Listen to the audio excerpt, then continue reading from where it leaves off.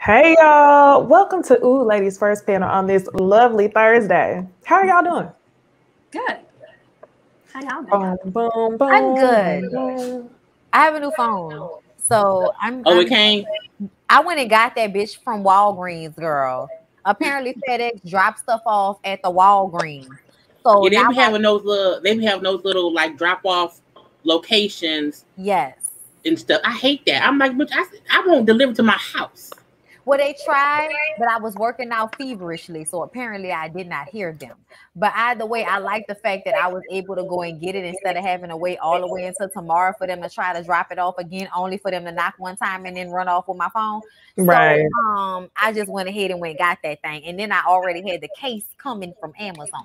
So, it's an iPhone? It's an iPhone Pro Max, and then I still have my Galaxy S20 Ultra because I'm still a Galaxy girl. But y'all know how iPhone girl, real life. You want to be ice, okay? I used to be Galaxy too. Like I was a fierce only Galaxy. I hate iPhones, and then I got an iPhone, and then I became an iPhone. See, no, that's not my experience. Let me tell you. So I had one before, and I hated it.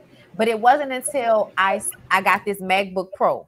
And I started to do my notes on my iPhone, and then my notes would just pop up on my computer when I would be sitting here for lives and stuff.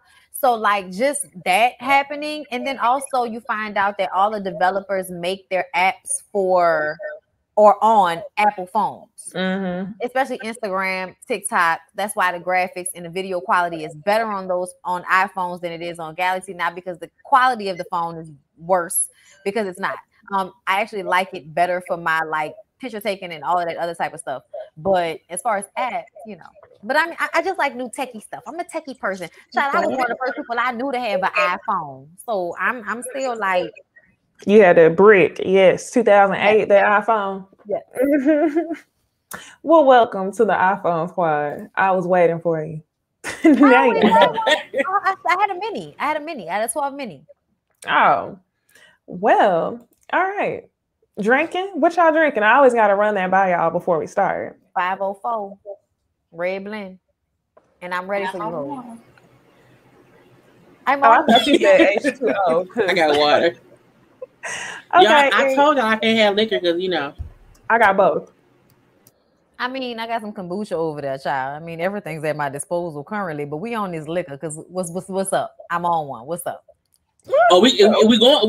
I'm playing. I'm stop. Yeah, we're going. I was secretly hoping Jay Lee would come on with some type of liquor, but I had to have my trigger finger ready to remove her. Look, I'm telling y'all, I just feel like one day it's gonna happen, and when it happens, it's gonna be like. But I'll do it on my channel. I'm gonna do it on y'all channel. Like if I ever drink like that, I'll make sure that I take the hit because Girl, all right, y'all ready for our game? Yes. Later.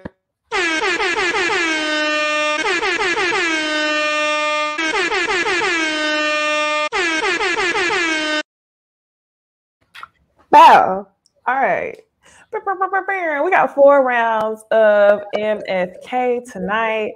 This first round I thought would be pretty funny because this first round is based off of all fictional characters. All right. So we got Hakeem Lyons, we got Lil Murder, and then who is this? Postmaster P from Leprechaun in the Hood. So one of those I did not get the luxury of seeing. I've never seen Leprechaun in the Hood. Y'all know this is the movie I've seen that y'all haven't seen. You want to watch? When did it come out? It's been on, but I have not watched it. There was recently a Leprechaun marathon that came on. Yeah, and so it was on, but I have not ever like actually sat to watch that terrible shit. It is terrible. Yeah, it's terrible. All right, so oh, and then I have to announce. I got to announce between, especially to the people who's been following, asking me to do my homework with all the classic Black movies. I watched Love Jones today, and I finished it. Okay, wait. So take them off real quick. Let us know before we fuck these people. What did you think about Love Jones? Okay, so I thought it was a really cute movie the way it ended. But in between, I couldn't help but feel like, dang, she really gonna go get with your friend, and then y'all act like y'all are in so much discord as to what went wrong, and y'all was just smash buddies, but then y'all ended up being in love.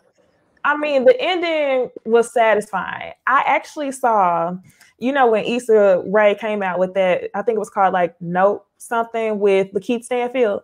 Mm-hmm. Yeah. So I saw that movie. What'd you say, Jaylee? Is it called a photo? The Photograph, yes. And a lot of people were saying that the movie was based off Love Jones. Like it wasn't as good as Love Jones, but that's what it was trying to be.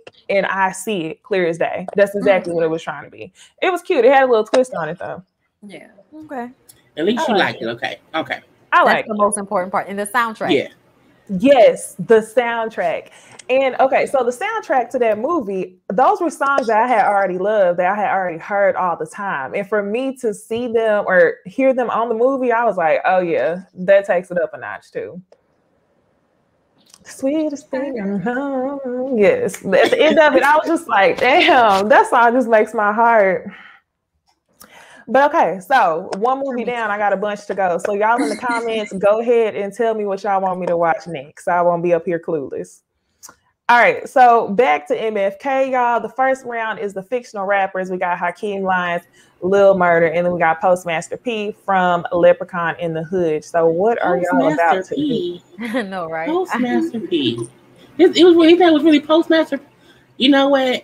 First of all, I would marry Lil Murder simply because I love him. I love him on P Valley. I love the scenes. I love it all. So I feel like married to him, it'll be real fun and freaky and whatnot. So I like fun and freaky. So I would marry him. I will fuck the dude who I don't know, the little peasy dude, because Hakeem is too corny to me. So because I don't know that man over there, but he looked like he slang good dick. He looked like, he could do something on a Tuesday or whatever. So I would fuck him, but I would kill Hakeem because it's Hakeem. Hakeem's corny. So corny. If you watch Leprechaun in the Hood, you would have thought the dude was kind of corny too. He had a lame vibe about him. But out of the two, he usually does. Yeah, out of the two that's more lame, I would definitely agree and say it has to be Hakeem. I would definitely marry Lil Murder. He's very cute. I would marry him. I would smash Hakeem actually, and I would have to kill the person I don't know, which is Master P, whatever his name is. Postmaster P. Is he a mailman? I actually don't remember. I'm in agreement with Jamie. I just remember him being in a rap group. And they basically ended up looking like punks in comparison to that Leprechaun, and it was real tragic. They was dressed up in makeup and everything else. It was funny. I wanna suck the bottom of Hakeem's lip. Like that's where I'm at with it. And so that's why I would fuck him. And I do appreciate Alphine's energy, whether it is the real one or the one on the show. I don't care. Either one of those people can get it, but I'm sorry, I'll always have a love for Hakeem because he reminds me of G Money back when Alan Payne used to be walking around with no shirt on in every movie. You know what I'm saying? If y'all ever seen CB4, yes, Necey, another one for you to watch. CB4. Yeah. I actually never heard of that one. Oh my God. So I'm gonna just briefly explain. It is a spoof movie that Chris Rock did, pretending to be like NWA. And back in the day, they used to always say Cube and them pretended to be harder than they really were because they grew up like in 2-parent households and like, you know, a cul-de-sac or some shit like that. But it was all on the hood shit. So when they did CB4, it was them making fun of NWA.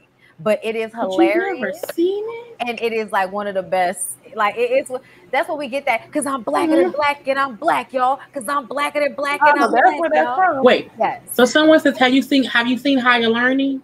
I have seen with Higher Omar Learning. Epps. I have. They said Higher Learning, Poetic Justice, and then Juice. We know you haven't seen Juice though. Yes, haven't seen Juice. Poetic Justice, I've seen, but didn't really pay that much attention to. So I gotta put that one on the list. I'm right. I've seen Friday. I've seen Love and Basketball. All that other shit is too serious. Watch CB4 just because you're gonna laugh at the way Chris Rock walks around with that Jerry curl wig on, like with the stiff shoulders. But have you seen? What about Tales from the Hood? Have you seen the first Tales from the Hood? Nope. I'm leaving. I'm telling y'all, make me a list. This ain't no funeral home. This ain't the Terradome. Yeah, it's people are like, Necey making me feel old. It's not y'all being old. It's that I couldn't watch the movies and did not watch the movies into my growing up stages that I should have been catching up on. I'm 26. This is why I tell parents all the time, don't deprive your children of these experiences. Because at the end of the day, they're going to fuck when they get older anyway. Just teach them it's a movie, have conversations about what's in the movie, and move on. And during the fucking scenes when you're there, cover their eyes. That's all.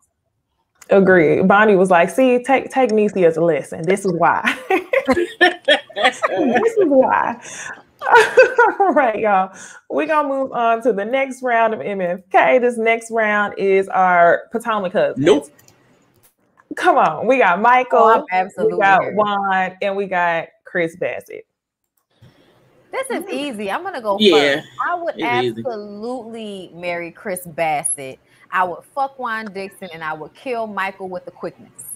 A shoe-in. Agree with Bondy. I agree, too. That one was too easy. Had you put somebody else besides Darby, it may have been. If you would have put like Chris Samuels. I just really wanted to put this picture of Michael looking crazy. He's about to cry in the car. I knew I should have put somebody else, but I really wanted to show Michael looking like he was guilty of something. If you watch more of the white shows, because some of the husbands on like Beverly Hills and like Jersey. That's a toss up because some of them other husbands in the past could have also been a nigga with Michael, but you don't watch the Caucasian ones that you need to of the housewives. Just Salt Lake. Yeah, just Salt Lake. Oh yeah, Salt Lake. Oh, okay. All right, we can move on. This next one is going to be Battle of the Eyes. We have Michael Ealy, Jesse Williams, and Robert Richard. So. What are y'all doing in this situation? Who can you win a staring contest with? It's gonna be a train. It's gonna be a train, a foursome, an orgy. It's gonna be a whole good time with many a dicks. Easy. It's what this would be. Easy, not hard. Easy. No, how? You want? Can I? Okay. Who? So I'm gonna fuck Lil Arnaz over here. Okay, I'm gonna fuck Lil Arnaz because I've always wanted to. I'm going to kill him because he gave that ex-wife way too much trouble in that fucking divorce. And I'm going to marry Michael Ealy because he is so unproblematic. I know he likes white women, but I don't care. I will smother my black vagina all over his face and get some of it in his eyes and then lick it out. So there's that. See, and I'm different. I would marry him. I like him. I feel like him and his wife both fuck each other over. Oh, okay. And that was the whole thing. So I like him, and I've seen him fucking movies and TV. So I've seen him do stuff. So I want to marry that. I would. Damn, what would I fuck though? You know what? Michael Ealy, because he plays crazy so well. I feel like that makes him good in bed because he's fucking nuts. It takes a lot of nuts in your head to play these crazy characters the way he does. And like him with the movie with him and was whoever he was under the bed and he killed Morris Chestnut, whatever that movie was. I fell in love with him at that moment. He was under the bed, bitch. And I would kill Arnez because I always felt like he was too corny, but sexy, but corny and childish, but sexy. Like he's sexy, but something about him was always a little bit too want. So yeah, those are my choices. I would marry Michael Ealy or Ellie Ealy. When he played in that movie with Taraji, I just thought he was just so innocent and so fine. Like he was like a chef or something like that. Oh, Think Like a Man. That was it. Think Like a Man. Yes, I would definitely marry him. I would smash Jesse, right? That's his name, Jesse. Yeah, he's very handsome. And I used to like the guy on the end when I was a kid. I had like a real big crush on him, but that faded as I got older, so he would have to die. I feel you on the fading. Oh my gosh. I used to love him. For real. I loved him when I was younger. It's like when it started out with Cousin Skeeter. He still look good though. That's the only reason I was still, because he still look good. He does, but I don't really see him in a lot of stuff to lust over him anymore. So we kind of like faded. He was in that. He was in the male. He was in like the black version of Chocolate. Yeah, Chocolate City. It was him. It was Tyson Beckford. Yeah. But even in that, I still felt like Arnez, go sit your ass down somewhere. But he looked. He's sexy, but I feel like he's always Arnez. So I can't see past that him, even though he's still attractive. I think he's sexy, but I think he's too pretty. Really? Yeah, I was trying to find a picture of him compared to this white boy here. Yeah. White boy. I think his features are very Nigerian. It's something about Jesse that comes off being a little bit more rugged and not very when he much. gave that speech at BET years ago about fight, because he does after he was like in the streets like protesting and shit, right? And he won whatever award at BET for work he did. I was like, I would fuck the shit out of him, because he's like for the people. So when him and the wife had the issues, I'm like, it was both of them. It wasn't just him, it was both of them. They both were bad. And I'm looking like, hey, they married, I'm out of that, but I'll fuck your husband. That's what it was for me when I see him. Because before I used to see him all the time and didn't think nothing of it. Then I seen him doing the social justice work and I was like, damn, he fine. Come on. Come on. Don't let these blue eyes fool you. I'm black. Okay. So I will marry I'll marry Michael Ealy. He's been married the longest. Just for that reason. Smash. Yeah. This is just a smash. Forget it. I'm gonna marry Jesse. I'm gonna smash Arnez, and then Michael Ealy will go. I just had a last moment of think about it. Yeah, I don't know why. I just had to go with my gut. Thank you for the super chat, J Jersey Girl. She says Hollywood Shuffle, Robert Townsend. Is that another movie for me to watch? I haven't seen Hollywood Shuffle, so that's on me. But I've seen Cooley High. I've seen 5 Heartbeats, Necey. God damn it, Necey. Yeah, I've seen the Temptations. I've seen the Temptations. Oh my jeez. 5 Heartbeats was before the Temptations. You don't know about Eddie Kane Jr.? After you watch TV4, you need to go straight to 5 Heartbeats. Fix it, Jesus. We can't sing the songs without you, Necey. It's a trifecta, okay, for me. It's What's Love Got to Do with It, the 5 Heartbeats, and Sparkle, and then a Low Down Dirty Shame. But the Sparkle, it need to be the original Sparkle. Oh yes, no. Not Whitney Houston version. Absolutely original. Irene Carter. Yes. Irene Carter. And he's gonna pull you with into the Mayfield. With the Curtis Mayfield soundtrack. Yes. This is what I'm gonna do. I'm gonna make an Instagram post on our Instagram page. Ooh, ladies first. Saki speaks. Make sure to pinpoint the times we telling Necey, right? Pinpoint this shit, Saki. Pinpoint us telling Necey to watch the 5 Heartbeats, CB4. This is what you repost. This right here. This clip right here. Yeah. This is yes. So I need a timestamp. This is the post. Movie recommendations or movie necessities must have homework for Necey, and we're gonna go from there. Cause she ain't watched the 5 Heartbeats.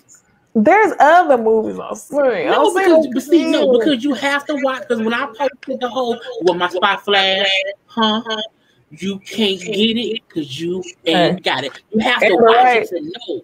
Amber White still, she gonna stick by my side. Amber, sit your ass down somewhere and watch 5 Heartbeats right now. Exactly. Right now. You want punishment too with Necey. Y'all can watch it together. I have seen Friday. I have. Okay. Which one though? The first one. Oh God. The first one. Yeah. Okay, we're gonna move on to this last round of Married for a Kill. This last round was recommended by one of the subscribers. Shout out to y'all for recommending this. They wanted specifically to see Bondy answer this one. So we got the girls from Black. We got Shamari, Natina, and Brandy. Damn, this is tough. This is tough because my answer for Shamari has changed. Shamari would have died at the beginning, and I would have absolutely married Brandy. No, Natia. I would have married Natia because I just feel like she would have been the long haul, great in bed, lesbian version. You know what I'm saying? But Brandy is like that's the girl you catch before she finds whatever dude she's about to end up with. But I definitely would have caught her. And that's why Shamari would have had to go. But like as we're adults now, obviously, I would absolutely fuck Shamari. So, and then I know she likes girls, even though she's trying to act delivered. I mean, she's not doing it the way Pam is doing it, but she's definitely doing it like me and my husband have talked about this, and now I no longer like women, which is a lot. Right. So that's why I feel like, I will fuck her. I wouldn't want to be with her, but I fuck her. So at the end of the day, I think, I would. My first will stand. My first will stand. Marry, fuck, kill. Kill Shamari. I would marry Brandy. She seems a low-key, quiet, cool. Shamari would just get a smash, and I will allow Natina to continue to rest. I would marry purple, blue jacket girl. I don't know names because I feel like she has a dildo. And she was like rugged a little bit, so I like that. I would fuck the girl on that end because in the laugh Shamari had after the finale or whatever, she seemed real fun, like real lit. Like I liked her spunk a little bit. I would kill Shamari because she'd the last one left. I was gonna say the exact same as you, Jay Lee. Exact same. Okay, so y'all, we finished that.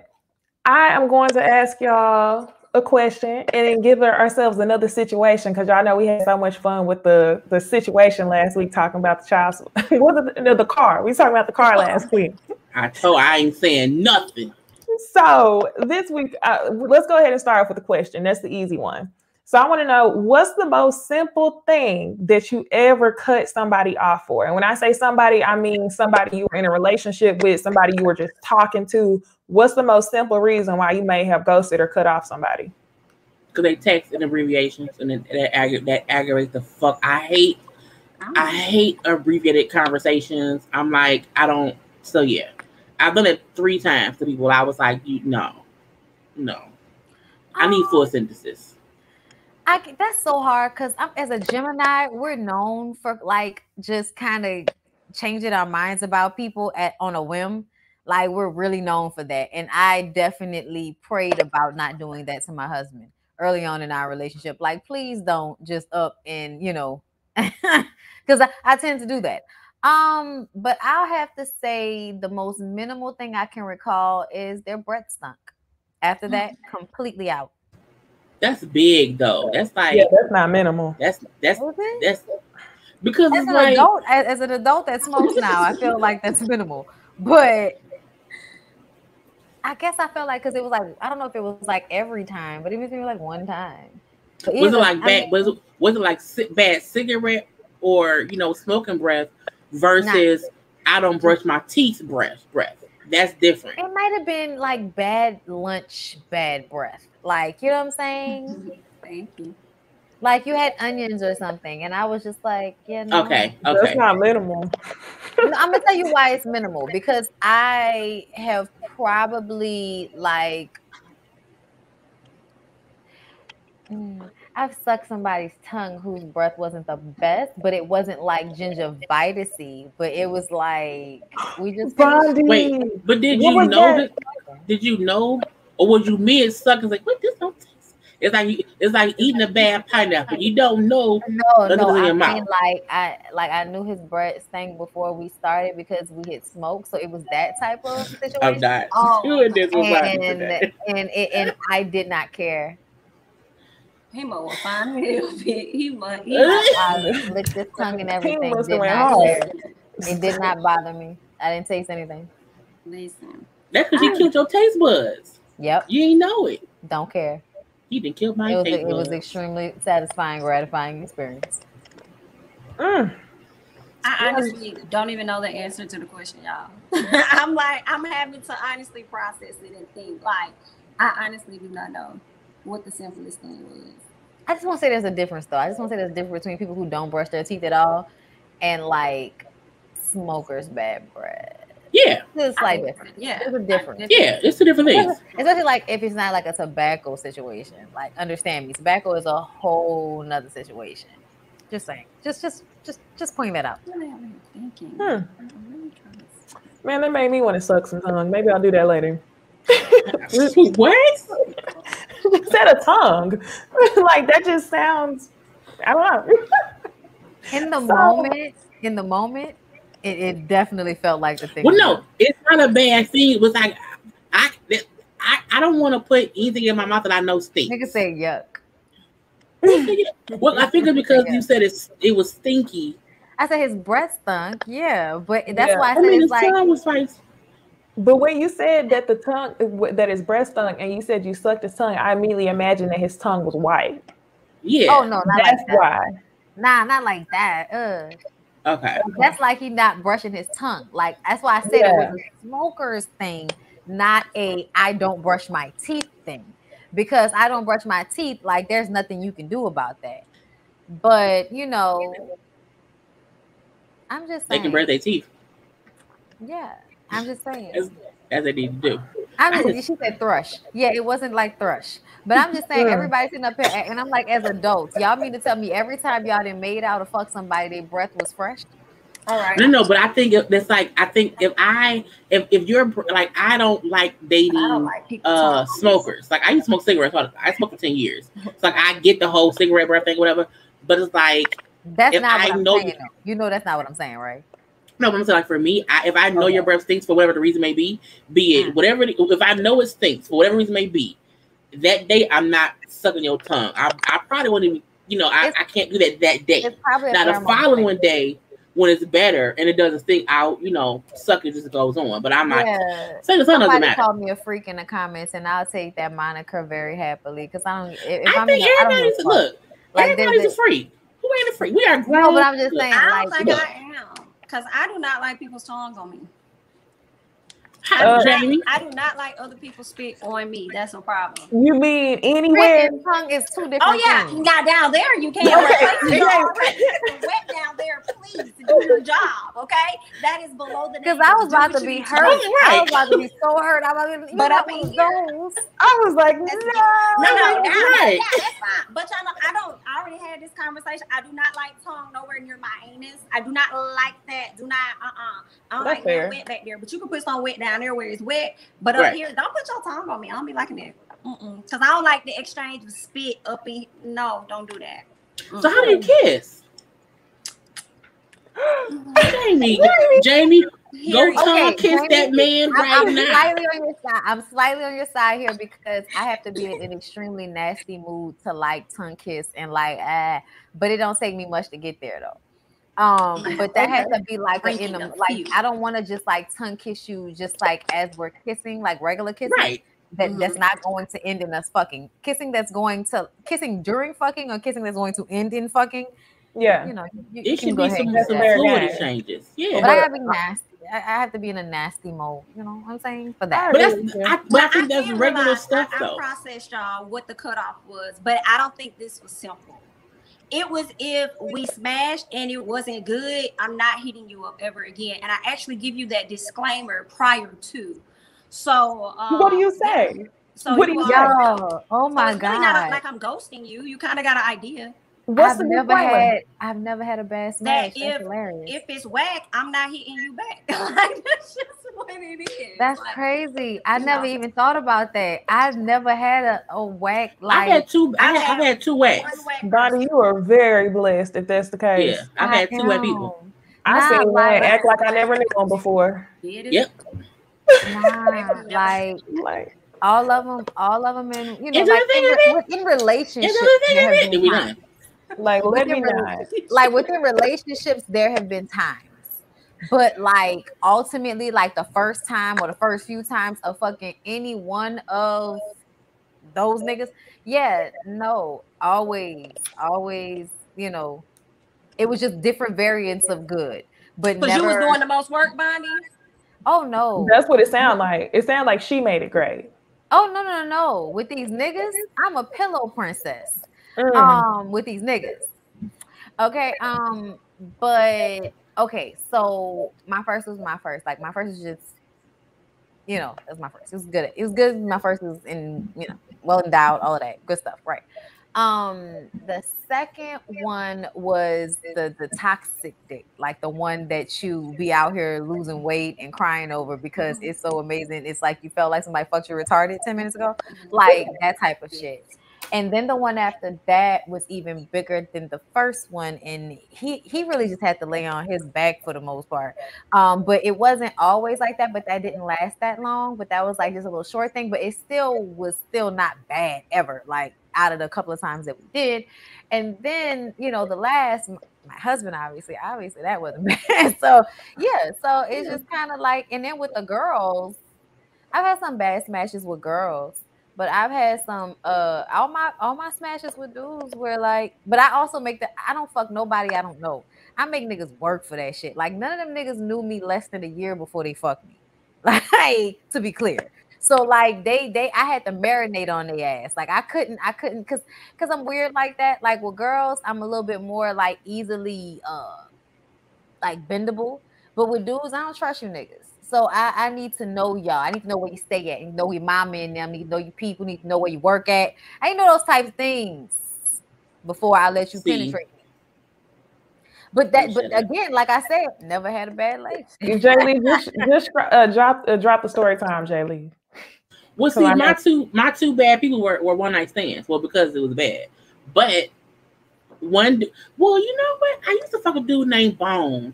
He had a Bronco. He also had a pet snake. It was my memory goes, I have to see shit and I just start talking. His name was Bone. That sounded all like toxic dick issues right there. All of that. You said his name was Bone? His name was Bone. Right? Bone, snake, Bronco. His name was Bone. He had a Bronco. Not a small snake, like because that's what pops in my head. But he was good dick. Bad dick dude. I met through a friend, and it was just he just wasn't good. He wasn't good. But Bone was good. Where's Bone at? I'm sorry. I should have said that out loud. But no, the two bad ones were like one night stands. But see, I'm different. Like, you know. First of all, don't judge me, judge your mama. So y'all, not y'all. I mean the people watching or whatever. Don't judge your mamas. But I've had one night stand before. You know what I'm saying? Because you know that's just sometimes it happens. You meet somebody, you like them, you fuck them, and you walk away. So you know that happens too. But the two bad ones were like one night stand dudes. But it's like. You don't want it again because you don't want it again because it be on bullshit. You scared me. But I feel like once you know it's bad, you just move on. to whoever else. But you know, I'm gonna shut up. I told no story for this week. I mean, shit, that made me think about like, okay, so it wasn't a lay. It wasn't a lay. But so I had cheated on my girlfriend in high school with this dude one time when I had let him finger me, like, because we was rehearsing for like a performance at a play. I mean, not a play, at a talent show. We used to do talent shows together. And she reminded me of this, and I had forgot this because we friends, so we talk sometimes. And she was like, "But bitch, what about when you let Brandon finger fuck you when y'all was supposed to be rehearsing?" And I was like, "Oh, that was a good finger fuck too. He probably was the best finger fuck I ever had in my life." That was. But I think people don't think how I think we're all adults here. Like, we're all adults probably here. As quick as I ever that's probably But I think people don't get how it's a part. You know, it's a part of it. Who had a mini dick? Somebody in the comments said I had a mini dick. Oh my god, that's so upsetting. It's crazy that those are real. I didn't know that was it on a black person. Probably. I don't dispute this, but I've never seen it up close. I guess they remind you of the freakiest. Fave only freaky in a relationship. And in order for Jamie to be freaky, she gotta really like you. I don't think I'm freaky. Minnie was a 6 foot tall. God damn, that reminds me of when Karen Steffen said that Shaquille O'Neal's dick was small. Yeah, no, that's look like his dick little. Like a button. Oh my god. Any of the tall dudes I ever seen. And like we're gonna talk about at the end of this live, somebody else actually had a dick pic revealed, and I said it was Lil Bitty. Y'all but remember? It's like, but for dudes who can't control their dick. I didn't screenshot it. Well, I couldn't screenshot it in time, but nobody else saw it but me. I didn't. I didn't get to see it. It was gone by then. Damn. Little dick dude was to get disability. What are they gonna do? But that doesn't make any sense. It's not their fault. Hey, they had kids. Some was working down there. Somebody I'm trying to understand. April. We're gonna get to it when we get to it. Let me know when we get to it. I don't understand how you can act like that. We should go ahead and have them send the picture to us while we work our way through this live. Okay, I'll tell. I look. I know someone who it's not a mini dick. He does not have a mini dick. However, he also does not have a big dick, and I did not find that out until it was too late. However, I will say he wasn't bad in bed. He just happened to not have a big dick. So I think there's a difference between a person who has not a big dick versus someone who has a small mini dick. Because you can get stabbed with a 5-inch knife and still die. If it hits the right spot in your heart, you can die. But you won't die with like a 2-inch knife. So like a mini dick can't do shit. But if a small dick, it ain't their fault. Average. You don't know till you know. And I didn't know until I knew. You're trying to say it's not the size of the boat, it's the motion of the ocean. That's what you're trying to say. Well, yeah, because I've had big dick that was horrible. And not bad sexual, like he did not know. That's because they don't know what to do with it. They just be poking it all around. And it's like a bang bang. It's a bang bang section. We ain't got time for that. So I think you have to know what to do with your either big or little dick. You have to learn how to work it. You can't drive a Bronco if you don't have a license to drive a Bronco. Bone had a license to drive a Bronco. Well, April says, I dated this guy who was so nice and fine. After about 8 months, we were about to smash and he had a baby peen. The secondhand embarrassment was real. I couldn't do it. Tragic. That's why you can't wait that long. That's too long to wait. You gotta like 3 months tops. Because something has to poke. You have to see a silhouette. Don't get emotionally involved in no shit that you know you ain't gonna want fuck on. Right. I can't stand when people act like that's what they should do. That's absolutely not what you should do. That's your first way to cheat on somebody. All to hurt their fucking feelings, all yours. Do yourself a favor. See what that thing look like. I'm one of them people that be like on date maybe 5. Let me see your dick. We ain't gonna do nothing, but I want to see it. Yeah. But no, you should be able to see the dick print through the clothes at one point or the other. I don't need to see the full shelf of it, but if I don't see a print through your jogging, like if I'm your dick too little, because I should see at least the tip should be poking out like this. It's not a show work. And if you can feel if they don't want to give you any idea, then they hiding something. I'm like Bondy. I feel like I'd be like, let me see it. Let me see. Oh, okay. 5 and 6 are too. So somebody said 5 and 6 are too small for me. Big booty problems. Weird, because 5 and 6 you can't do shit with that. Well, y'all ready to move on? Because this can be a whole conversation. It could be. Okay, so this is our situation topic, y'all. I'm gonna read this for y'all.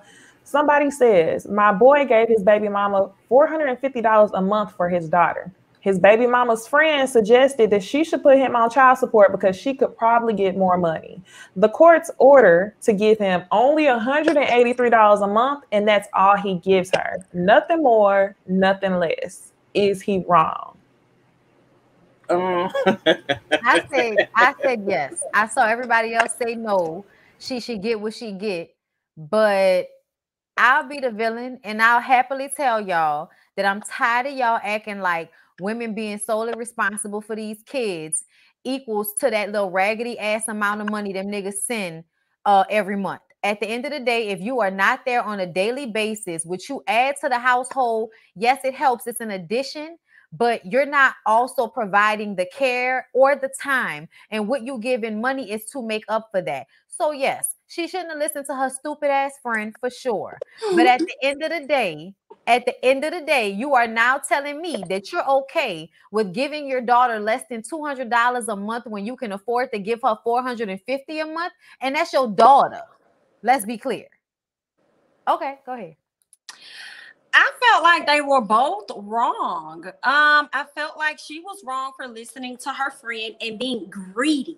Like you're getting, it's so many dudes that are paying $183 or less, probably not even $100 for their child, and this man is giving you almost $500. He probably will just give you the extra $50 if you ask for it. So he's already showing up for your child, and then you listen to a friend on some greedy shit, and then you end up getting $183.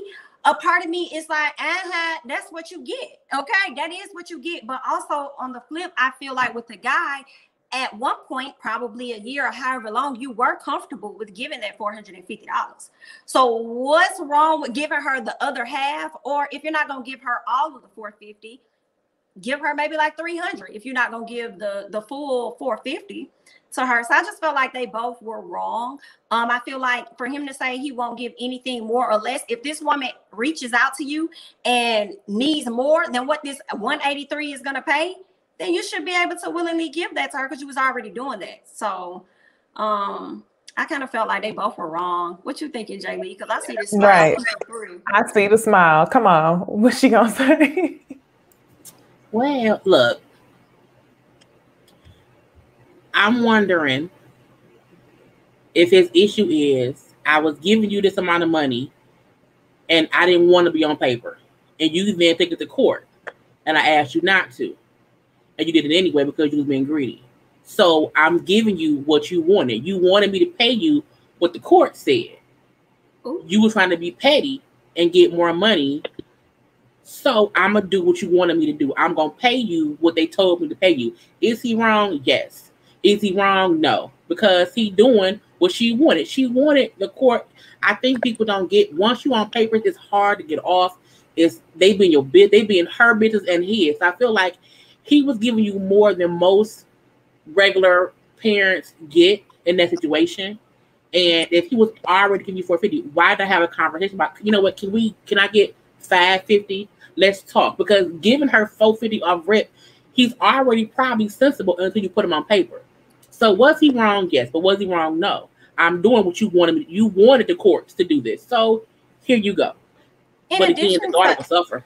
To add to Jaylee's point, right? So depending on how old the child is and what she probably said in court, she could have finessed it and been like, oh, he ain't been giving me nothing for the child, which would then make him a rearage in the back end, which could end up being maybe tens, well, I'm going to say thousands of dollars. You know what I'm saying? So that could affect his credit in a way to, evolve and do more stuff or whatever. So I think he like salty right now. Is it fair for the child? Absolutely not. That's why I feel like it's wrong. But I understand him being upset, especially depending on how things were handled in court. And listen to the friend is the bullshit. Like my thing is if your baby daddy giving you $450 Just here. Your take friend this was jealous 450. the whole time. Your friend was 1,000. jealous the whole The time. friend wasn't fucking baby daddy. She knew good and goddamn well you weren't gonna get nothing better than that out them fucking courts, because she probably got her baby daddy on child support and she ain't got better than that. But I will say this: I see a lot of y'all in the comments saying don't get the law involved in your business, and I don't believe that to be true every time. In this situation, that wasn't the way to go. That wasn't the way sway. But there are other times, specifically where I feel like men allow for the women to basically, I guess, use their children against them because they won't go to court and get the situation rectified because they don't want to have to deal with that. So they'll let her not, let them see their kid and all of that shit just so they don't have to be involved with the courts. So that's why I don't 100% agree with that. And at the end of the day, I tell y'all all the time, he's being petty. But this is about the girl, the little girl, the child that has nothing to do with this. That is still his daughter, that he still is not a primary caregiver for if he's on child support. Okay. Now, I'm not saying that all the time, but a lot of times that means that the dude is outside the household. He sees his baby, throughout the week, or maybe every now and again throughout the, through the month or whatever, but he send that money. And for me, I feel like that's not the same equivalent as time. And she is probably immature and young-minded, and yes, she was wrong, but you gonna give your child less than you can provide her to spite the mama? But that's assuming he's not a good father. I think we can't assume that because this is what you get. No, wait. No, whether wait. He's a good father or not, you are now telling me you're giving less than you can just to spite the mama. That's not my point. Is we don't know what he do for her in his own house. That's just not what the mama get based on his income, because she want to go that route. So I feel like we see these short things, and there's so much that we don't know. It can be 50-50 custody, but he just makes more money. That's what she gets. I feel like she got what she wanted, and him not giving her more money doesn't mean that he still does not help his child when she's with him. But mama then has to do her part too, because she was getting more money. You have to lay in the bed you make for yourself. You would get more money, and you try to be greedy, and now you're fucked. So I don't think we can then say that matter. We can say that. How do we know she was being greedy and didn't really need more money because she might have lost her job or didn't, couldn't pay this or couldn't pay that, and asked him for it and he said no. So she was like, I'm gonna put this nigga on child support, thinking that she would be able to get more. Because the thing say the baby mama said you can get more money. That ain't her saying I need more money. But just like you added that extra shit, I can then add this extra shit on the front end. What if she needs the extra money? Though, y'all, like, see, this is another reason why I feel like the dad is wrong. So I don't know what they could have did in courts, because if she was getting $450, she should have been able to present that to the judge. If he was making $450, the judge would have granted that. But the thing is, he finessed. That's why I cannot say all the fault, what I'm saying? Like he's in the clear, because he definitely finessed that when he got in there to where it looked as though, oh, this is the only job I got. So he probably only reported half of his income, which is why he only pays $183. So he technically still fucked over old girl and his daughter, and continuing to do so by not adding more. But I understand his frustration because he was already giving her more, but I still kind of feel like, but you ain't right for that at the same time, because you went in there and you finessed. And you only reported, because in order for this to show up with 183, he didn't show all of his income. He only showed a portion of it. The first thing that came to my mind when I read this story was that he worked at a call center and he was a drug dealer on the side. Only because. Why was I thinking the same? Like, he got one legit job that ain't bringing nothing, and he's selling drugs on the side. And that was the reason why her dumbass shouldn't have put him on child support, bitch. His money coming from the streets. But that's the thing, you can't. But that's my point. Why she wrong? You can't. I've dated drug dealers. I've full-fledged motherfucker. Look, you cannot. You about that life. You cannot put them on paper because you know how they live. So my thing is, if you know what I do and you know how I make money, why would you put me on paper? I can't give you what I don't have. You're going to fuck me over. So that's why I feel like she did it for a reason. It doesn't make him right at all. But you make the bed, lay in it. So I live a different life. You always on the nigga side. No, I'm not. I'm on this. No, I'm on the. I don't pick sides. Right?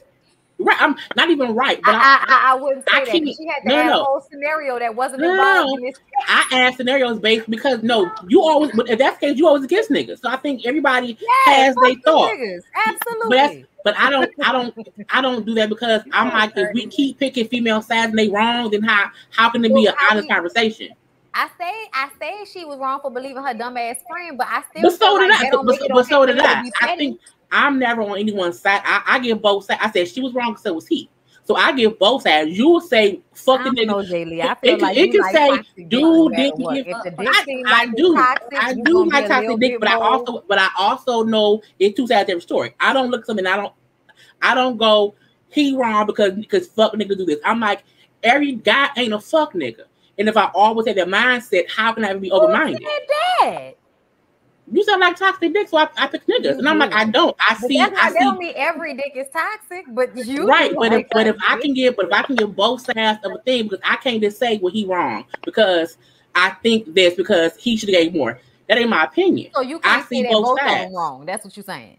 I said both of them was wrong. Did you? Yeah, see, but you wasn't listening. She did.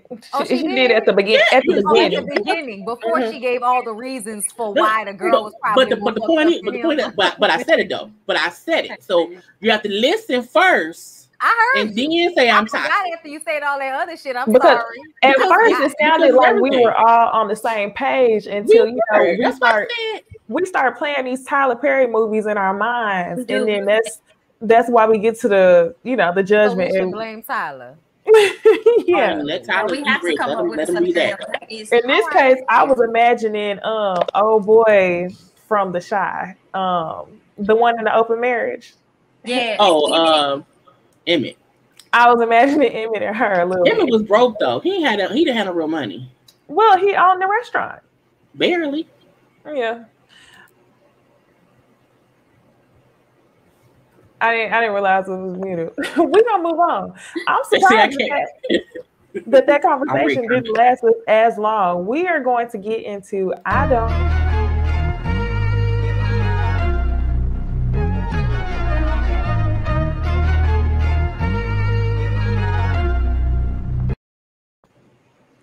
All right, y'all. Recently, I've been seeing lots of videos on clips from the Black Love, the special or TV show that comes on. I've been seeing clips for a while, and every now and then one of them goes viral. And y'all know last week I was on my she a damn fool. I was feeling that way watching this video. So let me go ahead and share my screen so I can show y'all the clip from, I don't know if this is a new episode or if this is just the most recent one everybody's talking about. We chatted for a few months. Just really wasn't feeling me. So I sent a bikini pic because I gotta get his attention. For me, it was love at first sight. I remember calling my mom and literally telling her I met my husband. We dated, I like to say non-exclusively, for years. 5, to be exact. 5 years of this back and forth. Like, he really was super duper undecided about what he wanted to do. I was very clear where I stood in his life and what I wanted for us. And it wasn't just he would pull disappearing acts for months at a time and just vanish. Like, we would be off having a beautiful time out of the country together, and he'll go back to LA. I'll go back to Texas, and then I won't hear from him for like 6 months. I wasn't looking for a wife per se. I just wasn't. I wasn't there, and I wasn't there for years. I definitely put her through a lot. But in my defense, I was just doing me. I was living in LA. I never told her I loved her, which was significant for me because I had used that word many times before. But I felt like with her, if I ever said I love you, I needed to be sure. And, one day, the words I love you kind of slipped out. And it wasn't like I consciously said the words. The Texas and All right, y'all. I'm quite disappointed. I remember that episode. Yeah, It was from well, last season. the caption says that they aren't surprised to hear that that couple is now filing for divorce. What it was for me was not the fact that she stuck around for 5 years. It was a smile on her face whenever he said, I put her through a lot. And she smiled and was like, yeah, he did. Yeah, I'm going to stick by his side. What do y'all think? Thank you for the super chat. Where is the love? I made a note of that because I'm glad you highlighted that, Necey, because that's exactly what I was thinking. I was like, no, he didn't put you through a lot. You put yourself through a lot. And as the interview goes on, he talks about how I think he said something about God and how he felt like he should marry her because at every turn in his life or every major event, she was there. And he said it as though God placed her there. And I'm like, no, she did that for her damn self. Just like she flying down to the film festival to be with you. And well, she really flew down just to say she was going. But come to find out, he was actually hosting a session there. So she purposely planted herself in every place of his life so that he could have that aha moment, look back and want to eat. She didn't know she was going to get married. She just wanted to get the title. So I feel like she put herself through that stuff. And now here they are getting a divorce, but I do admire how they're going about the divorce. They still are business partners. They still have like a decent relationship, and she doesn't call it a divorce. She calls it an authentic uncoupling. So I'm like, okay, I think a lot of people should, probably adopt that when they're divorcing. But she knew it wasn't going nowhere from the beginning. He wasn't stunning you for the first few months, and then you continue to position yourself to be in a man's life that didn't even want nothing. Yikes. When I seen the episode from before, I won't say she seemed stupid, but I will say she felt like she was validated and waiting. And that was the weird part, that she didn't see any issue in, this is what I want.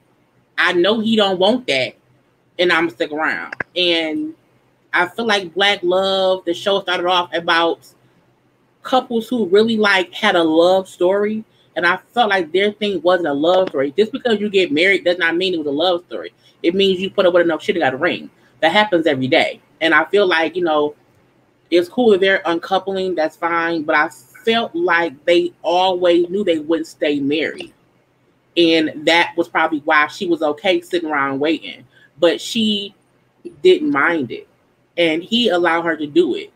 And to me, I'm looking like, you wasted your time, but did you? Because you wanted that. If that's what you want, by all means, be happy in your blissful ignorance. But I do feel like all marriages don't last.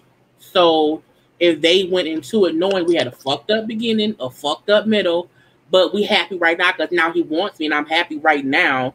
And if they're uncoupling, cool. But I don't see the point of any woman knowing a man does not want her and she waits with him to want her. You can still like that man, but live your own life. I didn't like how it felt like her life was on pause because she had to follow behind him. I'm like, let that man not want you. Fuck what you want to, but do not stop your life for him. And I hated that she did that. But I mean, now she's gonna get some money, so congratulations. Congratulations. Right. I'm wondering when women are going to view reciprocal relationships as important. Meaning, if and I'm not speaking in a way where I'm excluding myself from this, but when are we going to feel like if we're not getting exactly what we're giving, we're not going to be in the situation?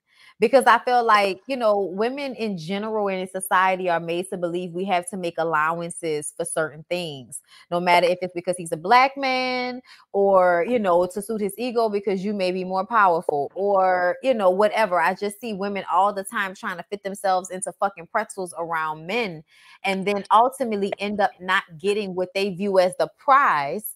And I would really like for at some point for women to realize that if a man is not giving you what you require or what you need in the relationship, you need to remove yourself.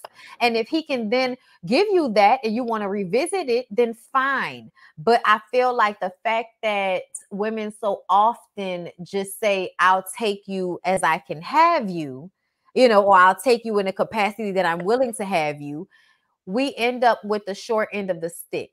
And I hate that. But I also feel like at the end of the day, every woman for herself in this shit, meaning you make decisions that are best for you. And if you thought at the time it was best for you to be in a long-term relationship with a man that wasn't providing you with any emotional stability, then bitch, so be it. I'm not going to look bad on him for it because he told you who he was. He told you who he was, and you still decided to go along with it. And now looking back, he has to take some responsibility because it was still fucked up.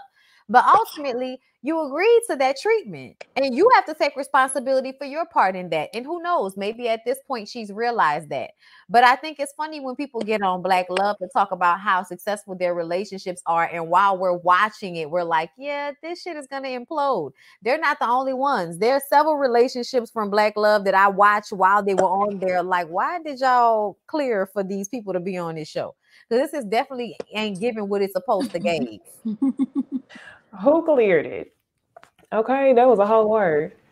So I think the point of the show changed over time. I think season 1 had a clear cut, like Black Love stuff, and when it came back, it was like, who are these people?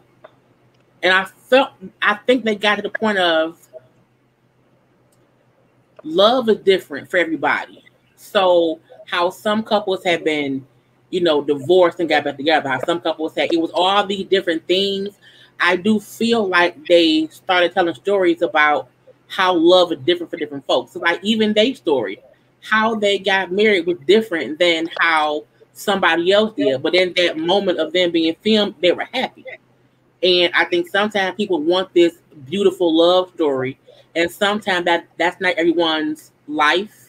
And while their love story was fuck shit in the end of the divorce, some other folks could have had that and then stayed married for years. Just because each person's story is different. So I do like how they're not sugarcoating to make people feel like if your love story isn't this perfect, romantic, no issues, no breakups, if you don't have that, then you don't, then your love ain't right. I think people have to know sometimes you do go through shit, whether that be breakups, whether it be, not knowing that you really want to be that person. It's okay to tell different love stories as long as it's a genuine love when it happens. If it fuck up later, fine. But I do like that in the moments when they're being recorded, that's their happiness. Because think about this. People can be married for 20 years and have 20 years of happiness and then divorce. It doesn't mean that those 20 years wasn't worth that happy time. So, that's just my thing. yes, agreed. All right, y'all, I think it is time for us to move on into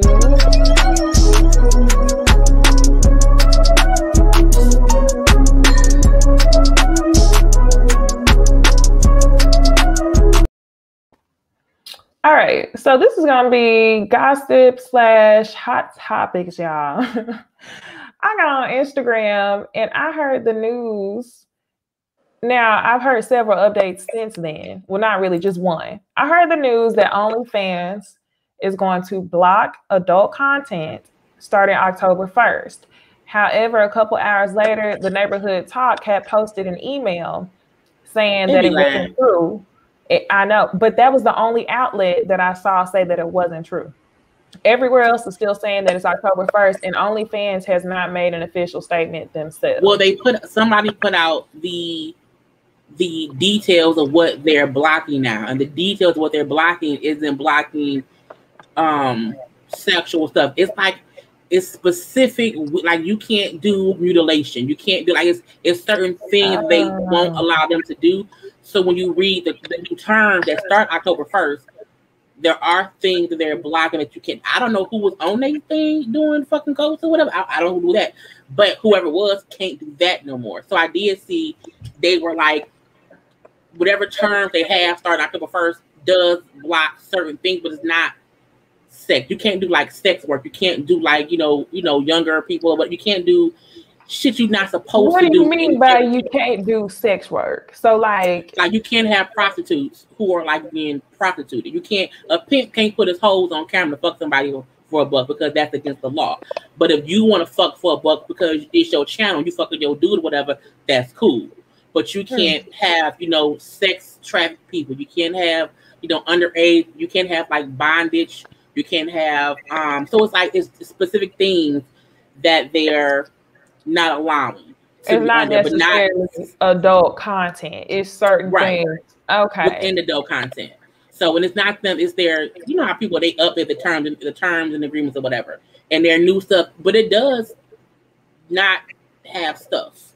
But I was like, that shit I wouldn't watch anyway.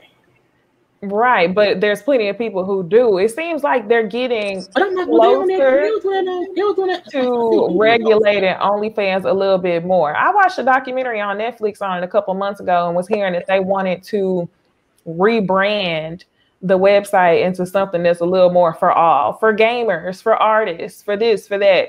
Because basically, over the past 2 or 3 years, OnlyFans is definitely branded as a sex website. Whenever you hear OnlyFans, that's what I think about. What was OnlyFans started for? Because I don't even know, was it supposed to be for people who had fans who wanted to see them do whatever? And then did some people come over there and then they started doing sex stuff? Yeah, but that's not what we made right. Mm-hmm. Oh, okay. Right. Yep. I think when the pandemic happened, I think that's probably when the sexual content probably heightened. I'm trying to find the post I saw. I'm gonna see if I can find it. I don't agree. I think the prostitutes made the site pop, and now y'all telling the prostitutes they can't make their money on y'all site. Why you can't create a separate site for them so that they can have OnlyFans XXX? That way they can still make their money on y'all site without y'all completely getting rid of them. Because at the end of the day, how many more fucking YouTubes that are completely, basically y'all are making them for kids and shit? Like, how many of those sites do we need? Right. I don't know a lot of reputable porn sites, to tell you the truth.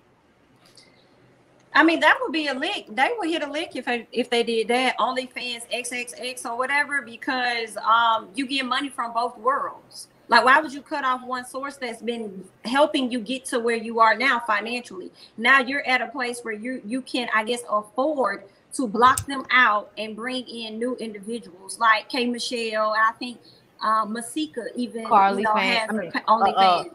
Cardi B has one, and she does behind the scenes and all of that type of shit. So I found what it says. It says users will still be able to post new photos and videos as long as they adhere to the company policy. And you cannot show, promote, or advertise incest, bestiality, violence, rape, lack of consent, hypnosis, intoxication, sexual assault, torture, abuse, or hardcore bondage, extreme fisting, girl, Lord Jesus, genital mutilation. That also includes escort services, sex trafficking, or prostitution, revenge porn, necrophilia, or urine. What? Urine. So might as well, it's gone. You said what? Well, no, they can still have sex, right? They can still have vanilla sex, like old girl said on Married at First Sight. They can still have basic sex, still post nudes, but they can't do any of that exotic, dark web stuff. Oh, okay. I mean, so I agree with some of that, obviously, because we don't want y'all fucking y'all family members or fucking on kids and thinking that's okay. Animals. Or animals. Nobody wants that. So I'm agreeing with that. But when they start getting into BDSM and peeing on people, it's kind of as long as everybody, who's there wants it, what's the problem? It's a niche. Because extreme fisting. That's a bit much. What's extreme fisting? What do I have to do? A fist is, extreme. What is that? But a fist is extreme. It's porn though. That's not the same thing as fucking a cat. Fisting a human, my walls couldn't accept that, but somebody else's walls might. And some people might like open walls. This is where they need to make their website, y'all said. I'm in agreement with y'all. Yeah, they need to get OnlyFans XXX site. Another thing that would be smart. They should. And, I honestly wouldn't be shocked if they're taking these steps to reveal that. Like, hey, let's get y'all a little bit nervous. What y'all gonna do to people who do all the weird stuff? Okay, we created an avenue for y'all. But don't Pornhub have paid? Don't like I'll be like, don't people get paid for putting their stuff on Pornhub? Yeah, but no? I think something recently but something recently happened. I believe Pornhub had some, some of that sex trafficking or underage shit, whatever, but they had something going on their site that was problematic. So that kind of caused issue. So I'm wondering if they're kind of going downhill and OnlyFans might want to pick that. Yeah, I mean, they could call it something different, but to me, it doesn't make sense to completely cut out a subgroup. And I'm talking about extreme fisting and pissing on people, because those things are still legal, even though technically nobody wants to see that shit, but the freaky people that want to see that shit. And I feel like those freaky people should be able to see that shit if they want to. You know what I'm saying? But the other shit that's just like straight up illegal, yeah, like no, cut it out. Agreed. I seen something else online. Now, y'all know I love me some Usher Raymond. I don't care what the people say. I love me some Usher Raymond, y'all. He posted this picture in a photo dump on his Instagram of him and his girlfriend, and it looks like she is carrying their youngest, or their child together is 10 months. So yeah, they came out before. Oh, you didn't know that? No, I didn't see that. I didn't know about the second kid. Mm-hmm. When his Vegas show first started, he posted a picture for her. She was pregnant then. That was like a couple months ago. So when I was like, oh, I'm like, is somebody else pregnant? Because I heard before. Because they were saying how the youngest kid was like a newborn baby or whatever. Yeah. And she was already pregnant. So because now she's more pregnant here than she was in the photo I saw a couple months ago. I had never heard that before. Because who else was pregnant at the same time? It was somebody else who said they were pregnant when she announced. It was her and also Adoxy, Ludacris's wife. Well, y'all, so they both came out at the same time. This was the moment where I was like, nah, it's never gonna work between me and Usher. Okay, it was another moment before this one, but this was a moment where I was like, damn, that's it. This baby number 4. And I really feel like he's not gonna get married again. But either way it goes, he's been married twice. It was with Tamika. Yes, and then the Grace lady. Yep. But him and the wife can have kids. Because do we have kids with the Grace lady? He didn't have kids with the second wife. He only had kids with the first wife. And then this is the newest girlfriend. I forgot her name, but she works in the music industry too. You know where Usher like to find them. And I don't know. I just was definitely thrown off by this one because she doesn't look older than him. He loves an older woman. So I just... He may have learned his lesson. The mother who hadn't been working out. Maybe so. Look at this comment. Now, y'all, I said that there was a moment. I said there was a moment before this one that did it for me, and that's the moment I was talking about. Well, yeah, we found out. Let it burn. Yeah, I want to go see him in Vegas. Me, yeah. I want to go see him in Vegas because once they posted that video of that stripper that he had up there, I was like, yeah, I need to go to that. She was getting down. She was like, amazing. She was clapping to the beat. Yes. Like the bitch is clapping to upside down. She was upside down. Yeah. I was just like, that's magic. His show looks lit as hell. Everybody said she saw the show. Yeah, I definitely want to go and see his show in Vegas. And then do nasty things after. But as far as this obviously light complected black woman who I want to call a white woman because she's so light, I just kind of feel like I didn't know she was black. I thought she was like Hispanic or something. I'm guessing she black based off the braids and the baby hair. Because I don't really see a lot of Latino girls running out with baby hair the way we do. And that looked like a black girl. Yeah, that looked like a black girl braid baby bang situation.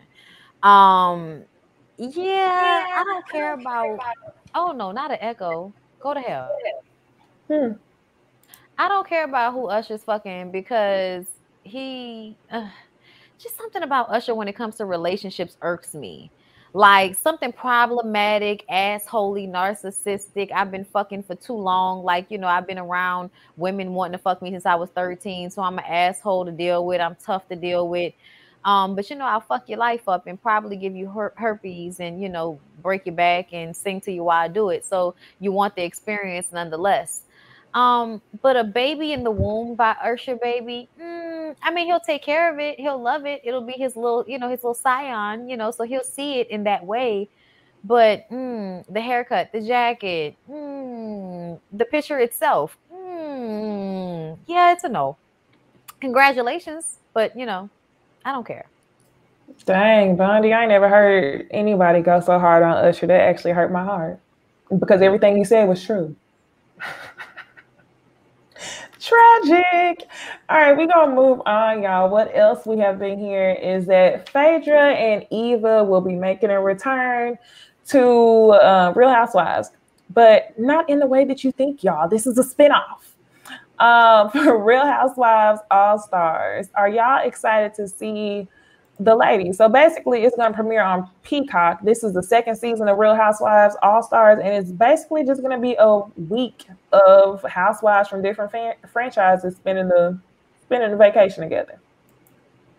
I like this cast better than season's one cast. I think Eva and Phaedra are good, but I also like Vicky Gunvalson and Brandy Glenn. I think I'm happy to see all of them together. I think when you put a mixture of women, it should be a better mixture.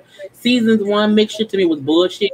I felt like they picked too many current people for it to be like worth watching. I'm like, we just saw all of them on the show like that season, so I think that was dumb. I think having Eva, who didn't give much, she was pregnant, so we ain't really seen her be loose and free. Phaedra, who's been gone for a while. Vicky and it was Vicky, Brandy, and two New York people. I think we haven't seen them in enough time where it'll be fun. So I'm here for it. If you're gonna have a spinoff, you know, all-star cast, get real folk who ain't been around in a minute. Don't bring on cast who was on the current seasons. That's boring. Bring back people who was like a one-season person, bring back Deshaun Snow from season 1 of Atlanta. Yes. Bring in, you know, the crazy lady who was on OC. I forgot her name, but bring in like season 1 people who've been gone since season 5, who we want to see what they're doing now. That to me is interesting. I'm not amped for season 1. I want to see season 2. The other people you were thinking about was Taylor from Beverly Hills and Jill Armstrong. from New York. Mm-hmm. Yeah, Jill Zarin. Yep.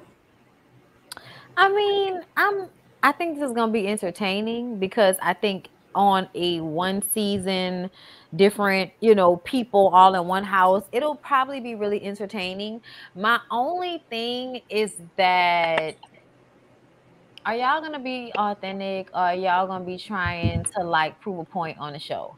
Because like I feel sometimes we get so excited about these moments and then they end up being just like, well, this isn't what we thought it was gonna be. Like y'all have been begging Phaedra to get her ass back on television, so she has gone ahead and taken Peacock or Paramount or whatever fucking P app they about to put this shit on. Yeah, Katie probably. I want Katie back on the original. I want Katie back on Real Housewives of Potomac. Fuck this sideshow. She would set it off. I want her back on there. When it comes to Eva and Phaedra, I definitely feel like they didn't give the most on the actual show. Like after the Apollo situation was over, Phaedra wasn't really given like that. So I personally feel like these little shows are good for them and they should do more of these. But I'm wondering how I'm going to feel about them constantly mixing the housewives, like putting white and black women in the houses together. Like, I'm sorry. I know y'all think that's cute. And I know in real life, we may be able to get along to that extent, you know, in certain friend groups. But all in all, when y'all put them high acidity, cocaine sniffing white girls in the house with them country ass, I just got money black women, this shit is not going to mesh well. And I just don't know how I'm gonna feel about that. It's one thing to have mess, it's another thing to have racial mess. You know what I'm saying? Like things that you know underlyingly have like a racial tone to it. Like I think for us black people, that shit is extremely annoying to have to like watch on some of these shows when you know the shit is coming from a certain place. Like white women's total ignorance and like they're total just Karen in the moment, and like the black women have to woo woo woo them. Like there's always a moment where black women have to like console some white woman from crying. Like I just don't know how I'm gonna feel about the actual format of these shows, or Phaedra in a blonde wig. But I'll watch. Yeah, I feel how Jay Lee feel. I think the second season is probably going to be more exciting than the first. I enjoyed Phaedra on Real Housewives of Atlanta, so hearing her and Eva with their little reads and stuff, I think that would be funny alone. I am concerned because I haven't seen them on the show with other white housewives, so I don't know. And then I also don't like the fact that it's always more white people than it is black people, and I just be like, can you even it out some? Like, come on. So we'll see how it goes. The reason why I feel like it won't be as good is because what Phaedra and Eva have in common is that they're both chameleons. They're both people who immediately get along with majority of people. Phaedra tries to stick to the Southern Belle thing. Eva wants to stick to the sunflower thing. So it's one thing to maintain that when you're around black people, and when somebody pisses you off, then you can show your ass. But it's another to be around the Beverly Housewives, the New York Housewives, and you think they're not going to maintain the Southern Belle and the sunflower-ish. I don't think they're going to come on authentically. So I don't know what it's going to be like, but I will watch. I like to see, because Cynthia said she even had to turn up on some of them ladies on the first season. So I mean, they might surprise us. But I think it's going to be different than the worth the watch. Go ahead, Jeremy. I think it'll be different. I'm hoping the point and mix them up is so that it's different than the housewife shows, because it's easy to keep all the white folks together and the black folks together. But it's like, if you really want to elevate, because I'm like, housewives, all the franchises have kind of run their course. You see the black women doing whatever. The white, it's like, we've seen that for the past 14 years. I think they're smart to try to change it up. To me, it reminds me of MTV. Real World Road Rules were separate for so long, and then you have to have this together thing to where they have to mesh together, and you made something different. I think they are being smart because their brand is dying, and the only way to try to combine the viewership is to combine the white ones and the black ones and all the other races too. And I think because it's more white shows than black shows, that may be the reason why it's harder to have an equal amount of black women. I think if they start adding in Married to Medicine, if they start adding in, that's really it. That's the only other black that is on there.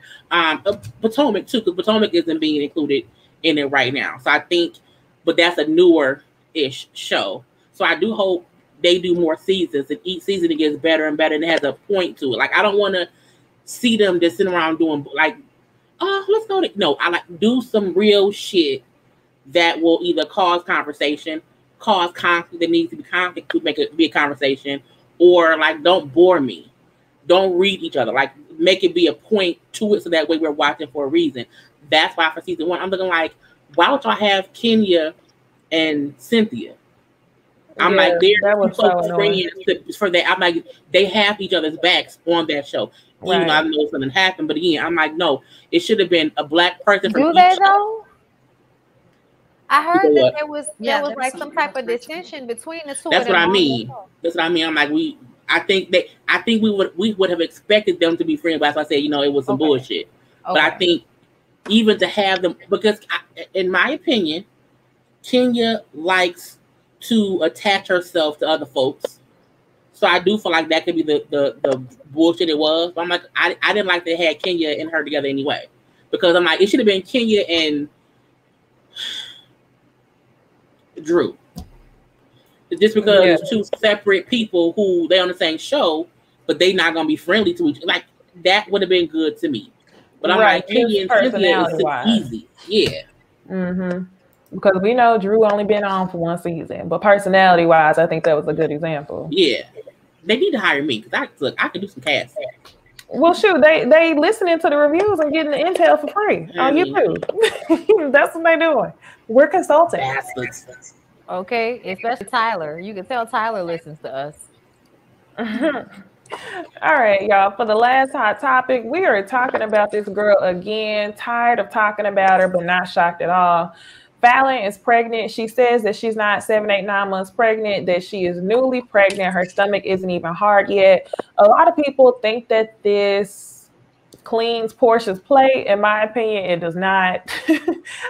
Things still stand the same on Portia for me. But as far as I was going to say Fallon, the Simon and Fallon beef, I think we no longer care to hear what they got going on. They were a mess from the beginning. And they've been done. So what do y'all think about this? Congratulations, by the way. Gotta say that. And good luck. That's all I got for this. I think people want to make Fallon the villain because that makes it easier to forgive Portia. And people want to forgive. And I like Portia, but I do feel like people want to forgive Portia. So anything that Fallon does that makes it seem as if, well, Portia wasn't that wrong, is what I see folks doing. And I still feel like both Simon and Fallon moved on fast. The fact that Portia ain't pregnant yet don't mean he did not still do something that's very, very important. You propose to somebody while still being married to somebody else. If she fucked somebody else, got pregnant, oh well. I feel like they both even. So I also think people trying to pull up, she got 4 kids now. So how many kids does Simon have? So I do not like people trying to make her the villain when it seemed like both her and Simon moved the fuck on before they even got to the public eye with it. I still feel like Simon and Portia was fucking around before we found out. I also feel like Fallon knew, but she had to play the wife who, oh my God, I think they all wanted, Portia, Simon, Fallon, Dylan, and Cliff, they all wanted some attention from this because each of them have gotten paid in some kind of way from interviews, conversation, clicks, or whatever based on this whole shit. So I'm not going to make her the villain because she's pregnant. So fuck what? Simon's engaged. He's been engaged. He did say she was pregnant, but like you said, I did not want to bring it up because I wasn't past the safe stage yet. So I don't think she lied.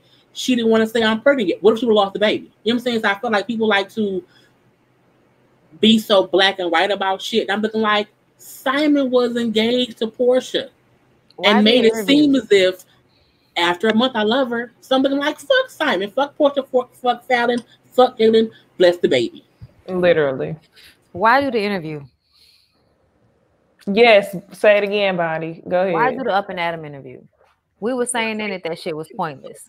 She didn't give us no real tea in that shit. That shit was boring. Why do that interview if you weren't going to be honest? There was no point to that. She could have stayed quiet. Nobody asked for that fucking interview.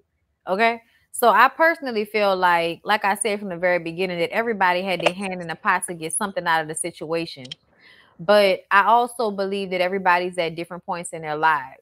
Portia at 40 years old wants to be with a man that is going to take care of her because she's tired of doing it all for herself.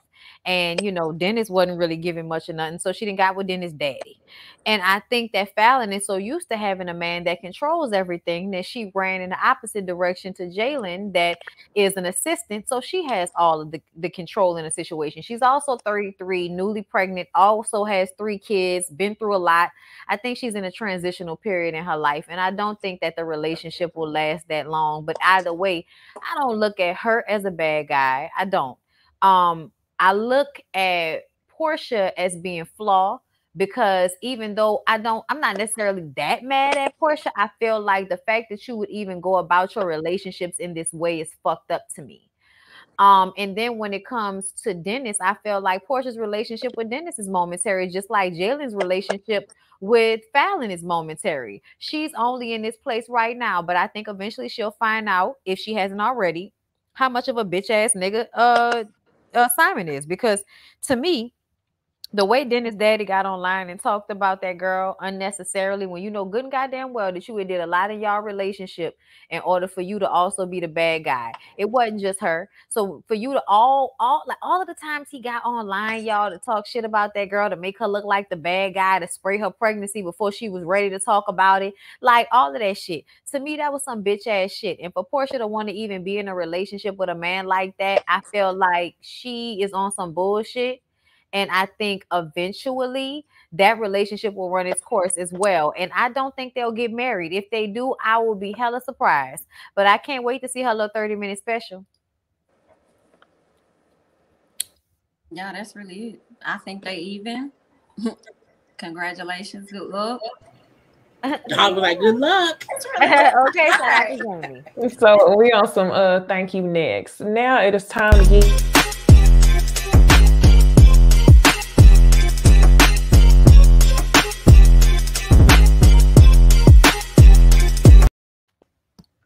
hold up, y'all. I'm sorry. Before we get into the like of the video, somebody asked why couldn't he be hurt that she was cheating, because he was cheating as well. Right. It was the theatrics for me. It was the theatrics between the two of them. Okay. So yeah, it was a manipulation of the public eye where I'm like, y'all really wasted our time on this. Right. Yeah. Yeah, basically. Somebody asked to see the nails. There's my nails, y'all. Come on, nails. Thank you. Come on, nails. All right, y'all. It is TV time. Let's go ahead and start off talking about Love and Hip Hop Atlanta. Y'all, I couldn't take notes without just saying trash baby daddies on this episode. I was so bothered by the behavior, so bothered by the immaturity. I was just like, oh, the whole nigga away. Literally. I'm gonna start real light with an overview. So Spice, y'all, they touched on a little bit. Her boyfriend asking her to clean it up in her dancing and stuff. I think that's ridiculous for you to ask her to change things that make her money. That's her career. I hate whenever niggas come in. Like Bambi said in this episode, I am the table. I don't bring anything to the table. I am the table. And that's how I felt watching this episode. Spice is the table. You are watching her at her shows, telling her what she should be doing, which was ridiculous. Then we see Jock and his son. They have a disagreement about his son hanging out with the wrong people. Jock has his best interest in mind, but the son feels like he's making him look away on TV. So what do y'all want to say about that before we get into the trifling baby daddies? I don't like that I don't like that he's ordering her in a sense like, hey, now you're in a relationship, you got to change this, you got to change that. First of all, this is what fed her and her kids and has helped her get to where she is now. That house that she just bought, she was doing that before you, and she's probably going to be doing that after you should you go. So I don't like that. And it also gives me the energy of a manipulator and somebody that's going to try and control. If he's able to get you to change this about yourself and your business, other things are going to start flowing down the pipeline. And she needs to be careful with that, especially with these two young kids in the household. I totally agree. I was so annoyed by this nigga. I was like, hit him in the throat, because you want to twirl her around in the first scene, showing her assets all to everybody. But then on the back end, you want to tell her that she needs to not do what she does as much. And granted, she probably could have her dancers pussy slam these niggas. But at the end of the day, they're coming to see Spice. And much like Janet Jackson used to do in her shows, they're coming to be sexually assaulted by you. Okay. So I just kind of feel like if you're going to get with a woman like that, you need to be strong enough in order to deal with who she is and what she does on stage, and then love her after. If you can't, then you need to find you another bitch. But trying to fit Grace Hamilton into a box so you can feel comfortable is some insecure fuck nigga shit that she should never do, because as soon as she does that, she'll make all those allowances for you. She'll make you a manager. She'll make you security or whatever on her team. Right. And then you'll end up fucking the assistant. So I think the fuck not. Spike and Grace Hamilton need to tell you to either deal with it or get the fuck. He's a producer. He's giving storyline. I don't believe for 1 second that a producer from Love and Hip Hop is dating Spice and he wants to tell her to not be Spice. I feel like he know you need some kind of drama to be on the show, and so your career won't be really it. I'm gonna act like an asshole. It don't make any sense for him to want her to stop being her. He's a producer. He knows how to. I don't think it makes any sense. No, I don't think that. No, it doesn't make it. I'm just saying, like, niggas are crazy. Like they are, but could really not make sense, and they will still be like dead ass. That ain't my point, though. My point is, I feel like he's he's being a producer right now. He knows what to do to get her on the show. We need to have drama. It don't make it. He watched her dance on stage at the performance. He's been dating her. He was a producer. He know what she do. I feel like his thing is because I've seen them online after this and happy. I feel like it's part of the storyline. He flaw for saying it, yes, but I don't believe it's real. I think he knows what to do to make something be on the show. He cute though, a little bit. A little bit. I see you on that little bit. A little bit. Who else was it? Did something done? What, this episode? Oh, no, you said him and who else? I also asked y'all if y'all feel any way about Jock and his son. Oh, well, Jock, I look. Jock and his son is great TV because it's the realest shit we've seen from a father-son dynamic, because you can't fake that. You can't fake how Jock looked shocked as fuck that his son was like going off.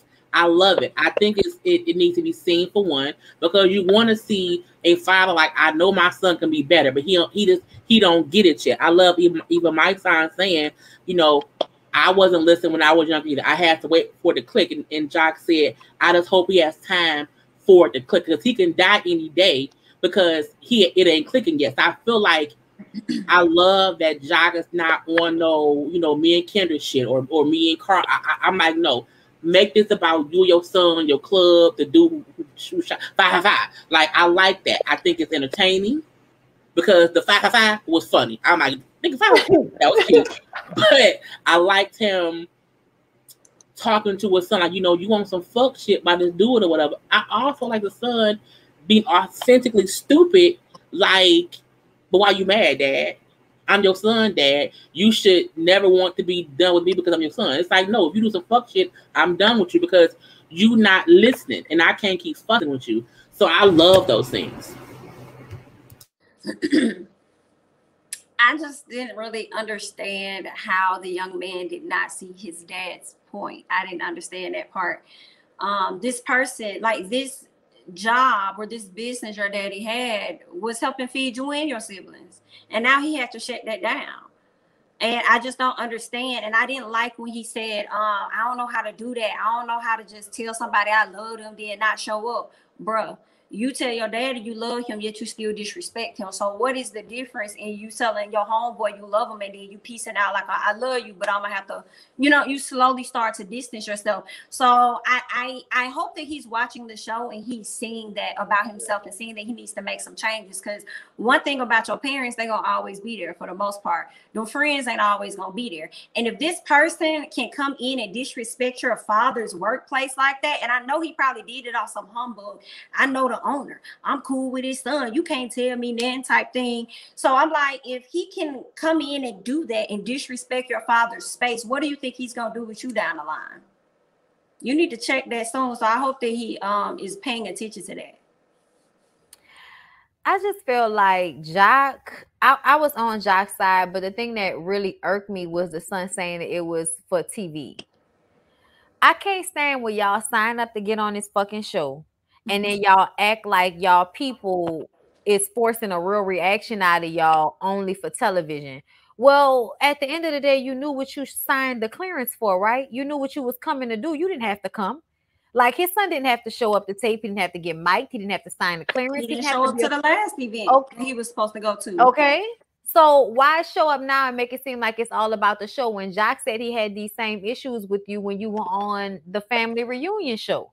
And it wasn't about the show then. Like, at least that's not what you were saying when he was giving you gifts and talking about how much he loved you. Just like Jock said, whenever it's on bullshit and having a good time, then it's all good. But whenever your daddy trying to tell you what's right, you want to then try to wrap this reality show around it like that means that your dad is wrong. No, he's still right about exactly what he's saying. And to be honest, next episode when he sang that fucking Chad, that nigga, I was happy he did that because he's taking you to play with. And you don't want to put your hands on him, but you're going to stop fucking playing with me. The truth of the matter, though, is that this is what happens. And not all the time, but I feel like sometimes when kids resent their parents for not being there the way they wanted them to, they act out and they feel like they have a right to because you weren't there. When Jock said, because you could tell the son felt triggered when Jock was like, you know, this dude stopped me from putting money on the table, taking care of my kids, taking care of y'all. And when he said that, you can tell that that's what really set his son off, because after that, his son started going off. And I think it's because he felt like, nigga, you didn't take care of me. You wasn't there. You was out there on the road being young Jock and shit, you know, and I was somewhere without a daddy, you know. So I think, and then his younger kids now get this older version of him, this version that's more calmed down, that's in one relationship with you know, a nice, beautiful woman that wants to be supportive in him being a baby daddy to all of these fucking kids. Like, at the end of the day, the son feels away. And they need to, like, really, you know, they need to do the therapy that Love and Hip Hop refuses to get them. Honestly, I feel like it should be a part of all of their plans when they sign up for this show, that they should be given therapy, a certain amount of therapy, to deal with not only the issues that they have that y'all are exploiting, but also to deal with the way people respond to them from being on this show. It is like so irresponsible to me for y'all to make so much money and get so much viewership and so much ad money and all of the money that these shows drive into the economy, period. You are able to make all this money off these Black people being broken in some way, and you refuse to offer them any real help to assist them in getting out of those spaces so that you can take advantage of another set of people. So Love and Hip Hop doesn't offer therapy to the castmates? I don't feel like they offer real therapy, not the way they should, like as a part of a 401k insurance company situation. Like, I feel like it needs to be something, even something that is mandatory almost to an extent. Like, for every season, y'all need to have a certain amount of therapy sessions with a real licensed therapist that's not on camera, that's not on television, that is you dealing with your feelings and what this show puts you through, so you can still be healthy while making this money off of your life. Right. I agree. They can exploit them. The least they can do is help them. Yep, I agree. And you literally took exactly what I was thinking. I know it's probably hard for the son to accept what Jock is saying, because who knows at what point he turned into this mature dad Jock. So it's kind of like he couldn't even hear anything he was saying past the fact that he was trying to give him life advice, because he's like, who is this? Like, I can't hear nothing you got to say. So while Jock was right, I know it was going to be hard for him to take that advice. But on the other side of things, the part that shook me the most this episode, like I kept telling y'all, was a trifling baby daddies.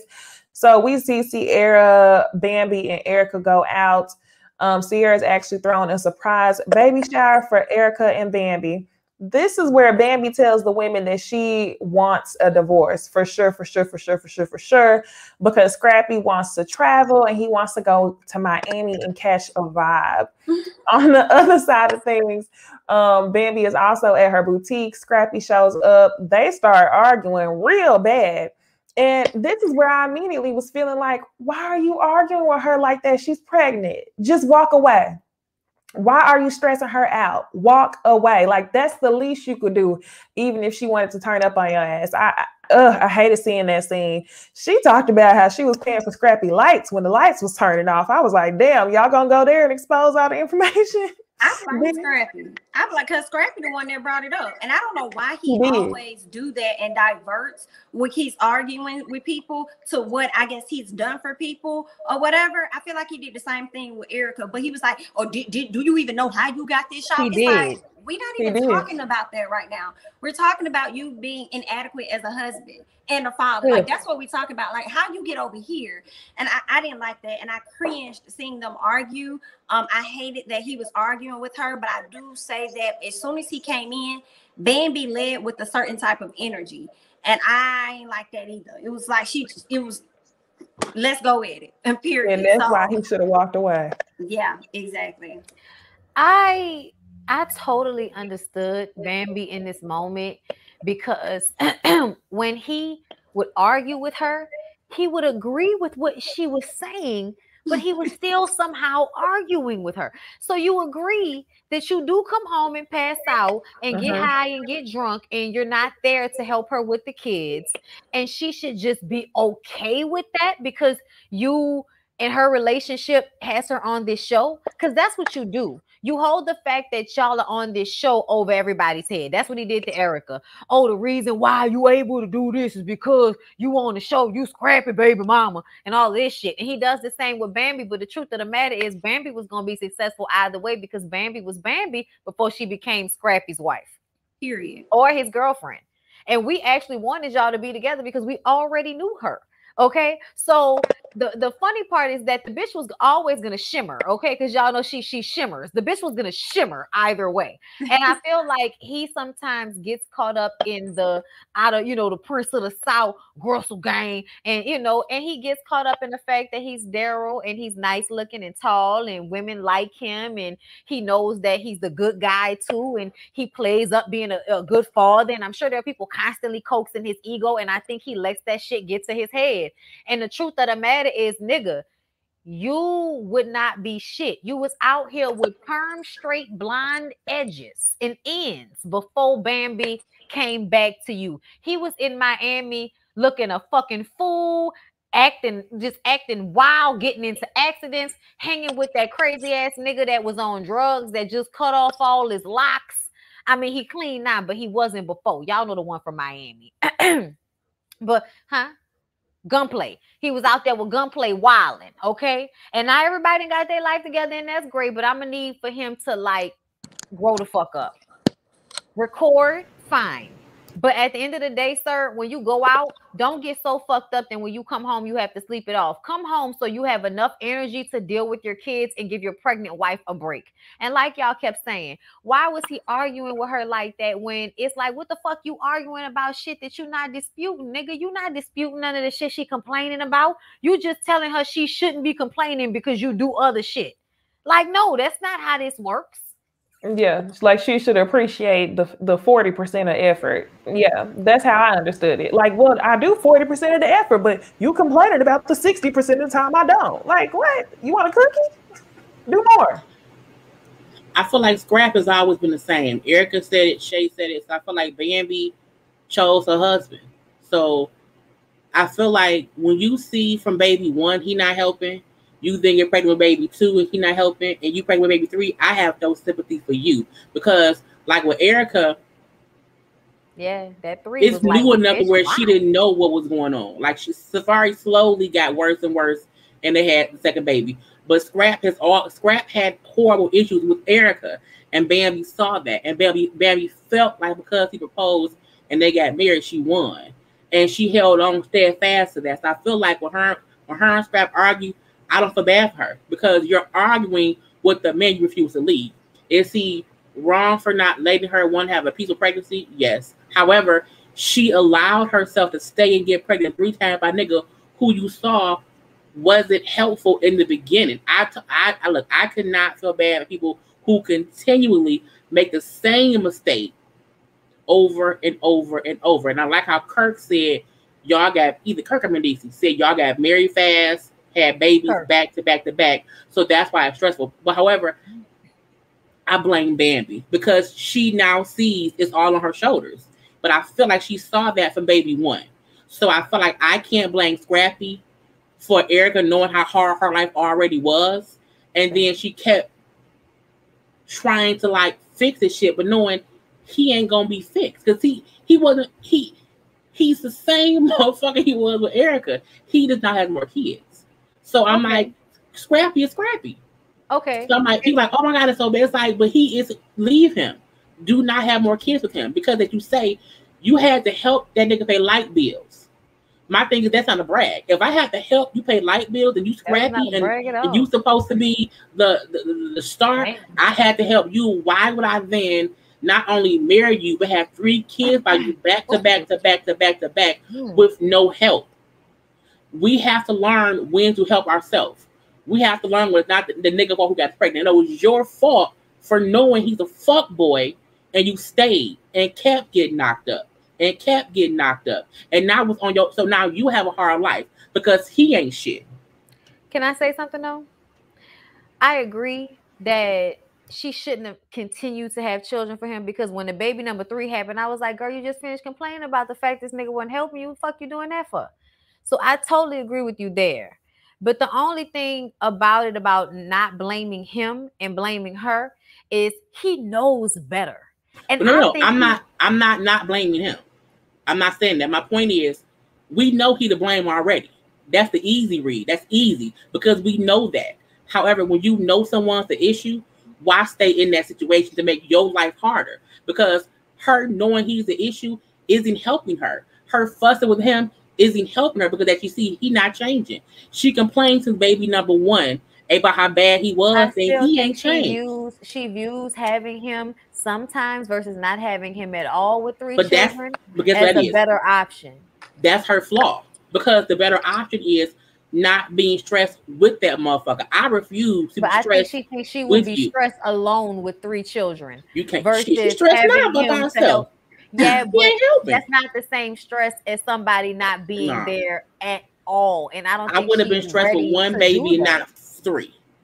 Yeah, she's right about that. With three kids, with a husband, continued to have children for him. And he not even really rapping.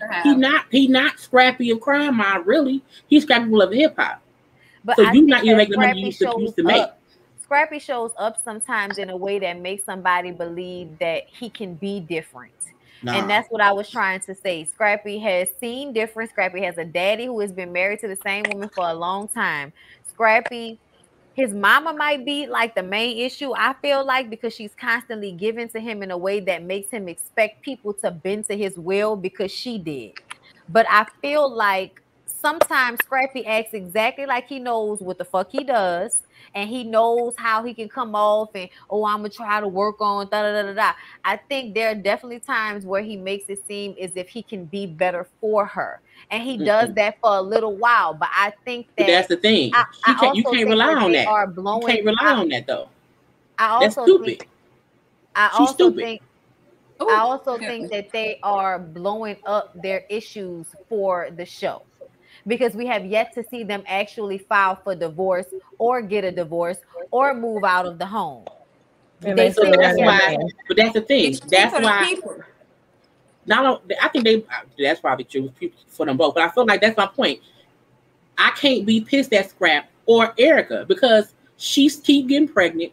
They still married, but people want to point their finger to one or the other. But I'm looking like at the end of the day, as she's complaining, she's making it seem as if she's so stressed. And that's horrible because no one wants to be stressed and pregnant because that's already stressing your body. So I feel like if you fuck with folks for the show, that's on you. But take this heat because you making it seem like you're making the same bad decision over and over for a man who isn't changing. I understand where you're coming from, Jay Lee. It's funny. It's funny thinking because earlier when we was talking about the child support situation, Bonnie was like, "You always on the nigga side," and I think it's because you're thinking from me as a woman, I would never do some dumb shit like that. And I can't think no other way though. Exactly. I never think about let me defend the man. It's like I can't think one-sided. So I be looking at what else could be going on. And if it was me, how would I think if it was me? So sometimes, like right now, I'm not blaming Scrap. I'm not blaming Eric either. I'm like, they both dumb. So it's like I don't even, Jay Lee, y'all let me know. When I hear you make your points, it made me think of Kenya Moore. And if Kenya Moore, no, I'm leaving. If she would have went on, like she knows the type of man she has in Mark, right? So if she was to go on and have another child by him, I would be on the same wave as Jay Lee and be like, "Girl, it's your fault because you already knew what you had, and then you just decided to continue to move in that direction." You know, not saying he's less of a fuck nigga, you know what I'm saying? Because Mark definitely is, but at the end of the day, come on now. You've been threatening this with this divorce, the dangling, and then here it is, you about to, have another child or whatever. So let's think about people who we know in real life. Like not even famous folk. The people you know in your neighborhood who like, okay, Keisha dumb for Jack. You're right. Keisha keep getting pregnant by Jack. And we'll say Keisha so dumb. Keisha to have 5 kids like Jack ain't shit. However, for a famous person, well, you know what? It's people want to be different. Like, no, if the hood chick is dumb for getting pregnant by her broke baby daddy over and over and over, so is Bambi who's getting pregnant over by Scrap. Okay, all right. That's how I look at it. Let me say this: as a wife, it is easier said than done to leave your husband because things aren't going the way you want them to be going at the moment. I'll say that. So it's very easy to say she should leave, she should leave, she should leave. But ultimately, most women would not leave. And most women would not leave him, if not just for the fact that not only do I have 3 kids for this motherfucker, and I know if I leave him, he really ain't gonna do nothing for me then. But also, I don't want to leave him if I want another bitch to have him. Y'all can say lies all y'all want to, and y'all can be the anomaly in this motherfucking chat, but in real life, y'all bitches be with niggas that cheat on y'all every day, because we see you hoes on paternity. But wait, but that's the thing. But wait. Like everybody don't be out here being with men that do them wrong, or being more patient with men that they know they should leave. And all I'm saying is, it ain't that easy to get up here and say, oh, she should leave, she should leave, she should leave, when y'all know a lot of y'all would not have left a nigga with lesser than Scrappy, lesser than a reality show, lesser than potential to make more money. So all I'm saying is, it is both of their faults. Abso-fucking-lutely. It's both of their faults. It is. But we're not going to sit up here and act like it's all on her to leave him when he put the baby in her pussy too. She ain't shooting up her own club. I'm done. I understand where both of y'all coming from, but I think we're all saying the same thing. The same way Bondy speaks as a wife, I know. Jami can speak as a mom. Each person has different things. Some people leave because of their situation. Some parents don't want to stay because of their kids. Some will stay because of their kids. I think everyone is different. The same way, if I'm dating someone who's toxic, I don't have to be married to know to leave, because it's hard to leave even when you're not married, because you're still committed. So I think the point is, Scrap is who he is. He's always been that person. In the same way that some folk who stay with a cheater, Bambi is staying with somebody who does not help her. Period. So I think that's what people are saying. But everybody has different reasons why they leave.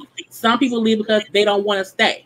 I've known people. My mama left my bio there because he wasn't shit. She had to leave. She was a married woman and left for her children. So some wives do leave they fucked up husbands for whatever reasons may be. Some wives stay. I have family who has stayed. I've had family who was left. My point is, when you see your husband isn't helping you at baby number 1, and you now at baby number 3, and he still ain't helping you, I can't feel bad, because you're choosing to stay. I have a question. Doesn't that like apply as far as getting the hell on? About what we talked about earlier, as far as women knowing like their worth and when to get the fuck up to walk off the table. Yeah. Wouldn't that like fall in the same category? Maybe she don't know her worth yet, and she just, trying to hold on. She the band. She's scared of what she doesn't know. She knows what it's like to have half a husband and half a parent be there, but she don't know what it's like to be on her own 100%. With 3 kids. Right, with 3 kids. So she at this point in time, that's what I keep going back to. At this point in time, Bambi is much more comfortable accepting the portions that he gives her with 3 kids than figuring out what the unknown is. So I understand what y'all saying. As an individual, it's like, duh, you should leave. But on the flip side, he took an oath to be a husband, so we can say he should step up as well. So we're all right. We all saying the same thing. I think we can move on. Let's move on. Thank y'all. I was taking notes, observing, like, yes. Okay, so I think we can go ahead and move on to Love After Lockup, y'all. Let me pull this up. So in Love After Lockup, I'll go ahead and talk about Stan and Lisa first. Pretty much, Lisa has finessed her way into getting this man to buy her a car, at least put the down payment down and pay for it without a driver's license. So while they're at the car lot, she's actually texting somebody, basically saying she's securing the bag. We don't really know who she's texting. I think it's her ex-husband. We'll see. Do y'all want to talk couple by couple, or y'all just want me to run through all of them? Stan and Lisa is crazy. That's it. Period. I wonder, this is my own thing. I wonder. Stop. I'm trying not to laugh. Okay. I wonder if Stan's toupee comes off whenever they go into the basement and he gets into that jacket. Ever since you said a toupee, no, they showed him pull her hair. They showed him pull. They show her pull his hair. It's not a wig. What? Y'all didn't see the preview for next. Y'all didn't see the preview. No, I didn't Not see that much of it. That girl that was glued down. Good. It may be. She may have had a hair transplant. Ooh. But she did this, and she pulled it in, and he was like, "See, it's not fake." So she had pulled his hair. Nah, he got that bald hole glue. That's what he got. Yes. The bald hole glue, white man, women, and everything else. Weave technologies. Mm-hmm. But yeah, he's a fool to buy her that car. I don't know who she was texting. That guy that was at the house for the next week's episode, I was wondering if that was her son. Maybe that's one of her ex-husbands, but I think it's one of her ex, maybe or her brother. I can't wait. She has a couple brothers. I'm talking about next Bondy, week. can you tell us what you're eating? Because it looks like a Chick-fil-A chicken sandwich. Because I'm hearing Chick-fil-A. I'm trying to see. I'm like, is that It's a McDonald's crispy chicken sandwich. Oh, okay. The crispy chicken sandwiches are good. I don't eat McDonald's. That's why that's the bag. This is my attempt to not be hungover.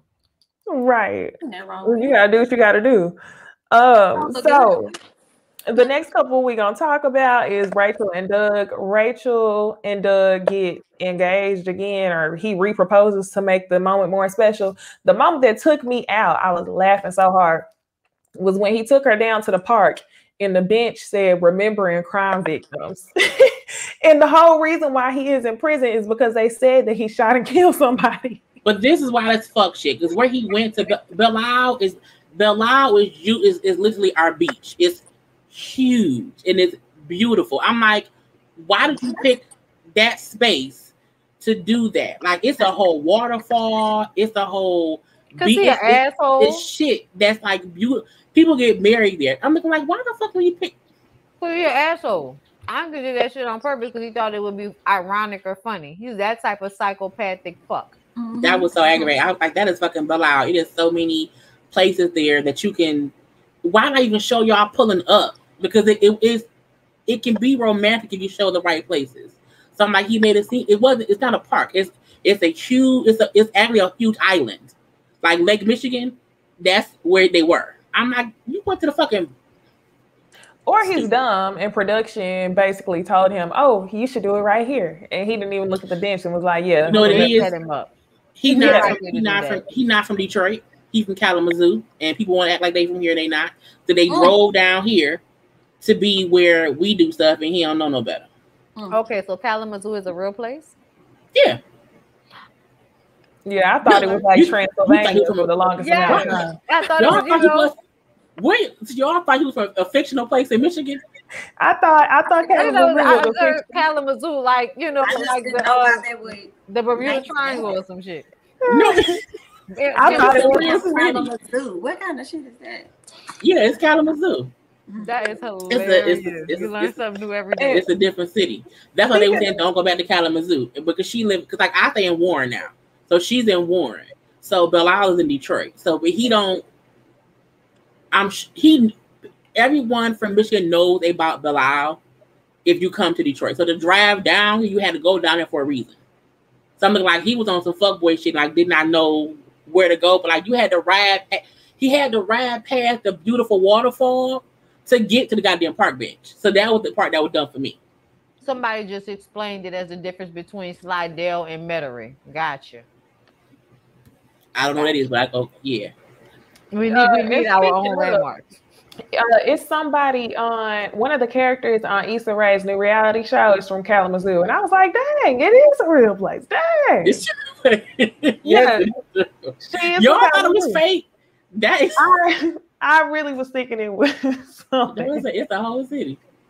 All right, y'all. So Anissa and Jeff.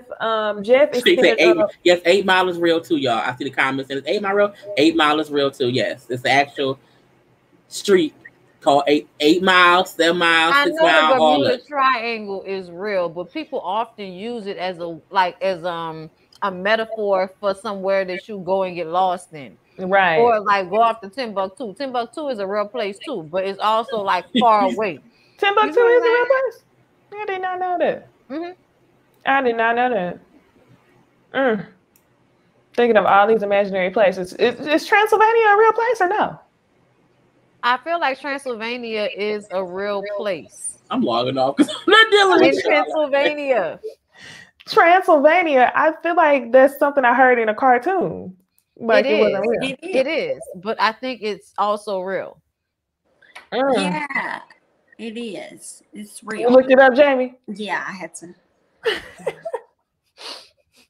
That's right. I know my vampire shit, so that's why I know that that's real. Y'all know I'm kind of a goth kid, you know.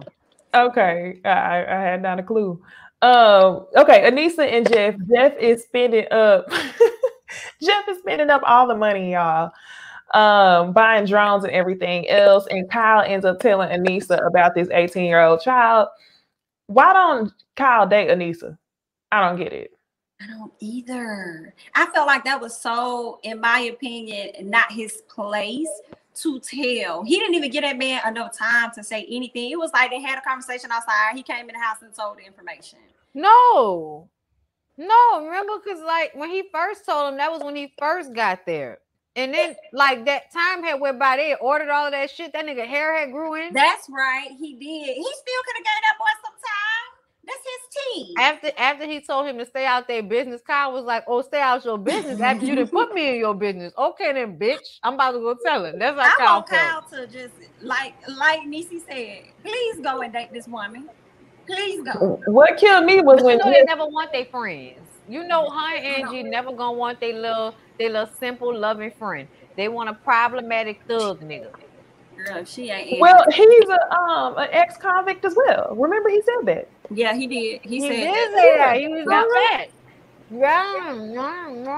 I don't think he like her like that though. I think he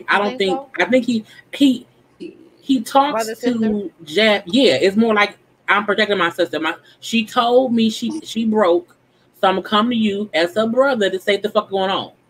You with the kid ass. I do think he talks. He's more protective. Like Angela and Tony and other dude, you knew he liked her. He talked to him as if he liked her. Kyle don't do that. Kyle be like, so what y'all doing was like, it's not like, it ain't that at all. I don't see him liking her like that. Yet. But first of all, I just want to call, I was going to say Angela, Anissa a fool, because ain't no fucking way somebody finna get out of prison and use all my money up on my credit cards to be buying some boxes of shit. Okay. Y'all keep telling Anissa, and I keep thinking about the channel. I'm like, her name. I keep thinking about the channel. What took me her name is Anissa. I'm like, wait, Anissa on the show too? I'm like, oh no, it's Anissa. They just sent the wrong name. Oh, Anissa. What took me out was whatever he said, it's not his business what money of hers I spend. No, it's because like it don't matter what goes on between a husband and wife. That ain't your wife and her husband. Like that's not true. That's not your wife. At all. But you know why I blame her? Because how he found out about Amazon, her fucking credit card. He can't order shit. You gave him access, bitch. Exactly. Right. So it's like you mad because he already was using you for money for years and years and years. You then showed him how to order shit, knowing he got shit else to do besides order stuff. It's like, girl, you want him to stay. That's why she gave him her credit card, because she wanted him to stay. So just admit it, bitch. You willing to pay for that little dope dick. Right. She could have bought that man a new set of teeth for as much stuff she had. Oh, I wish she would. Y'all. I was about to say, I don't want him to have new teeth. I think if he get new teeth, he gonna act brand new. I don't want him to act brand new. I want him. He need to have them same fucked up teeth. The way he ordering shit, I don't know how. You know he will.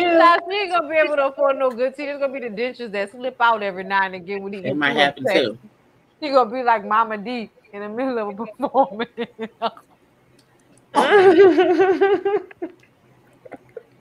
Let me catch it.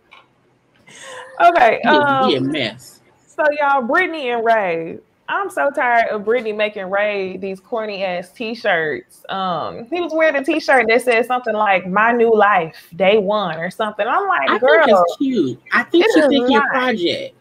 She thinks he's a project for her to get it, but I do think it's cute for him to wear it. So it's like, oh, I think it's weird. I was like, he like corny. Okay, cool. He's not that bad of a guy. Brittany come from a place where she feel like he is this, broke down hood dude who had a bad life and was broke, and now she's his new chapter, and she gonna brighten. She think that, and I think that ain't who he is. Like he was a kid dealing with trauma, just some fucked up shit, went to jail. Mm-hmm. But I feel like I hear echo. I feel like he know he can do better, but he like her, and I feel like I like that his family wants to know who her people is, because we love him. It's easy for someone who don't have family, for someone to get them from prison and then keep them all to themselves. But he had people who love him, so she don't like the fact that she can't have him all to herself. So that's why she does not want her family around, because his family will probably be as involved as her family will. So she wants him just to herself. She thought he ain't nobody, he don't have nobody, it's just me, and she see that ain't the truth. While I also agree with her in saying he don't have to meet my family yet. I like that, because the thing is, he is fresh out of the halfway house. He hasn't had time to get a job. He don't tell us so. He can't go no damn where. So I do feel like he and his family should calm down and say, hey, you here, at least get off tether first. And then I can say, hey, family, this is who he is. He's been here for 2-3 months already. Okay, so we've done that. But I don't disagree with her saying he don't need to meet them just yet. He only a couple of days out the halfway house. What they gonna do? They gonna still not like him anyway. Let him do That's other why shit. I feel like get it out the way, because they ain't gonna like him no way. So might as well get it out the way, and then that way, as he improves, they'll be able to see him improve from where he was to where he is. It's like a damned if you do, damned if you don't situation. So that's why I was like, just get it out the way. They're gonna be mad anyway. It is a damned if you do. It is a damned if you do, damned if you don't. But the thing is, if that's who she want to be with, you much better off disappointing your family than it is to make him feel like he's not worthy to meet your family. So yeah, but she had to even explain. It's because she's still lying. She had to explain he think they know about me, and they just scared because I was in prison. He don't realize they think you not shit, because that's how they are. I feel like he knows that. I feel like she ain't told him that. But she don't have to. I feel like he can pick up on what's going on, which is why he gave her the ultimatum. Like, no, you need to tell your daddy, like right now. I think it's the difference between my family feel like I'm too good for you. She hasn't. That's the truth. She ain't told him that. She got him thinking they just worried right now. No, they think she too good for him, and she should either say that so he know. And he can then say, okay, I see why you maybe don't want to meet yet. But he still think that ain't what it is. But that's what they think, he ain't shit. And that's what's fucked up. So I think she also may think, if he think that's how they think, he can think that's how I think too. I'm too old to be having some niggas. You grown. You work at a house. Why the fuck are you scared? It's stupid. You fucking him. He live there. It's on fucking TV. Exactly. But I guess she figured she had a handle before then. So I'm glad his family is basically staying on top of that. Okay, can I say something about it though? Yeah. I'm ready for you. So real nigga shit, like fuck rape people and their feelings. Cause ultimately this nigga did just get out of jail. Like ain't nobody running to tell their daddy that they got this, say bum ass nigga staying at the house glued into the plug because he can't go nowhere. Like she doing it, yeah, but I just feel like they're adults, and in real life, I can't imagine somebody would be this worried about they people knowing if I'm staying here. Nah, nigga, I'm staying here. So it don't even matter how they feel about it because I'm in this bitch. Like in real life. So I just kind of feel like they putting on for the show in some type of way, because I just don't understand.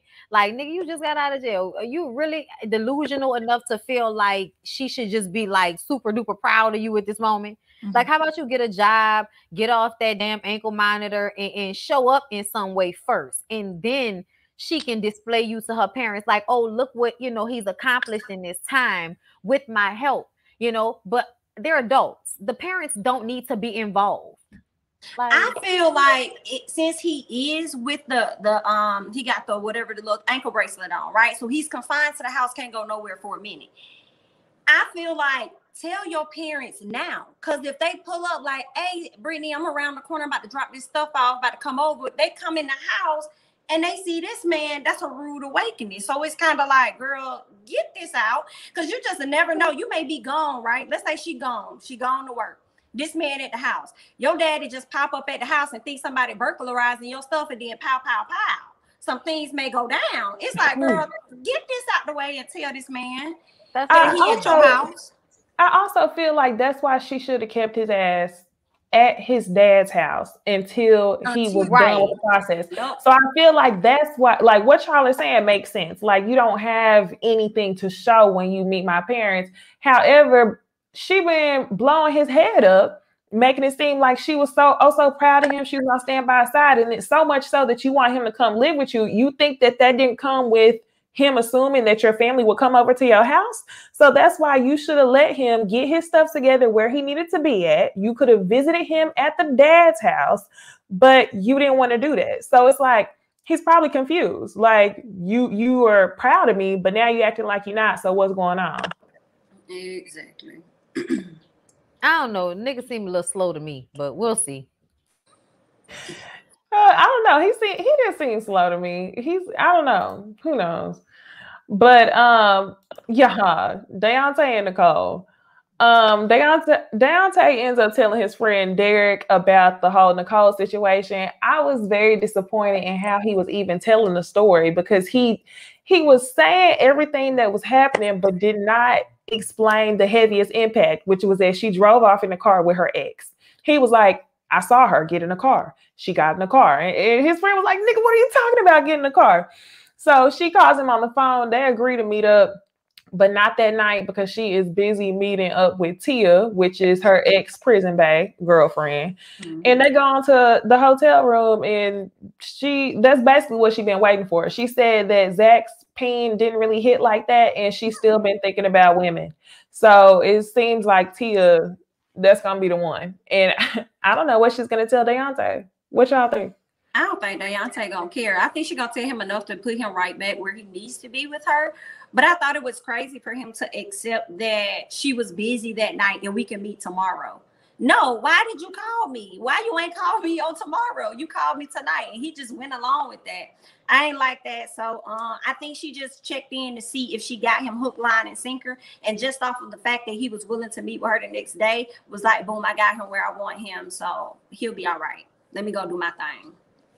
Hate to see it, but I love his friend though. I hate to see though that his friend exhibits so much common sense and he lacks it. It bothers me. So like, how can you be friends with this person for this many years and you be as stupid as you are? But I guess that's what happens when you in love, child. Supposedly. Deontay is stupid. I feel like he might just be bored, because Derek makes so much sense when Derek said, like, we all know she a hoe. Deontay knows she a hoe, but he ain't gonna leave her alone. I feel like this is his pattern. He finds white women who don't like him, he pay their way, and then they leave him eventually. So he's waiting for her to leave him.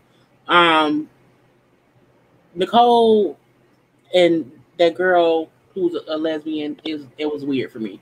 It was weird. Tia. Her neck being cut was weird to me. How she was talking was weird to me. You know, them going back to hotel fucking. It was just a whole weird situation. And I'm just confused. But I think he needs to like leave her alone, because she fucking other people. So I don't get why Deontay still wants to talk to her. You see, she don't want to fuck you. She wants to fuck somebody else. So just like, walk away, bruh. We all know eventually he will walk away. It's just a matter of, will you fall victim to this same bullshit a third time, Deontay? Oh, stop it. Sorry. Will this happen again, Deontay? Will this happen again? That's the question. I just... Nicole's such a user, and like, Jami said, the fuck you calling me for today if you can't meet me until the next day? And I don't trust the lesbian Tia neither, because y'all spit on each other. That just screams toxic relationship, abusive lesbian relationship. I've been in an abusive lesbian relationship. They are just as abusive. They are just as abusive. Okay. They're really, really tough to get out of as well, because it's hard to get out of relationships with women as it is. You gotta break up with a bitch 2, 3, 4, 5 times in order for her to understand that y'all not together no more. And for you to understand y'all not together no more. Because you'll be like, oh, we not together, and then you'll miss their ass, and then you'll end up going back over there, and then sooner or later y'all are back together. This happens a couple of times, okay? Personal experience. It's a toxic situation. It's hard to get away from these hoes. I just feel like she's using Deontay. Deontay is knowing that, but still feeling like, no, I'm gonna just hold on, because he's feeling her so much. I just don't understand why. She hasn't given you any reason to like her as much as you do. Like, I don't get it. I don't give a fuck what she said on the phone when she was in prison. She ain't even let you get your dick wet. Like, what are we doing?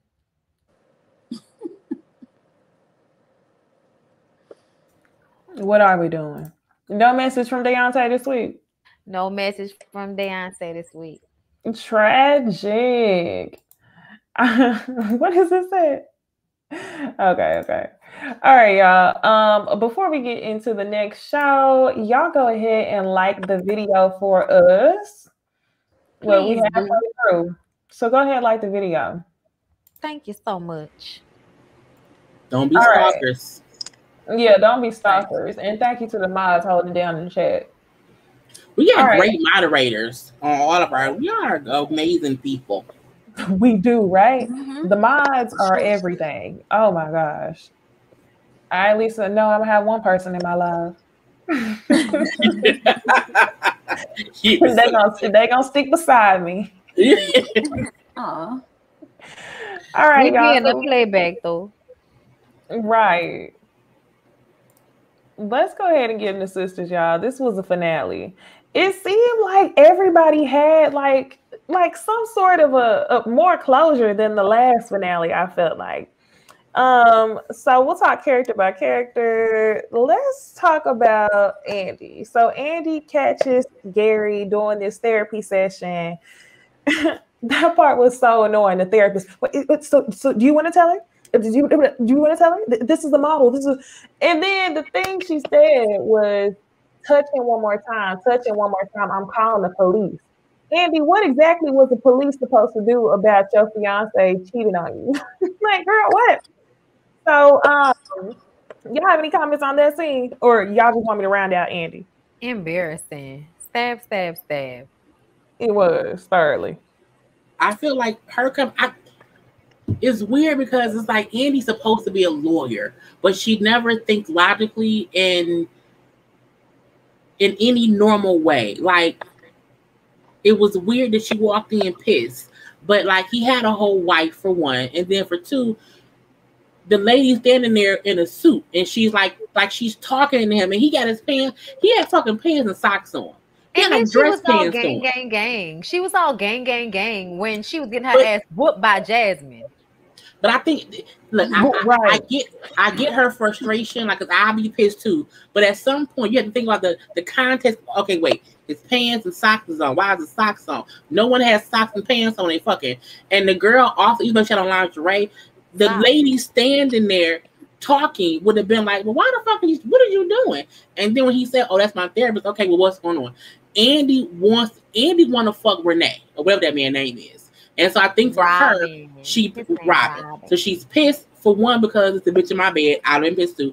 But she just stayed pissed because she just wants to be pissed. I think she really wants to be done with him. And that was her, okay, I see this new man I like a little bit or whatever. And now he on this fuck shit, take this ring off, and I'm done. I didn't mind it. I like that it seemed like Andy's story moved greatly in this episode. I like that each person's story, like, it moved along. Like, it wasn't like, okay, they're stuck in one thing. To have her fuss at them, cuss the doctor out, cuss him out, it progressed. So I love that. So but I mean, girl, use your common sense. He wasn't cheating on you at that time. It was disgusting that whenever she wanted to leave, she said, unlock it. And she had to wait for him to unlock her. I was like, this is not cute. Like, who would ever want a ring like that? Andy. What in the slavery? The slavery, exactly. It was like she was freed from slavery in that moment. I was like, this is symbolism. Okay, Tyler. Yikes. It was cute to see her boss up. Not yikes. You said it was cute to see her boss up, Jami? Yeah, to him get the fuck out her house and take this ring off. Like, I'm good on your ass. Get your ass out my house. I was here for it, but I'm like, if you want them out, why are you leaving? Bitch, I'm standing right here. Get your shit, baby. Go ahead and go. I just didn't understand why it took this. Like, the nigga hugged the life out of you one day, left you for dead. And then another time he got all your money taken from you, all of your assets, and you was walking on a long road in hills in the country. Okay, lost your job, set you up at your job. Then his wife had her homegirls jump you outside your job. Then she tried to kill you like 2 days ago. So I'm just wondering why it's the therapy session that probably was actually exactly what he said it was that caused the situation. Like, Jami just told you she ready to fuck that dude. Yes. Yeah, Gary not fucking her no more. So I think when she was getting good toxic dick with Gary, she was good. She was getting good dick. He stopped fucking me. He going to the gym. He's doing the same thing to me he did to his wife. So I'm done. You not fucking me no more. You leaving early or whatever. You being secretive. You're doing the same thing to me that you did to your wife. I'm over it now. Okay, I'm gonna come home and a bitch in my bed, but you ain't fucking me. I'm done. And that's exactly why she went to Karen, because she wanted Karen to be like, he ain't shit, blah, blah, blah, you should have been left. And when Karen hit her with that, okay, she was like, why are you just saying okay? Like, I came to you because I knew exactly what I wanted to hear, and you're not giving it to me. Forcing her to have to figure this out really on her own. But the way Karen be handling her is annoying as hell. She just so unhappy. And I hate to see it. Really? Is that the way you read it? Mm-hmm. I'm so aggravated with Andy. I agree with Jami. I feel like Karen reflects everybody's aggravation with Andy and her decision to continuously be with this nigga. I don't know if I feel like it's a bitter thing. I mean, I know she's upset about Zach, but I don't That's feel what like I mean. I don't feel like, but don't y'all feel like she would feel that way anyway about this Gary shit? Like, this ain't the first abusive relationship this dumb bitch done been in. I mean, yeah, true. But I just feel like not Andy, but Karen is just unhappy in general. I think she would like to be with Zach if she could. She don't know what the hell she want to do with Aaron. Somebody's leaving her shop. You know what I'm saying? It's like, yeah, she going through it right now for sure. But Andy still be fucking up and frustrating the shit out of the viewers. Like, I be wanting her to have a murder-suicide. So I can only imagine what being a friend to hers would be like. Like, that's all. I guess that's where I be coming from with. I feel like Karen be speaking for me. Like, okay, bitch, you want me to be mad, bitch? I can't be mad for you, bitch. You wanted to be with him. Now you're gonna have to deal with it, bitch. I don't know what you want from me, but here's some liquor, and I'm gonna send you on your way because I can't do nothing for you because I told you he wasn't shit and you wanted to be with him anyway. You know, but that's Karen being passive aggressive because all this whole season she's been mad. You know, I'm gonna say all this shit, and the one time she wants you to do that. To be funny, you don't do that. You want, okay, I'm gonna be nice now. So I do think it's a passive aggressive way. Right? She been doing that for a while. She didn't detach from Andy for a minute now, ever since the wedding thing. But because they all thought she was wrong. I think she's leaving that she's tired. Yeah. I think she's tired of them. I think she's tired of the ladies not supporting her and not supporting Andy. I think because all the women said to her, you doing too much, let Andy do her because it's her life, and when she fuck up, she'll be good. I think her thing was, oh, y'all don't want to support me and telling Andy she ain't shit. Okay, I'm done. So her energy was more like, okay, if Danny or Sabrina had like backed her up and said Andy dumb, I don't think she would have backed down from telling Andy more. Well, you was being dumb anyway. I think because like, okay, I'm the only friend on the ledge of you stupid. So now I'm gonna just act like I want to give you good information to possibly understand where he's coming from. But she don't like Gary. Nobody like Gary. I don't even think Andy like Gary. I think she's stuck with Gary. But I do think Karen, I agree with Jamie, on some level, Karen feel like, damn, she can be with Gary, but I can't be with Zach. Damn, she's putting up with Gary shit, but I can't do that, because if I do that, I feel like I'll be dumb. So I do think a part of her feels like, I wish I could accept Zach's bullshit, because I do want Zach. So I do think it's that too. I don't know. I just feel like that Zach. I don't like when people compare Zach and Gary, because I feel like Gary is like scary, abusive, might kill you. Zach cheated on you and used up some of your money that you willingly gave him. So I just kind of feel like the situations are a little different, and I feel like the comparison on the show annoys me because it's not the same. Like, I think we can all, agree that an abusive nigga and a bum nigga are not on the same level.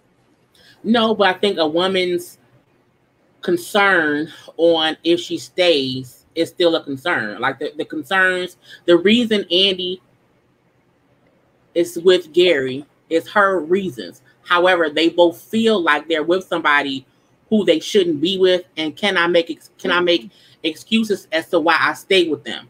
Even though they're two different situations, it's still two women feeling like, but I still want him.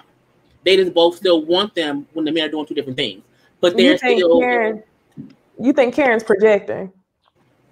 A little bit, yeah. Because even what Zach did isn't the same as Gary, but in her mind, Zach is still her bad person that she still wants to be with. It's just he hasn't done as bad of things as Gary has, but that's still her bad person. For what's her name? Karen? Andy. Karen? No, Andy. Oh. For Andy, what Gary has done is still bad, but she still wants him for her own reasons. And Andy chooses to stay with and work those things out, even though what Gary did is worse. For Karen, she can't do that, even though she wants to still be with Zach. So, okay. So my question is, what the fuck was Karen's reaction supposed to be in this situation? Because I feel like everybody had kept complaining about, and I hate to say how similar this is to my own situation, but, and I hate to project, but I feel like when Karen was being mad about it and being vocal about it, everybody got mad. But then when she decided to just kind of not say anything and let Andy do what she doing like they said she should, then that was a problem too. Like, am I supposed to be happy about her being with this nigga? Like, if you want that from me, I can't give you that. I felt like that was Karen's opportunity to finally give her friend an out. You've given her so much flack about being in this relationship with this man. Now she coming to you to hear that. It's like, now you get what you want, because you don't have no control of what's going on in your life. You trying to control what's going on with Andy by you're not getting married. So now here it is, she's seeking advice, and you just like, no, can't help you. It is what it is. Because how many times am I gonna give you advice you're not gonna take? Just Yeah. for you to go back to that nigga. I've been there as a real person, a real friendship. So I didn't. Absolutely. My friends stopped talking to me. I didn't care. I think sometimes friends come to you for advice. I think sometimes friends come to you for you to listen. I think there have been times when people have went to Karen for her to listen to them, and she has chastised them based on what she feel like they should do as grown women. I think at that moment, Andy came to her for advice, and that you have to know why your friend coming to you. Because if they're coming to you for you to listen, you keep badgering them, they get mad, because that's not why they came. Sometimes the only thing that you're there for is to be a listening ear. And when they want your advice, sometimes they'll ask you, because that's when they feel like they don't know what to do. Mm-hmm. It's just about knowing your friend. I agree with, sometimes you really are just there to listen to somebody vent and not exactly try to fix their problem. I totally agree with that. But what I don't agree with is if I've expressed to you that I strongly disagree with you being with this man, and then you decide to come to me again for advice on this man, and then because I don't give you the reaction you want, now I'm not being fair. No, bitch. When I was giving you that this whole time, you did not want it. You don't now get to dictate when I give you my energy. I feel like Karen is tired of giving her all of that energy Yes. for her to like ignore her, to not listen, and then to act like she's the bad guy, and then turn it around on Karen like, oh, you just mad because she said that to Karen. You just mad you can't be with Zach. Like, I'm not about to give you all of that, bitch. If you want to, you know, say now you understand this nigga's trash, good for you, bitch. But I'm not about to give you an opportunity to throw Zach in my fucking face today. Not today, bitch. Not with my job being in jeopardy. Not today. But that's something else too. I think Karen's balloon had been deflated by finding out Zach had got that money. So I think Karen was already just overwhelmed with knowing, damn, this is going on with him. How do I feel about that? And then with Andy coming in, she could have been just too tired to even fuss at her because she was so relaxed the whole. I don't know. I think that has less to do with I don't want to give you a fuss. It was more of I'm already going through shit that I don't want to talk about with Zach because I don't want to go there. So I think it's you know, it's all the same shit. They all just going through things. What did y'all think about Andy getting with Robin finally? Making out in the office after hours. She a thought like he said she was. That's all. I wasn't mad about it. I want Andy to get hers outside of Gary. And he really gonna show his whole arse when he find out that she's probably crossed the line, or whenever she do finally cross that line for real, he gonna be mad as hell, and I can't wait to see it. But I just don't want Tyler to try and make it to where y'all know how Gary was the villain for so long. Don't make it to where we feel bad for Gary. Oh my gosh. I think he already trying to do that with these fucking therapy sessions. That's why I'm getting aggravated. Like, stop. Nobody wants to feel bad for big fucking neck Gary that's out here squeezing the life out of his old lady. Like, no, nigga, we not about to feel like that's something you could really change from hugging a bitch to death. Like, no, that is insane. That is insane, y'all. I was looking at how big his neck was in this episode. I was like, damn. When he was standing next to the therapist, I was like, wow. Huge. I don't think anybody would ever feel bad for Gary. Even when Andy said how, you know, maybe I should, you know, I'm having issues being with you. So I should have somebody come in and be on me. So I think that was their point in you doing some shit for no fucking reason. Because again, you had I had to share you with your wife. So how are you acting as if now it's hard for you to be with me because I was with somebody else? You were too. So okay, I'm like, I could never feel bad for Gary ever. I think he may have whatever issue, but I'm like, I don't give a fuck. I think he did that shit on purpose too. I think he had Andy show up to see that the way she saw it on purpose, so that he could be like, see how I feel, even though you've never been put in that situation. Your ass was in jail and y'all were not together when she fucked with Paris. To be clear. Honestly, I'm just aggravated with Andy that it took this very minuscule situation for her to see Gary, you know, for his works at the end of the day. Right, because she already wanted to. Right. So, are y'all excited about Zach stunting on Karen? Yes or no? I was hearing that song by Missy Elliott in my head when he came into that bitch with the suit on. Do it, da da da da da. Sock it to me. Oh. Oh, y'all remember? I was looking for affection, so I decided to go swing that dick in my direction. I'll be out of control. It's a whole little vibe, but it gives big dick energy in the bass. Now, when he walked in, I heard that song Lick. I think about a girl named Joy. That song I heard when he walked in because it was a real slow. I'm the shit out the car. I'm here for a reason. I look good in a suit. I don't feel like he stunted on Karen. I feel like he came to give her what she was owed. Like I told you before, I was gonna pay you back.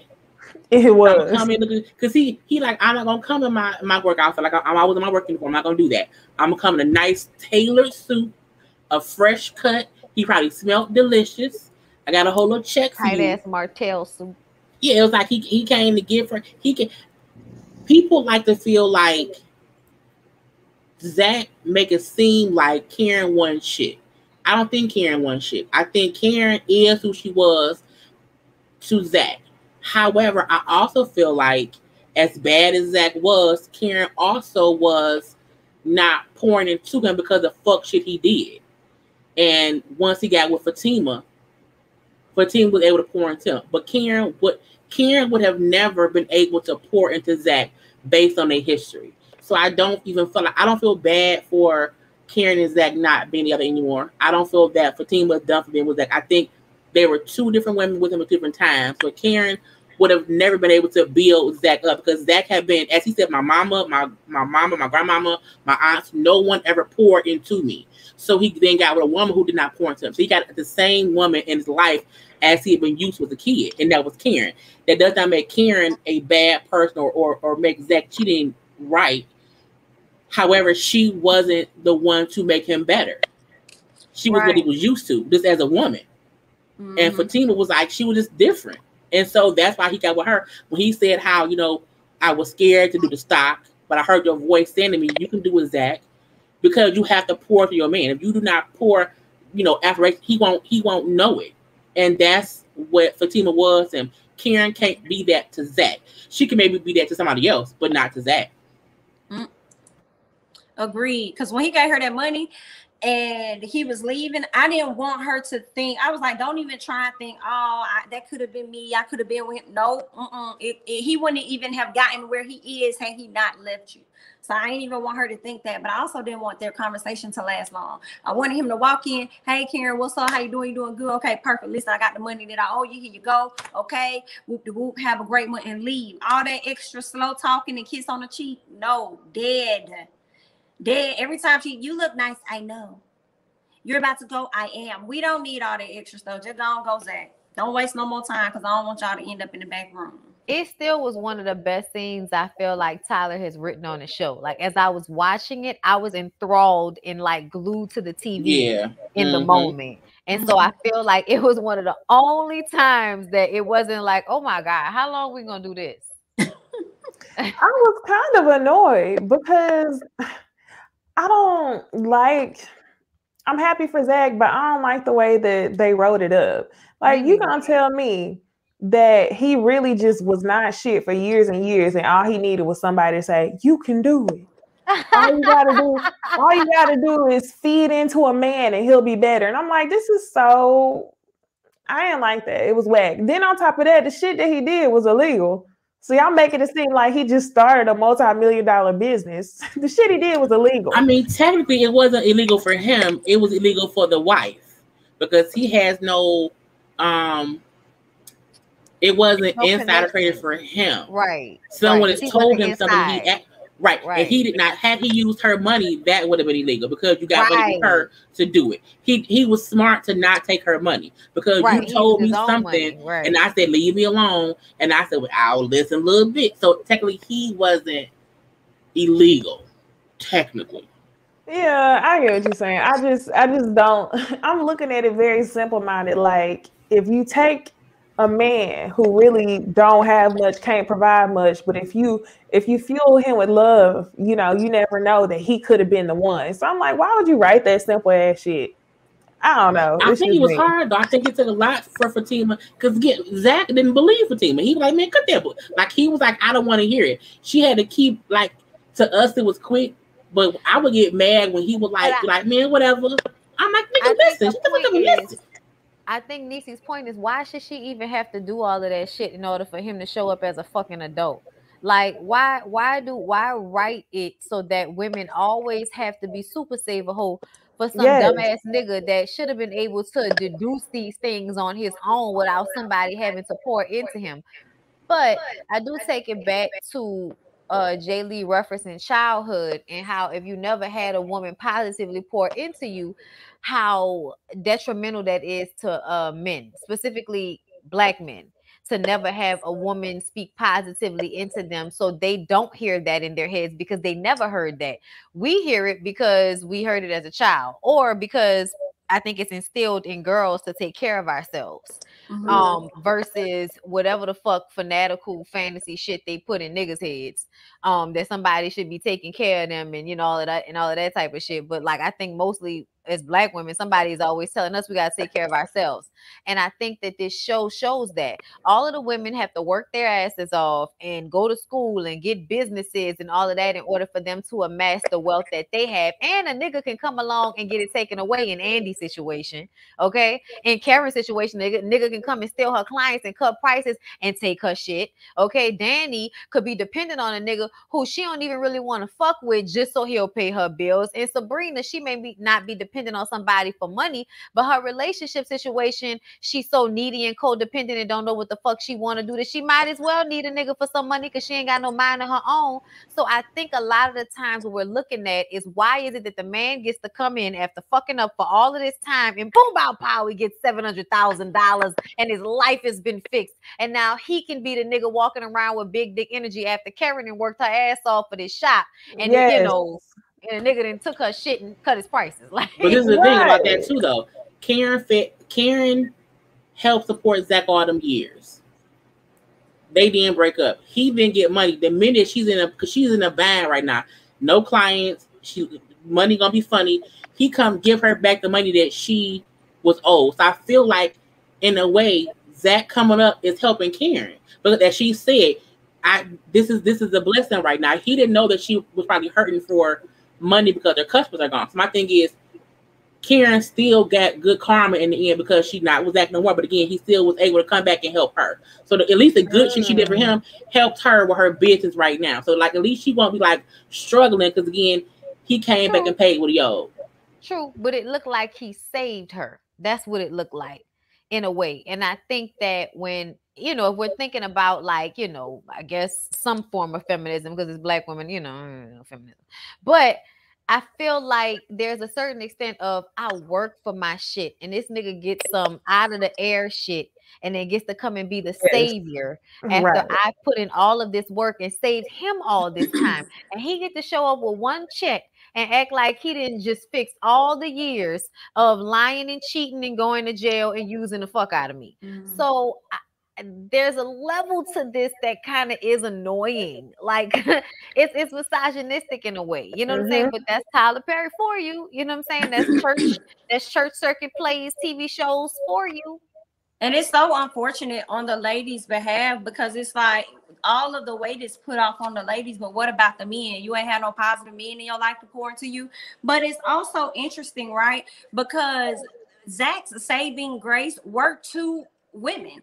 The white woman that gave him the drop to begin with, even though he didn't take the money, then turned around and Fatima put him on. But who fucked him over? It was the dudes.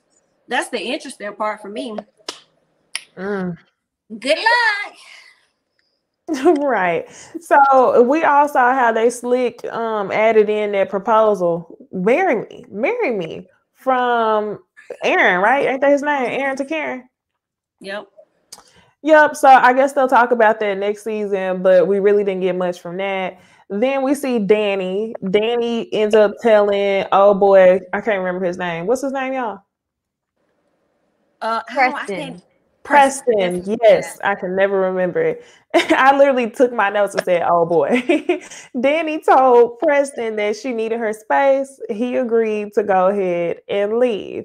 So that's where she'll end up next season. Then Calvin and Sabrina, they talk, kiss and make up, laying up in the bed with each other. How y'all feeling about Sabrina? Y'all know it? I've always been annoyed by Sabrina, and I'm ready for the ex-banker to come in and mess all that shit up again. Yeah, for the ex-banker. I forgot his name. What's the boy name? The one Jacoby. Jacoby. Yeah, I'm waiting on Jacoby to come in and he gonna knock on the door with his dick. Yeah. You know what I'm saying? Like, come let me in, bitch. Elephant dick on the way. And Calvin's gonna feel insecure in his little panties. I was annoyed because I was like, Sabrina, when did we decide we were back on Calvin? When did that happen? Right. And also, Maurice, when did you become so thirsty that you would fuck a dude who told you that you couldn't kiss him and that all you could do was suck his dick, and now he's back at your house and you calling Sabrina to put her on the phone to convince Calvin to leave so that you can get taken advantage of in private? You look dumb. Everybody looks dumb. Calvin, what happened to that girl that was all comfortable with you as you are? What happened to her? Go be with her. What's going on? This don't make no sense. Tyler, I swear, you focus on one storyline, you get sloppy on the other. And the fact that he gonna take him down to the bank and hold him hostage, that was the cliffhanger. Maurice gonna beat that man ass. I feel like people sleep on Maurice because he gay. He a little bit innocent, extra, whatever. I'm not. I was like, maybe he could get the gun away from him. But all I could think about was that's a big ass gun. And ain't nobody trying to like try to fight you in order to get shot. Right. That's it. Yeah. So yeah, ultimately Fatima and Zach end up together, but it seemed like they tied up the season pretty good. Y'all got any other comments on sisters? It was a good season. I feel like, you know, it was better than prior seasons. I watched a little bit of that after show thing, so that I saw like the preview for the next season that comes this fall. And I like how Tyler Perry said that he even though he said that he writes the show based on how the fans like it, and it's the #1 show, so he know it ain't that bad. I still feel like he still changed enough this season because he knew it was some fuck shit. So this season was better than the old seasons, and it looked like the next season will be just as good with the storyline progressing. So, you know, I like this. I liked it better than I did last season. Same. I hope it gets better. I just want to ask Tyler, who asked him for the repetitive scenes? Who said that? Who said we wanted repetitive dialogue in the scenes? Who wrote you and said that that's what we wanted as an audience? Because I don't remember that. But okay, Tyler, fine. What do you mean by repetitive dialogue? I think she mean by that, like that therapist lady that kept saying the same shit. Oh, like that happens all the time. That happens all. That's one of my all his shows. Points. Yes, he's constantly repeating and going back and forth over and over again, and it's like, dude, stop. Yes, no, you're right, exactly. Sabrina was doing that a lot too. So we would see Sabrina and Jacoby do it and be like, "Come, no, but are you sure? No, I am sure." And it's like, dang, this is prolonged. This isn't natural for what we see on TV. Yes. Even in real life, I don't think people would have dialogue go back and forth that much. I'm like, yeah. I think it was a better season, though, I will say. For sure. It's been getting better as the seasons have gone on because the storylines have started to make sense. Whereas at the beginning, we felt like, what the fuck's going on here, Tyler? Because I swear for God.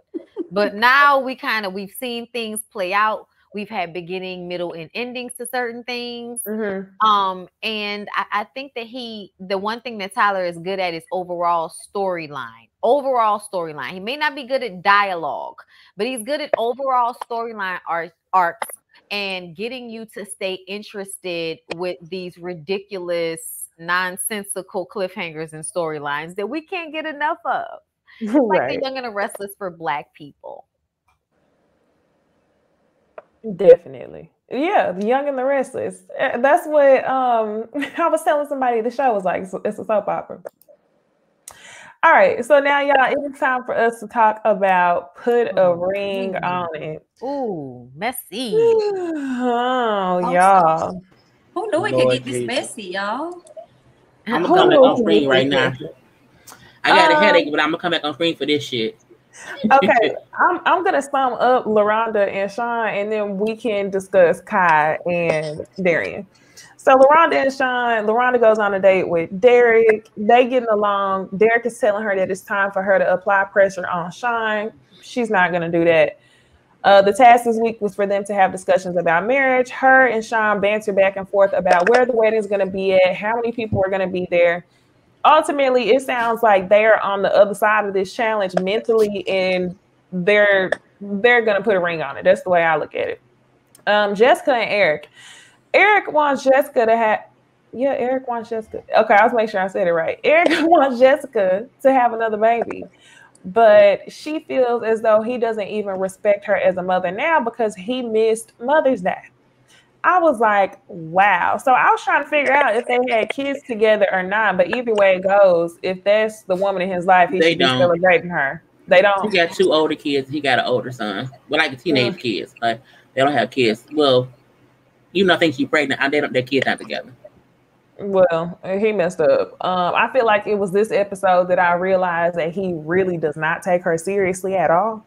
And I feel like it's both of them, just like Dr. Nicole said. I don't think either one of them are coming from a serious place when it comes to the relationship, which is why Jessica was still talking to dudes on Instagram and why he didn't feel it necessary to, shower her on Mother's Day. But the kicker of this whole damn episode, y'all, was Kai. Kai came with the tea on Instagram, just like she came with the tea this episode.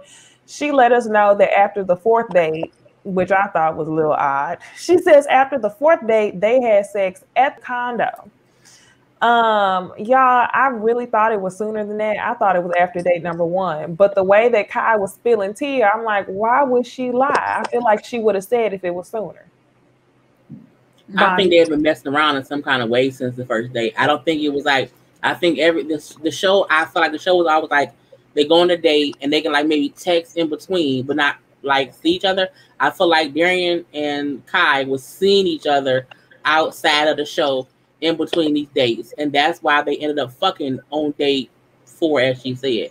So I do feel like even if they didn't fuck, they was I don't think it was just these dates and then they fuck on. No, I think they was hanging out, get cozy, and that's why Kai felt so comfortable with him by date 2, because they had been hanging out in between date 1 and date 2, and by date 4 they had been hanging out so much. Now I'm gonna fuck you. My condo is your condo is what he told her. So I guess whatever Alexia was assuming was right. But the way he said that, to me, my condo is your condo, that's something that he says to women all the time. I feel like Kai is not the first woman in that condo. Alexia was acting like she didn't know that. So anyway, Alexia meets with Dr. Nicole. Oh, Bondy, did you want to say something? I just wanted to say that I don't think that timeline is correct. I don't care what the fuck she's saying. I think that she would absolutely lie because it would make her look worse if she had sex with him after the very first date, knowing exactly what this situation is. To me, their physical chemistry on that very first date made me feel like they had been physical in some way off rip.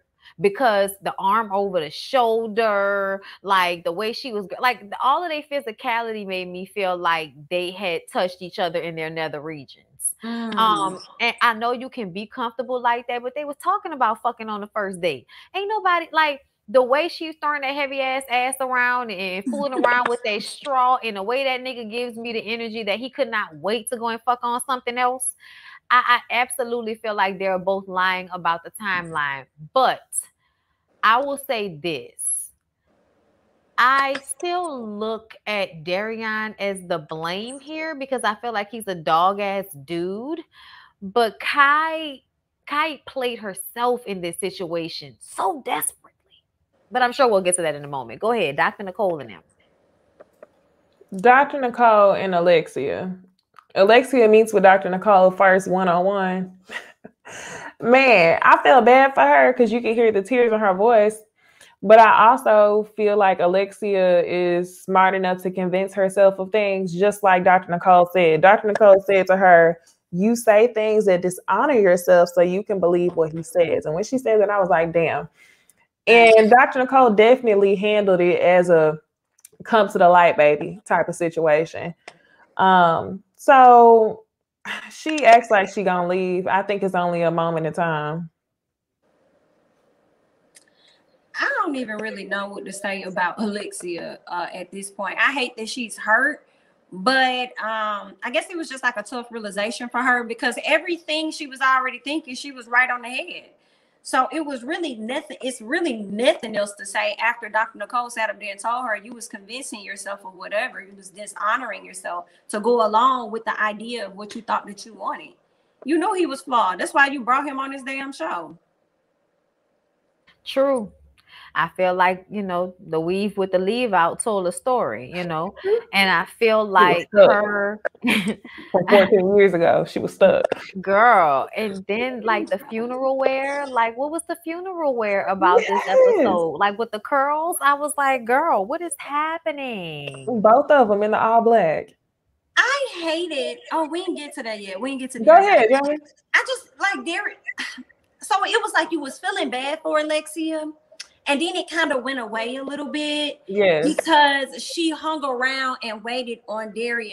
I would have left his ass still sitting in that room with Dr. Nicole. Okay. So she really wasn't done with him. So I mean, 14 years, I guess. Not gonna be completely done. I hate when people act like being with somebody for a long time means that you should be more inclined to deal with dog shit from somebody. Like, no, nigga, I don't feel like that.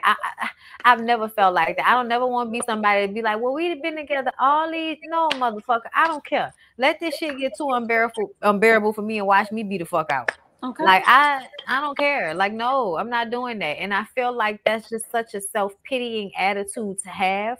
And I know some self-pitying women, and they stay in those relationships and they start to lean into resenting the man. So they get some type of pleasure out of punishing him and then being able to get some type of reaction from the punishment. You know what I'm saying? Like them being sorry feels good. So instead of going to find you somebody that's not going to put you through all of this, you rather stay with Darion's ass. And from what Necey said, the dick was little, and I'm confused because y'all acting like the dick is big and touching y'all hearts. Right. That's how y'all acting. Exactly. It's touching more than that based on the way, based on these screenshots Ty done posted. So we gonna talk about that. But Bonnie, you hit that right on the head whenever you said that she would much rather take the small win of him feeling bad. Because I saw that. When she wiped his tears, I was like, girl, you're not done. Right. You're not done. You think that this is a real life win for you. Girl, no. Clownery at its finest. And them 14 years kept her in bondage. It's crazy how they use the timeline or the history to keep themselves in bondage that nobody else is really placing on them. You just place that on yourself. Oh, we've been together for 2 years. We've been together for 3 years. You creating this bondage atmosphere for yourself when you could really create a different one if you just have a different outlook and get out of that situation with it. That's it. Man, I'm so mad that majority of people did not see Kai's Instagram story.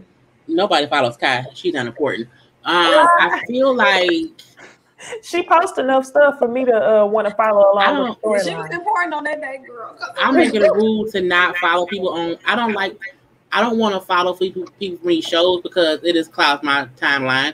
And I feel like you end up seeing too much bullshit, and I'd be like, I don't care. But I also feel like with Alexi and Darion, bottom line is, if you're unhappy, leave. Period. Because you're on this show because you're unhappy. But you want us to make you feel like you should stay because it's been 14 years. If you're unhappy, leave. It's really that simple. Or stay and shut the fuck up and deal with it. But those are your two options. But you can't make me want to feel bad for you or because of what he did when I still don't get what good part he ever gave you. So I feel like, you look, married, straight, kids, don't get whatever it may be. If you are with somebody and they are making you unhappy, either leave and vent or stay and shut the fuck up. And that's what she gonna do. The other thing I wanted to point out that Darion specifically said was that he needed to get Alexia on his side before he told her. I was disgusted. Right. Like, you really think that way? Of course. Because he know if she's happy with him, whatever he do, she's forgiven him in the past. So all he did was the same cycle he's always done.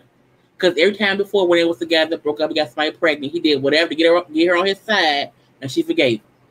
Because as she said, he had 3 kids on me over 14 years.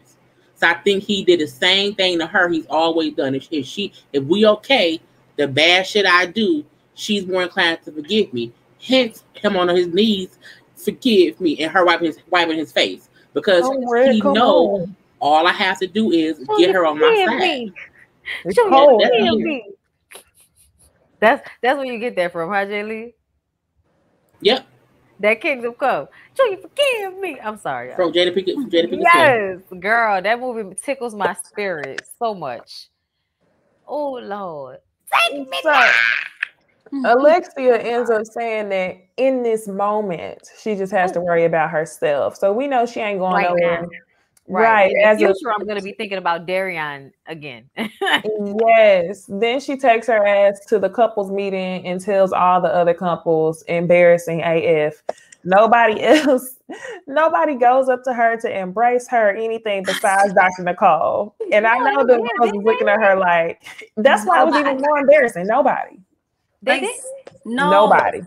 She went around the room and hugged them, and I was shocked to hear her tell them that, and nobody went up and hugged on her. They was just like, okay. Because they knew he was a fuckboy. I felt like they may have been surprised he actually fucked somebody on the show, but I feel like they always felt like she know he ain't shit. But she's used to this. So do she even want to hug, or do she want us to make her feel like she should forgive him? So I think they didn't know what to do. Well, she said she was a boss. So I think they was trying to like, you whored, so we gonna let you be whored. I don't know. So that was pretty much the end of the episode, y'all. On top of that, Kai is going off on Instagram. She's been going off on Instagram daily, and I couldn't figure out why until yesterday when she announced that she is doing a podcast on Monday. So we posted some of this on the Ooh Ladies First Instagram page. If y'all want details of what's going on, go check out our Instagram post. She first started getting into it with Jessica, talking about her edges, calling her peninsula edges. Then they start arguing about who was a present parent and asking why nobody seen Jessica's kids. I'm like, damn, I didn't know Jessica and Kai had beef. Then she goes on posting screenshots of her and Alexia arguing. Apparently, Alexia is sending Kai videos where Darian is basically complimenting her, saying that she's the one for him. They've been together for 14 years, yada, yada, yada. She's talking about how many times I got to say beat it. Alexia, till it's clear, they talking about boxing. Kai is saying that Alexia looks desperate. They both look crazy.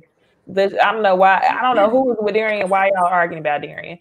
So Kai starts initially arguing with Alexia. Then she starts posting messages about Darian, which caught me by surprise. This is another message from Alexia. Then she moves on to posting stuff about Darian. Like I said earlier, she posted a video of Darian sitting on the toilet.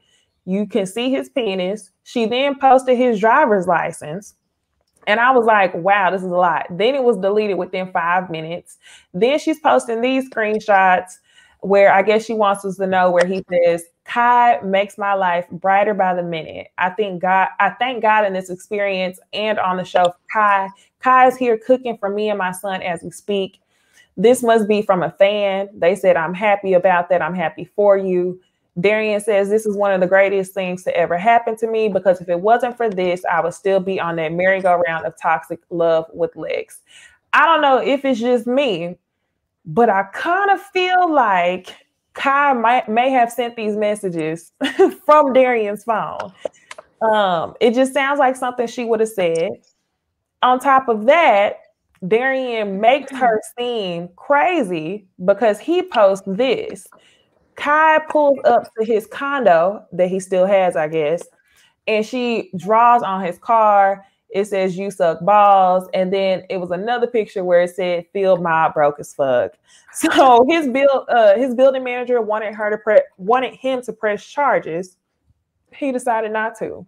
So it sounds like it's a bunch of crazy toxic stuff going on. Kai arguing with Jessica, arguing with Alexia arguing with Darian. I'm just confused. So I guess this is promotion.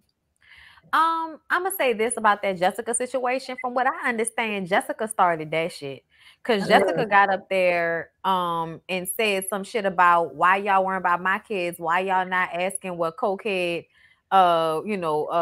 she was talking about Darian. But she was like, where cokehead or Kai's kids are. Hold up, because I feel like I hear echo. But yeah. So I feel like Jessica kind of started that situation. As far as the situation between her and Lex, it's obvious that y'all are two grown, thick-ass women, 40 some odd years old, arguing over a nigga with a little dick and no money. That's upsetting. And that's why I don't follow people on the reality show, because it's like I feel like Kai don't even matter. Like, you fucked the dude with a girlfriend on a TV show, and now you on social media for attention, posting messages. Bitch, I don't care. Because at the end of the day, you wasn't booked for the show to be a real cast member. You just stayed on there because you was fucking no voice. I don't, because what happens is they then get more and more attention. Kai should not be getting attention because she was flawed. Because you knew the point of the show was to just date somebody and you fucked them, and now you and him are like kind of tag teaming to make Alexis feel bad because y'all did some fucked up shit on the show. I don't agree with that. Was Alexis dumb for being with him for 14 years? Yes. Beside that, that's her man. And they came on the show together. He came with her. So I can't respect or follow or give attention to a bitch who out here trying to go at another woman about her man. At the time, he was Alexis's man. And now you want us to feel as if you have the right to like get attention. Nah, bitch, fuck you. I'm not following you, bitch. Fuck you. You ain't shit. You not shit to me. Neither Darian, clearly. However, if you want to post, your screenshots from him, you flaw, bitch. If it's dick little, it don't matter. You still want to fuck him. You keep it's like you complaining about him, but you still want him. So I can't fuck with you. You child and you petty, you Betty Rubble.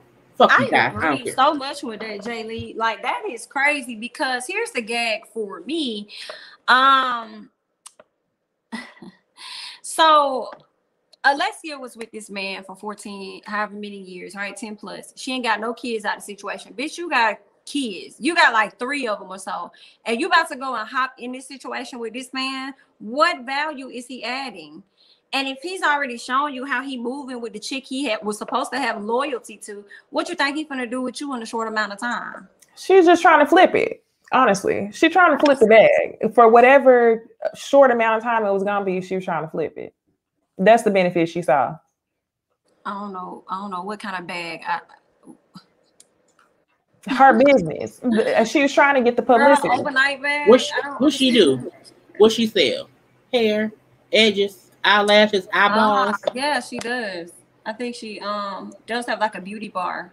I'm not going to no bitch who fuck people's boyfriends. Bitch, I'm not coming to you for my hair or my lashes. I can't trust you, bitch.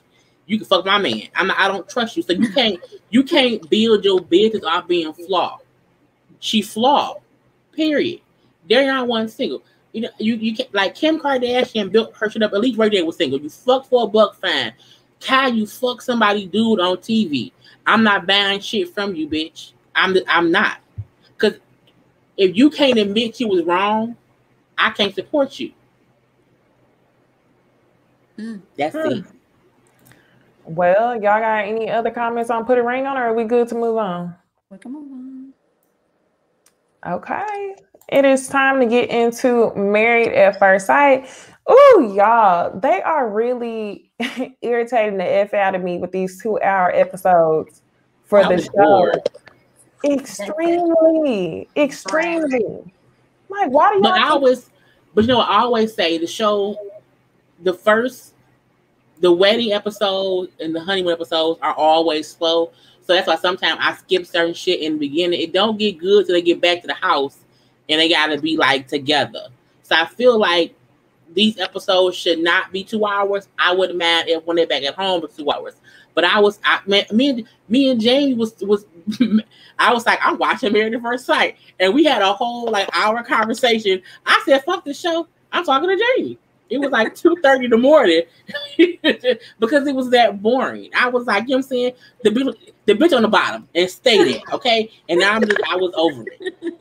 Every time I start watching the episode, once it gets past that 1 hour mark, I'm like, damn, I should just start watching an hour later. Because within that first hour, nothing really happens that doesn't happen in that second hour.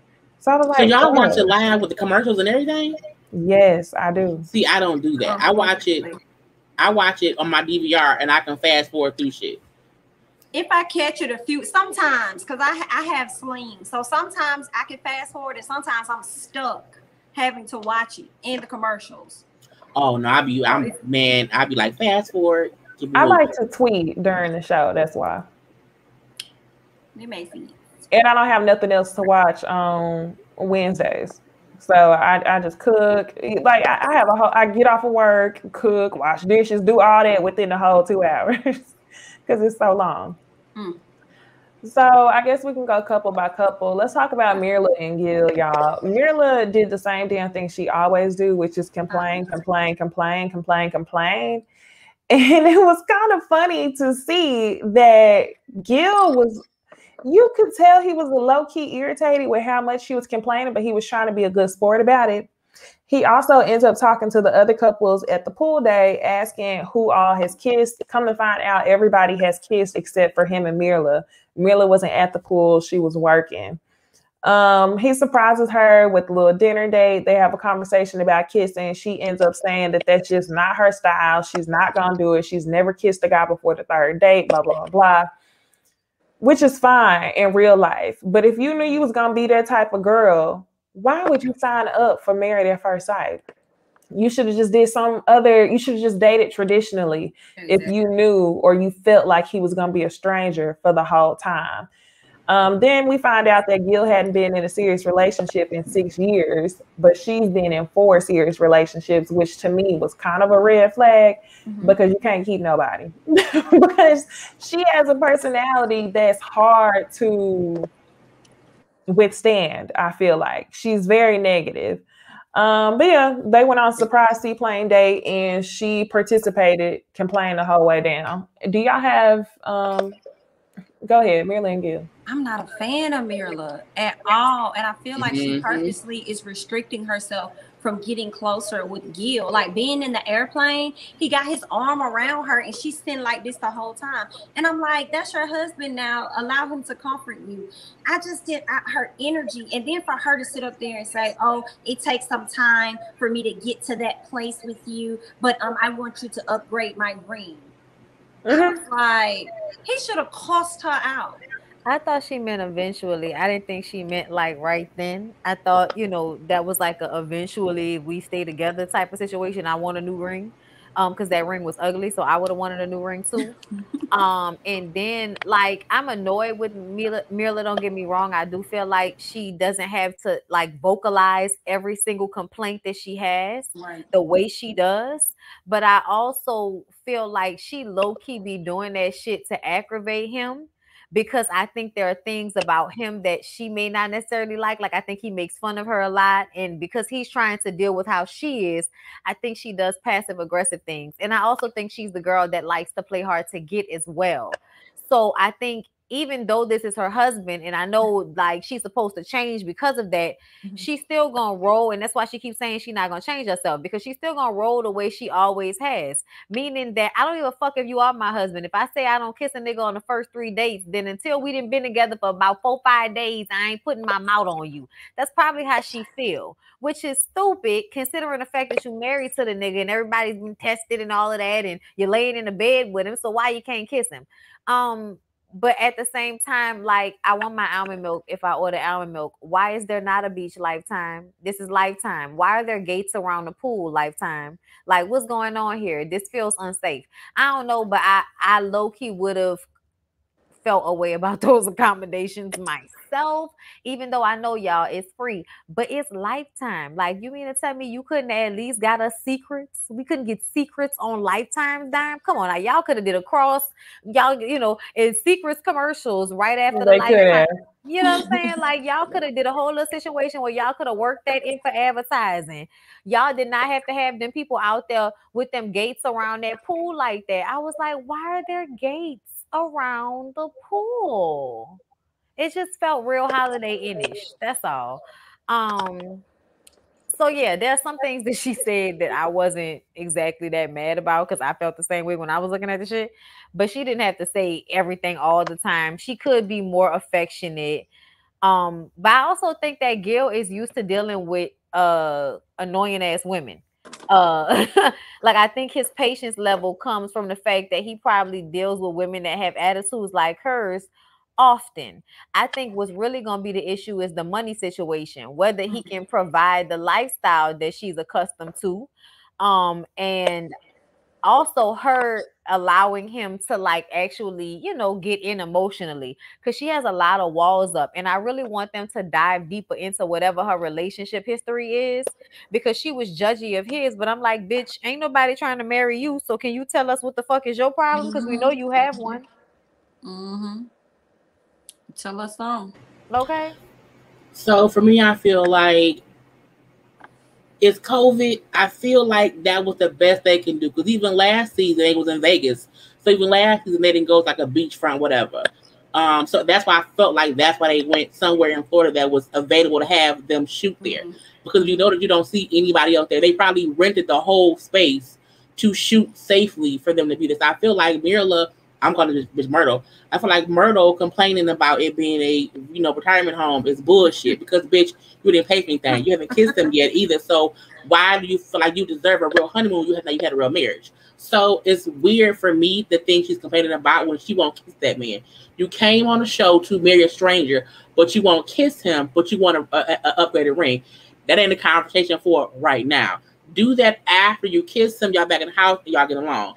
I don't mind her wanting one eventually, but don't talk to me about that until but you kiss me. Also, her complaining about the room. It's cold. They may not have almond milk. They may have gave you what they had, or you could have been a mean bitch and they said, you know what, she's gonna be mean. I'm gonna send her some cow milk, make her ask for some more, because Mirla is just, she's aggravating, because I think she wants what she wants, and that's fine in your real life. But you didn't fly here. You didn't book this. You have to roll with the pundits. Everybody else is in the same accommodations. The point of this is not even for where you are, it's who you're with. So I feel like people love to be about where I am and what. No, bitch, get to know Gil, because you may not like him, and that's fine. But you're focused on everything else except that. I also feel like the show is intentionally showing her complaints. Like, I think she complains enough for them to show that. So I think that's on her. They can't show what you don't give. I feel like everybody probably said something, but because she said something probably more so, that made them feel away.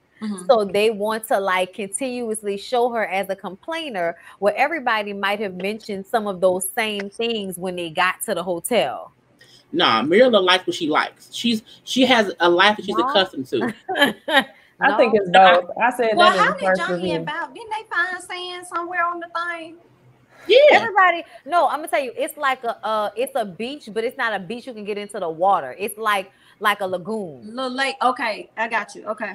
But that's the point. Everybody made the best of something, but she was complaining about everything from the jump. I don't think anyone probably felt like it was the best accommodation, but that's what we are. And let me at least be here. And the fact that Michaela wanted to get COVID with old boy, you know what I'm saying? It's like you have to be okay with who you with. Well, that's never a conversation. That's who I want to talk about. That bitch crazy. Yeah. You don't know him. I don't like Mirla complaining so much so early.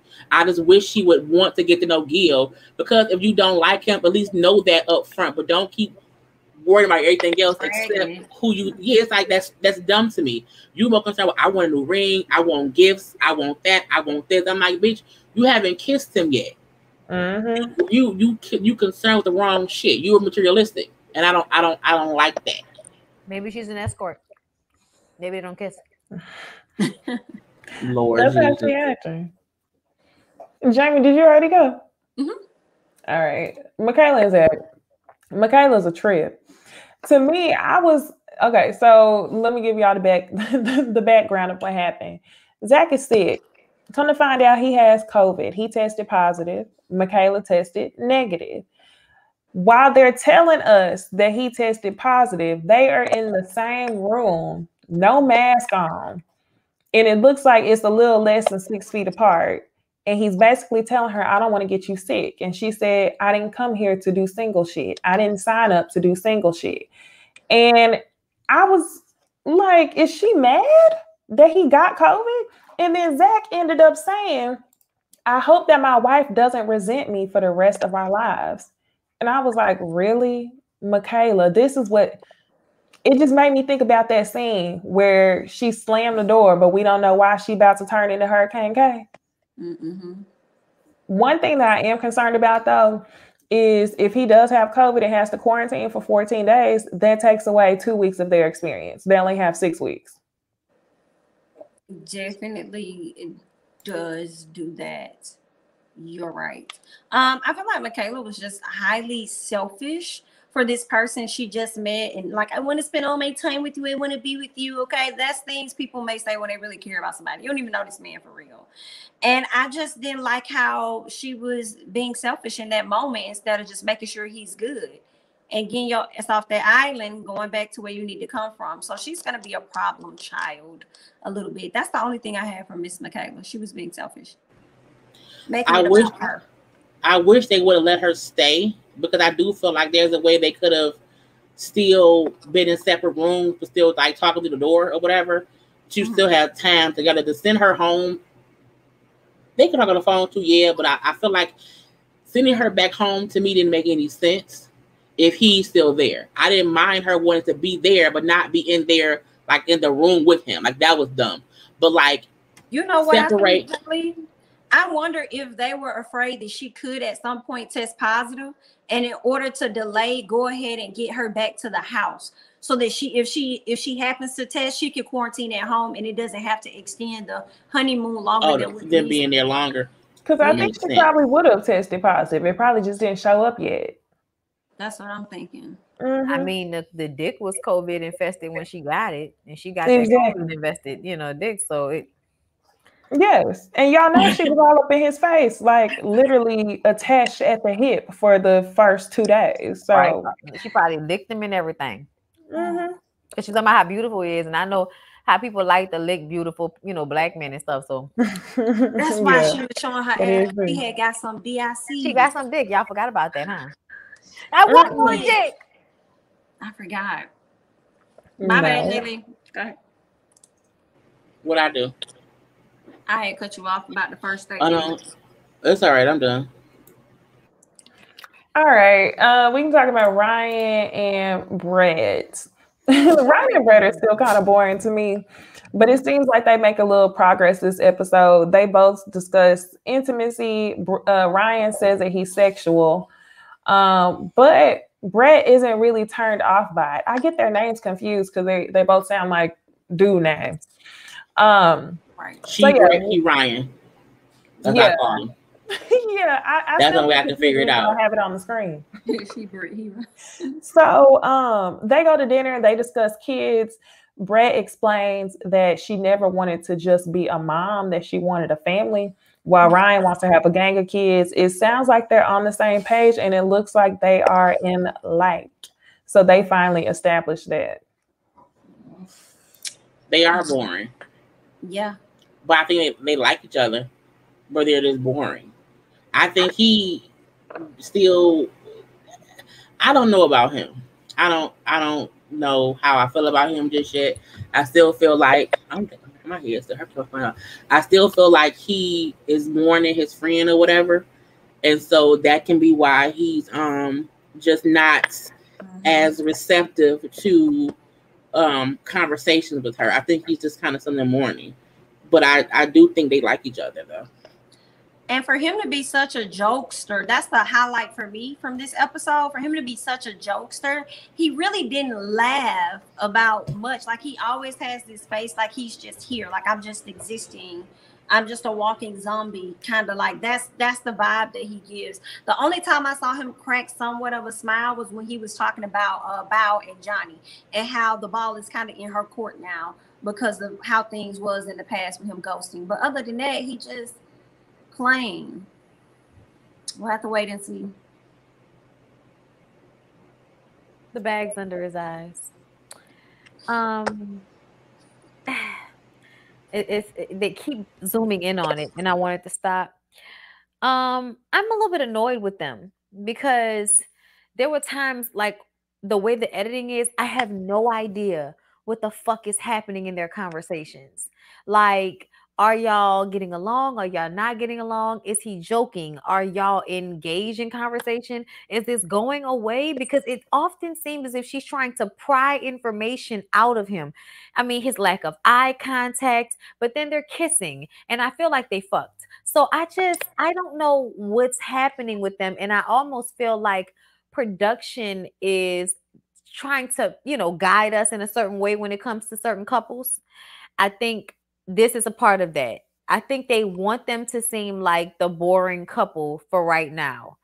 Just like they, I think, want us to feel like Mirla is the gimme girl. Which she kind of is, but still, I feel like they're making it worse than it probably really is. Because even her conversations with Gil sometimes seem like sarcasm and not really like agitation. The joking. Yeah, so like that's how I was like, I don't know what's going on sometimes in their conversations either, because they're the same way. It's just that they don't pick them apart in the same way that we kind of see Mirla constantly saying shit. They be showing them just sitting there looking in his face and shit, like sitting there looking stupid together. And I just be like, y'all be purposefully guiding us to feel this way about these couples. They do. All right. So Rachel and Jose are obsessed with each other, but I can't help but look at them and think about how they just look like good girlfriends. It's Judy's. Yeah, for real. I'm just like, I guess. Their whole conversation this episode really, or the biggest conversation, had to do with the housing situation. Rachel wants to live somewhere where she feels like she can pull 50% of the weight. She does not want to move into his already established space, which I think is probably a good call with Jose, because Jose is already pretty controlling. So I don't know what they're going to do about the housing situation, but it seems to me like she just wants neutral ground. Other than that, they seem to be on the same page in like. I feel like I'm definitely changing how I felt. I'm definitely getting more of a bisexual vibe from Jose, because he definitely doesn't seem like he isn't into her. Because I feel like if he wasn't physically into her, they wouldn't be so affectionate. They're super duper affectionate.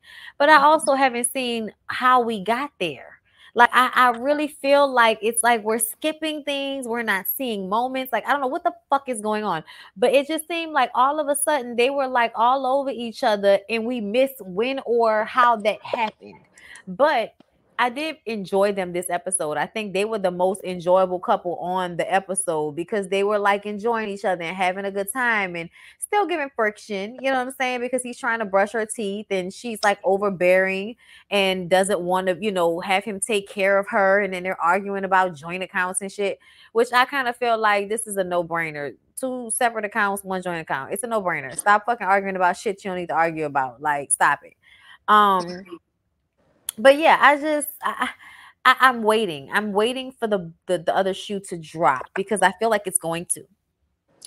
I feel like they smashed, which is why it's so easy for them to be more affectionate with each other. When it comes to the finances of like the different accounts, I didn't like how he said, we'll get 1 account.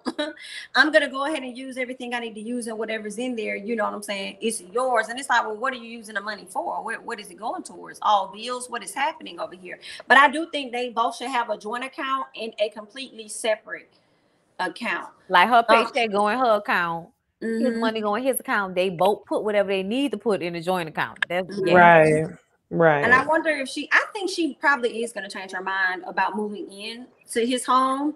I understand her completely about not wanting to have it, basically, if they got into it, thrown into her face, the fact that this is my stuff, this is my house and not yours. So I can understand her wanting them to have something that's theirs. But for the time being, girl, give up that apartment and go over in that man's house.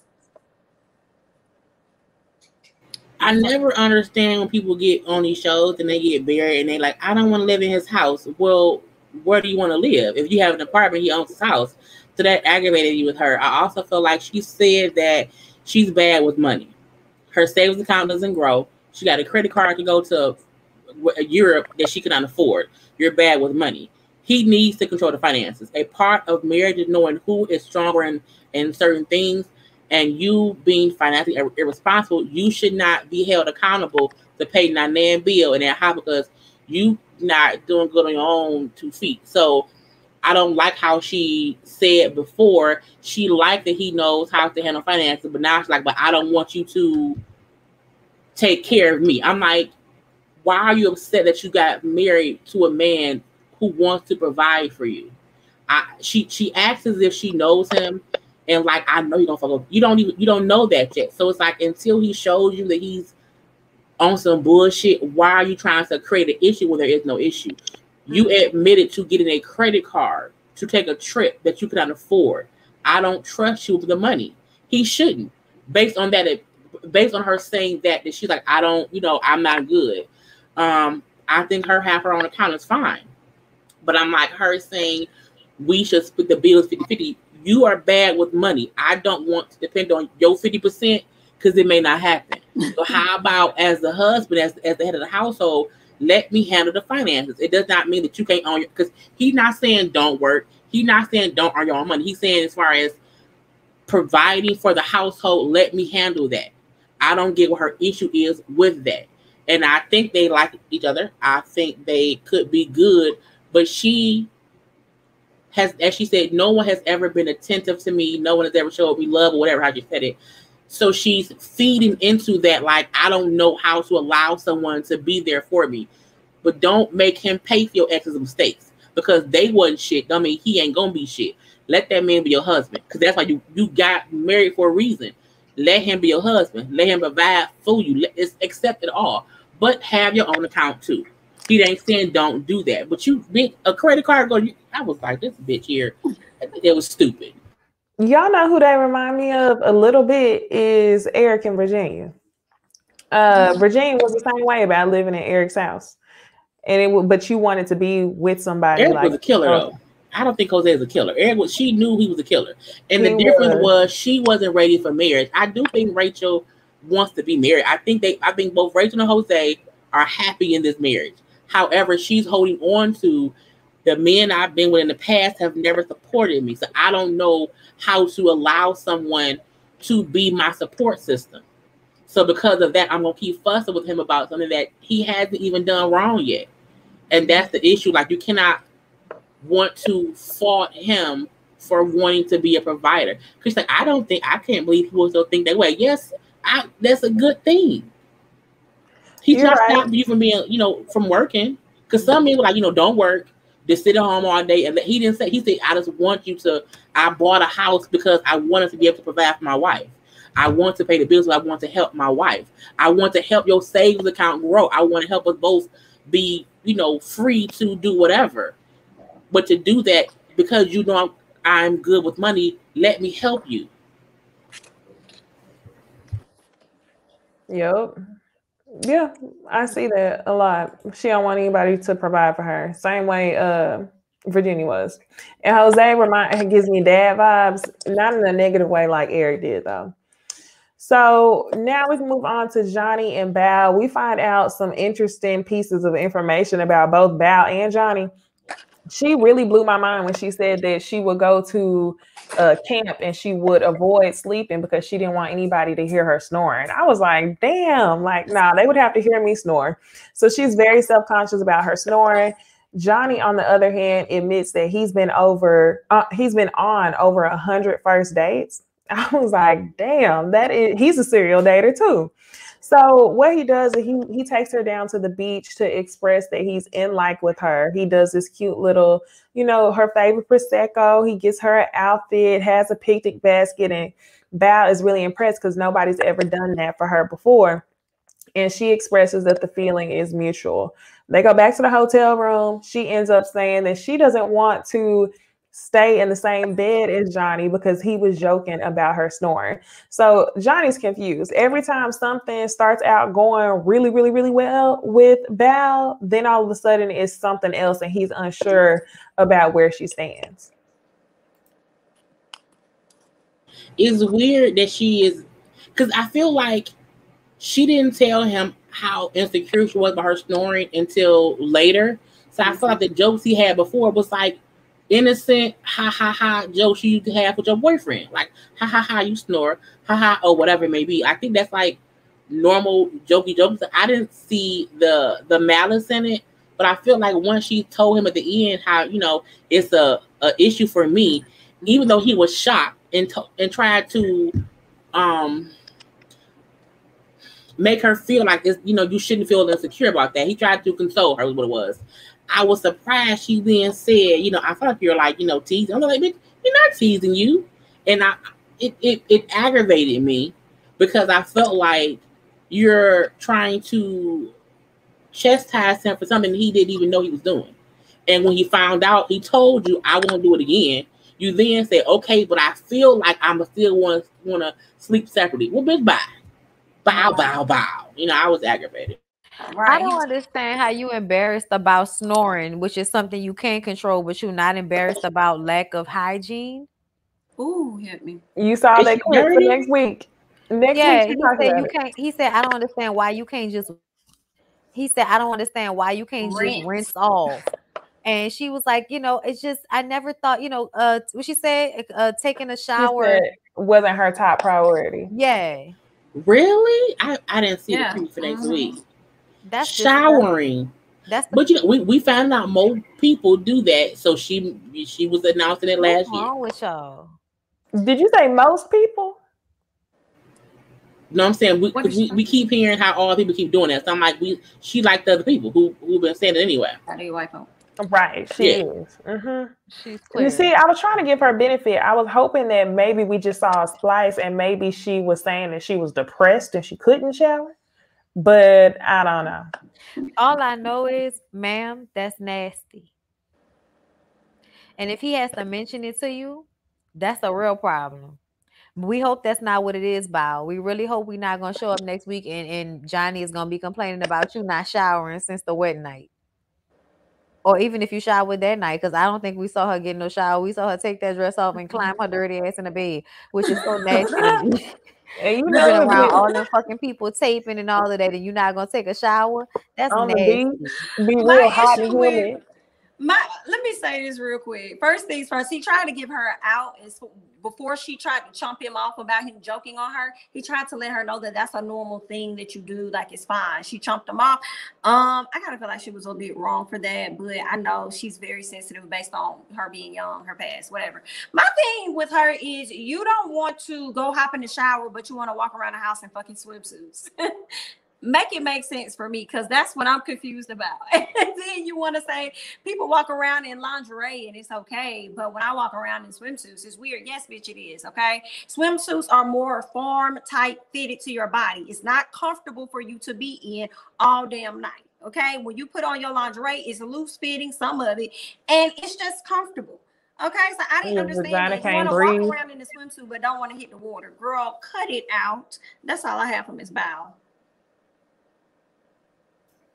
She's about to irritate me. I already know it.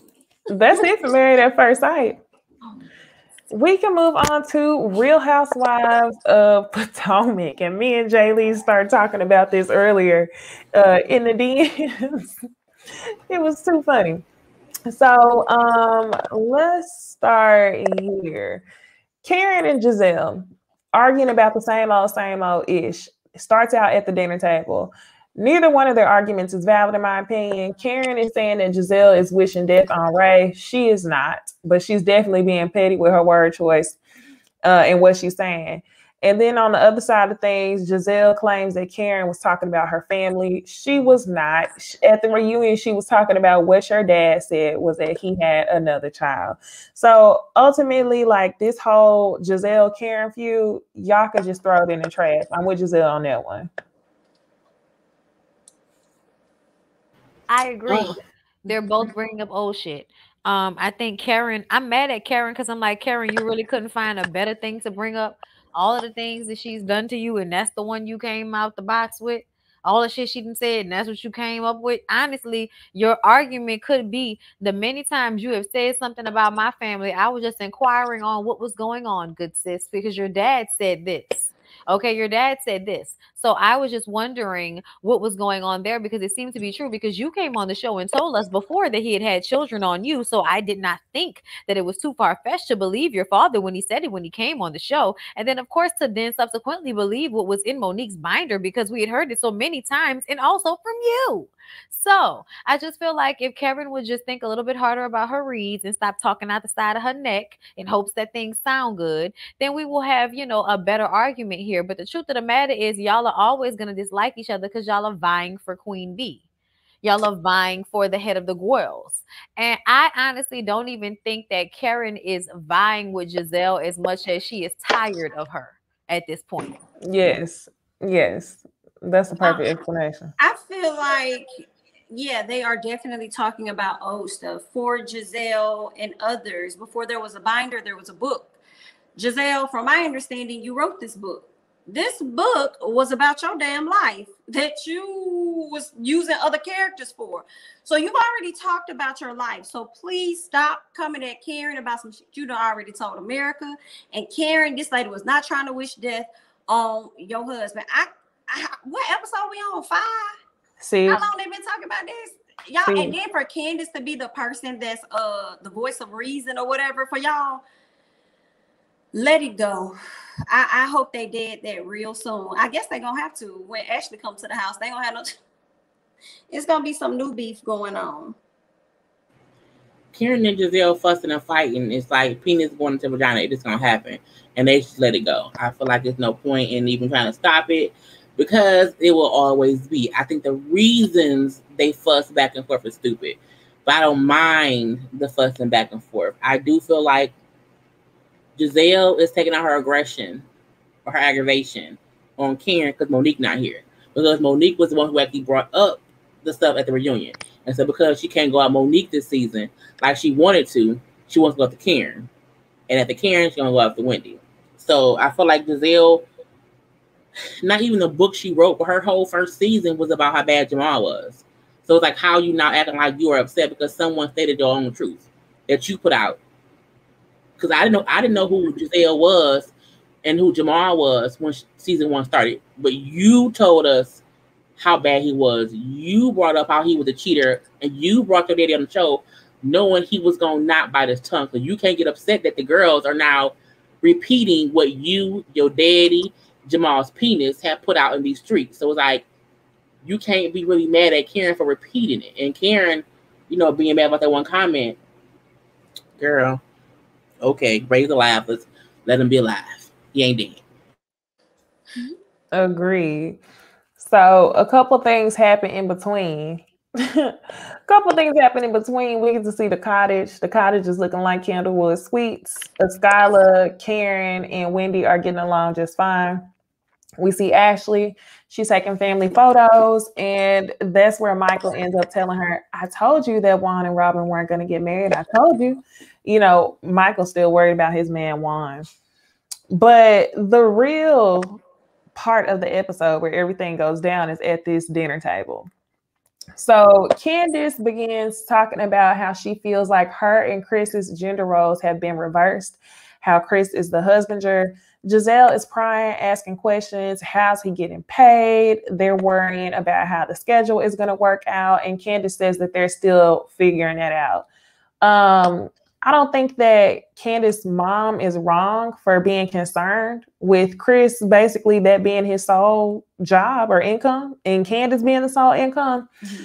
But anytime I think about Giselle, some of the things she does on the show, I'm like, okay, I'm glad this happened, but I always have to think about her intent. And that's the way I took it this episode. I'm definitely going to go back to that when we talk about Wendy. But did y'all have any thoughts on Candace and Chris? I agree with her mom. We've already seen how it worked out with other people like Jay. So it's like, right. He should be cautious. I definitely agree. I'm just going to say that I don't like the way Giselle talks about it. I don't like the way she, the things that she says to Candace about Chris, because I don't know if we'll talk about it later on, but when they were at the table later on in the episode and she says she feels like he's riding her coattails. And I was just kind of like, well, what was he doing when they got together and she was a failed beauty queen and he was a chef? What were they then? Oh, yeah, she was the waiter at the restaurant where he was a chef at. That's how they met. Oh, so now he's riding her coattails now that he has put her in a position to be a housewife on somebody's show. Because, I'm just saying, would she have been on the show if she wasn't a housewife, or she would have been a friend to the show? Mm-hmm. Okay? She would have been Shamia. So I just kind of, I don't know. I just didn't like that.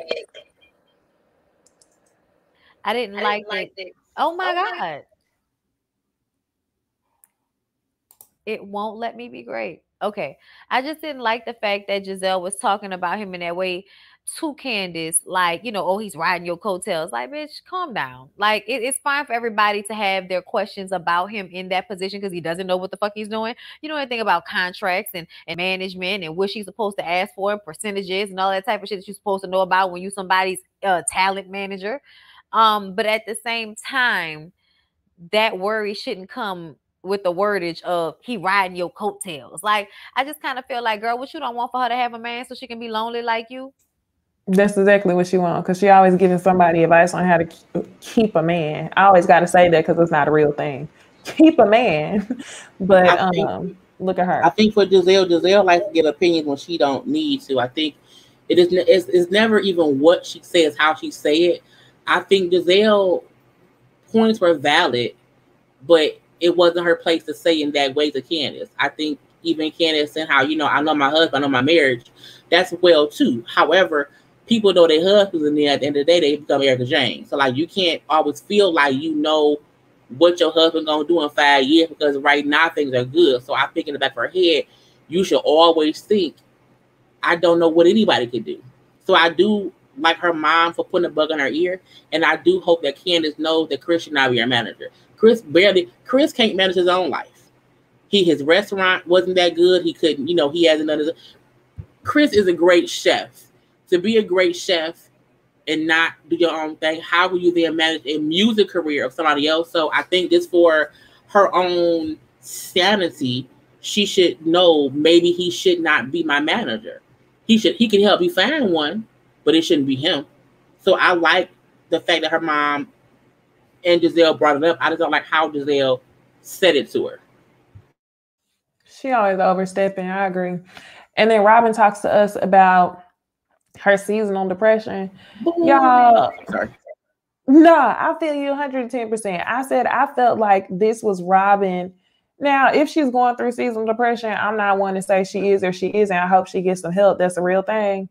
But at the same time, I feel like we see Robin clinching to a storyline, and she took that moment to seem as if she was being vulnerable so she could have something to talk about besides talking about when this wedding is going to happen. So for that scene, I was kind of just like, whatever.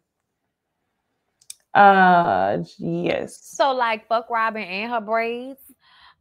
Because those braids were terrible. And it's like, if you're gonna get the braids, ma'am, at some point you're gonna have to take my ponytail, honey.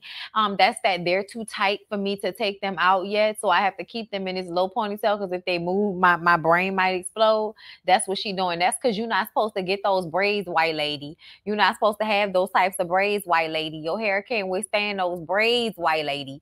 But I'm annoyed with her because I feel like not only was she trying to like invoke sympathy to deflect, but I also feel like she was trying to invoke sympathy so later on it would be okay for them to go in on Wendy the way they did.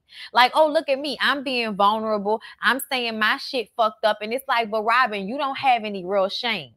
Like, you don't have any real shame, Robin. Like, you're okay with looking like looking stupid to be with Wine when we know that Wine don't really want to be with you. Looking stupid when you running behind Giselle, when Giselle will still disrespect you and bring up your shit like you not even her friend, girl. Like you not even her friend.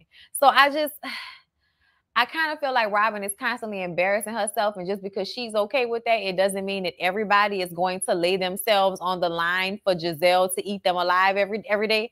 Like, I just, no. Fuck her and her braids. Robin disappointed me because of the depression she got going on. So she says that she doesn't know if it may be connected to her personality or whatnot, but I'll get to that part. Primarily, it's because you in the house with your kids and your kids flunking. What are you doing? Okay, that's a problem for me. So what I also was disappointed in Robin about was her speaking on how her personality may be disconnected to depression and everything she got going on in her house.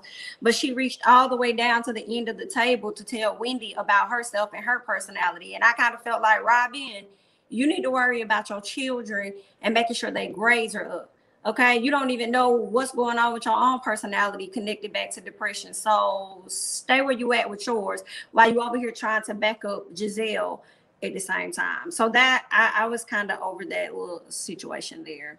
And I also didn't like that Giselle didn't want to answer no damn questions at the end of the show, but she was sitting up there giving everybody pointers, advice, talking. And like Giselle truly got on my nerves this episode. I have to be honest. Although I really like her, she got on my nerves. She really did. Robin went from saying that she was overwhelmed, that she was just tired, that, you know, she has no motivation.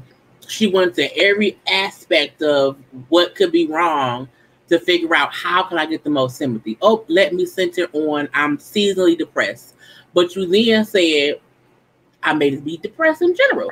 I felt like she was just grasping for straws because she's bored and she's just a lazy person. Because you can't say that you know you have work to do. You have your hat business or whatever, your kids too, and you just say, I just don't want to get up because you don't want to. And if you consciously know that, you are smart enough to know that you should go talk to somebody, because you, as Jackie, as Jamie said, you sat up there and tried to analyze Wendy. Great. So how can you see what's wrong with Wendy, but you can't see what's wrong with yourself? So Robin full of shit, and Giselle not answering questions from Skylar. Even though Skylar kind of rubbed me the wrong way, I like that she asked Giselle about her and Jamal, because she realized she'd been asking everybody questions and she ain't answering shit. So I love that Skylar asked that question, because it was like, what about you, Giselle? And Giselle making up I don't want to talk for the camera. Why not? It's on camera. Yeah. Even it's on camera. So what's the point? So it's just Robin full of shit, basically. I don't think she's depressed. I don't want anyone using depression as a scapegoat to you just being lazy and you just being unhappy in COVID times. Because everybody during COVID had a bit of depression, but it wasn't like I need help because I'm depressed clinically. It's just I'm tired of being in the house. Robin tired of being in the house. And that's what it is. Just say that. Don't try to make it seem as if you have some kind of mental health issue. It's a storyline in my opinion, but like I had to get that little disclaimer, ain't nobody biting on mental illness, but I definitely feel like it was a sympathy pull. So what I really wanted to talk about was them coming down on Wendy. So in 2 of my reviews, I definitely went in on Wendy on the way she was dressing. Y'all know I can't talk about Wendy without saying boot camp. So while I did believe some of the stuff that they were saying, I hated how they tried to use it against her. They tried to weaponize it. They tried to make her feel bad. Their intent was all the way effed up. What irritated me the most was Mia. Well, I understand where they're coming from, because you don't see Oprah, you don't see Michelle Obama. And I'm like, really? Like, just don't say nothing. Really, if that's the case, we could say we don't see strippers owning businesses and stuff like that. Like, I just was annoyed. That's all. I feel like they should have let Wendy be, allow Wendy to figure herself out. Y'all know good and well that this rumor isn't true. And just like any other woman on any other housewife show, you come back second season trying to fix everything that you were already insecure about. That's all she's doing. When it comes to Mia, I kind of understood where she was coming from. When I look at like, Michelle Obama and all of that, right? But I also felt like at the same time, Wendy with her friends, she's hanging out. You know what I'm saying? She's enjoying herself. She's not at a place where she has to present herself as a professor or as a commentator right now. Although she was giving a little bit of shoulder action when she was doing her virtual class, Annie. But I think she would show up appropriately when need be. And I really felt like they should have left her the hell alone. Like, let that lady just be. I understand why they probably was pressed, because I feel like most of the ladies of Potomac dress more conservative than revealing like Wendy did. I know somebody said Ashley was revealing earlier on in the seasons. I was like, I don't think Ashley compared to how Wendy dresses, but I think that's why some of the ladies may feel away, because they're not used to people having they boost, they breast out and stuff. But I mean, let that lady do her thing. It's weird to me that they try to come down on Wendy because she had surgery. I feel like a lot of them have had surgery. I think that's kind of stupid. As far as for Mia, the reason I got Mia's point was because I feel like when Wendy is at her job, she's not gonna dress how she dressed with her friends. And I do feel like when when Oprah and Michelle Obama are on their missions, they're not gonna dress that way either. So I think Wendy's saying, I can be a professor, I can be a commentator, but I can still dress how I want to. And I agree with Mia, and that's not really true, because we've seen you on the commentator stage, we've seen you as a teacher, you've never dressed that way. However, you can feel free to dress that way with your friends all you want. I don't think there's anything wrong with how to dress on the trip. But I do feel like if she was on CNN, she would not wear what she had on. That's her, I'm having fun clothes. Ain't nothing wrong with that. But I do feel like in the workplace, there is work attire. So I feel like no one's saying that you have to be a teacher at home or be a teacher with your friends. But when you're a teacher in the school at Johns Hopkins, you're not going to dress that way. And was that even how would they even know what she looked like at John Hopkins? I think her point was, I can be a teacher and dress however I want to dress. Yeah, you can dress how you want to dress when you're not at school. So I think that was that's the same thing. Hold on, wait. My issue is they try to make it seem like what Mia said was wrong, and I'm like, it was actually true, because at work she can't dress that way. That's what I think Mia meant. Now, separate from that, Giselle and Robin is always on bullshit. They want to fuck with Wendy. Mm-hmm. Wendy can dress how she wants to because she's a grown woman. The same with the Robin and Giselle can dress as fuck up what they want to too. But they need somebody to pick on.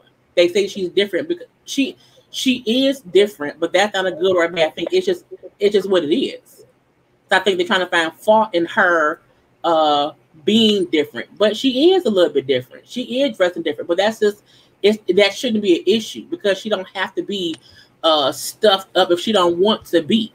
But they want her to only be one person, and she like, I can be whatever I want to be, and I agree with that. But also, I'm not going to see you on CNN in that corset, because you're not going to do that. You may still wear something else sexy, that's cute or whatever, but your tits ain't gonna be out, because you wouldn't want that on you. You wouldn't do that.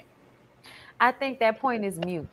I think at the end of the day, if that is what Mia was trying to say, that goes without saying, that Wendy isn't going to have her titties out when she's on CNN or when she is at Johns Hopkins. I think Mia was trying to be on Giselle and Robin's side and make sure she spoke up and clarified that she understood where they were coming from when she's a fucking stripper that was an escort that was popping pussy to get where she at. So at the end of the day, like, get the fuck out of here with that. I think we all understand that Wendy would not dress the same way she does on a girl's trip at Johns Hopkins. They were saying the lady didn't have no fucking substance because she was showing her body more, which is ridiculous. Which is ridiculous, because at the end of the day, she's still a professor. She still has that job, and she still was able to articulate herself in a way that wasn't just cursing y'all the fuck out at that table like she should have. So as much as everybody wants to act like Wendy's so different, she's just a little bit more freer. And I think also, like she said, she was 2 months postpartum when y'all met her.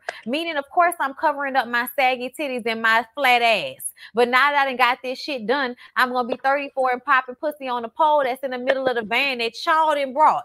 Okay, you brought the pole in the middle of the van. What was I supposed to do? Not dance on it like everybody else? Give me a fucking break. She doing everything everybody else doing, but somehow we got to point out that Wendy is lacking in substance, Giselle. And Robin, you have substance, bitch. You can't even get out the bed in the morning. You can't even get away from a man that don't want you. How the fuck you gonna talk about somebody having substance? Your children over there failing school. Substance, bitch. And your daughter can't even pass a driver's test. Substance, bitch. Okay, sure. Press on. That's how I feel. I was just upset that Mia said anything at all. So for the final thing, we see Karen building Wendy back up. Love to see it. Robin called her loose. Like, the fuck? Loose? That's the part that took me out. She called her loose. They were trying to slut shame Wendy. Oh yeah, they try to slut shame Mia. If I say she's a stripper, she fucking for money. So it's the same thing. I think did they slut shame her, or did Mia kind of sort of try to lie about that shit first, and everybody was like, "Nah, come on, girl." Well, no, they said because she's a stripper, she was fucking for money. So that's slut shaming. And what was funny to me was she was an escort. Because she said remember she was like, she was a bartender, and they was like, girl, you wasn't no fucking bartender. You know you was getting that money up in that cooch. And then she was like, I wore dresses. I never got on a strip pole. You know, and that's when everybody was like, oh, so you was an escort. And I wouldn't know, but like she basically accidentally, I feel like, told on herself, you was an escort. But now all of a sudden, this is what I'm talking about. Things keep changing with Mia. As of current times, now she's calling herself an exotic dancer. Now, just recently, I seen her say the words exotic dancer. So that's why I'm saying, like, by the time we get to another scene. She posted on Twitter saying that people was acting like she was lying, and what she said was she started off as a bartender, then started dancing, but she never danced on a pole. I think I've been to strip clubs.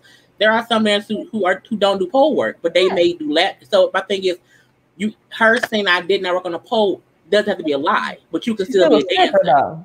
Why are you telling everybody you're wearing a ball gown? Because if I'm not. Whether you telling people you wearing a ball gown, there, bitch. Ain't nobody out here wearing no ball gown, bitch. Now, if her point is she worked at a club that was there are fancy strip clubs, we know that, but I think Ashley said she been to some of those. Yeah, because they are fancy strip clubs to where you may not work a pole and you may dress differently. Not all strip clubs are like the ones in our hoods and whatnot. So I don't see issue with her saying, yes, I was a bartender. Yes, I was a dancer, but I did not work the pole. So I feel like people sometimes want to find fault, and even she's saying I didn't tell a full story. You know what I'm saying? I think, people have lived lives who don't owe strangers their full whatever. Because we know she was a foster kid, so who knows how she got there. So I feel like if she's saying, yes, I was a bartender, yes, I stripped, yes, I was a dancer, but I did not work the pole, and we have to wear long dresses. I'm like, why is it an issue? It's not an issue. It just seemed like she don't know what the fuck she was doing at first. Like, it just seemed like she switched it up a little bit every time we talk to her. That's all. That's all. Yeah, okay, you didn't give us the full story. We get that. But she still kind of, I feel like, be like flaky as fuck. Like, I don't know. It's just weird. Or she switched it up a whole lot of bit every time we see her. That's why I be like, girl, keep that same energy. What else she said, because I felt it was something else that she said. First of all, Candace called her a liar on the Jasmine brand. I thought that shit was hilarious. She was like, all that bitch do is lie. I was dying laughing. But I'm trying to think what else she said that I was like, bitch, that still don't make no sense. I can't remember which one it was, but it wasn't that she's always lying. It's that I feel like she may withhold information until she feel like it's the right time to drop that shit on you to get the wow effect. Like when she was talking about getting her clit done, and we know good and goddamn well you meant a vaginal rejuvenation. And if you would have said that, everybody would have been like, just like if you got your elbow done, bitch, ooh, vaginal rejuvenation, whatever. But no, you wanted to say you had your clit done, and everybody for episodes is like, bitch, how you get your clit done? What you do to it? Like that caused people to care more about what she was talking about. So I think she does a lot of things like that, where she dropping tidbits or changing it up depending on who she's talking to, just to keep people talking about her, because I think somebody gave her the assignment on, Real Housewives boot camp and how to get you a second season.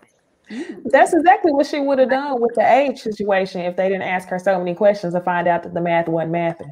She wanted them to think that he was he is way older than her, but she wanted to exaggerate it. Like when she said she had grandkids, and everybody was like, bitch, how do you have like grandkids?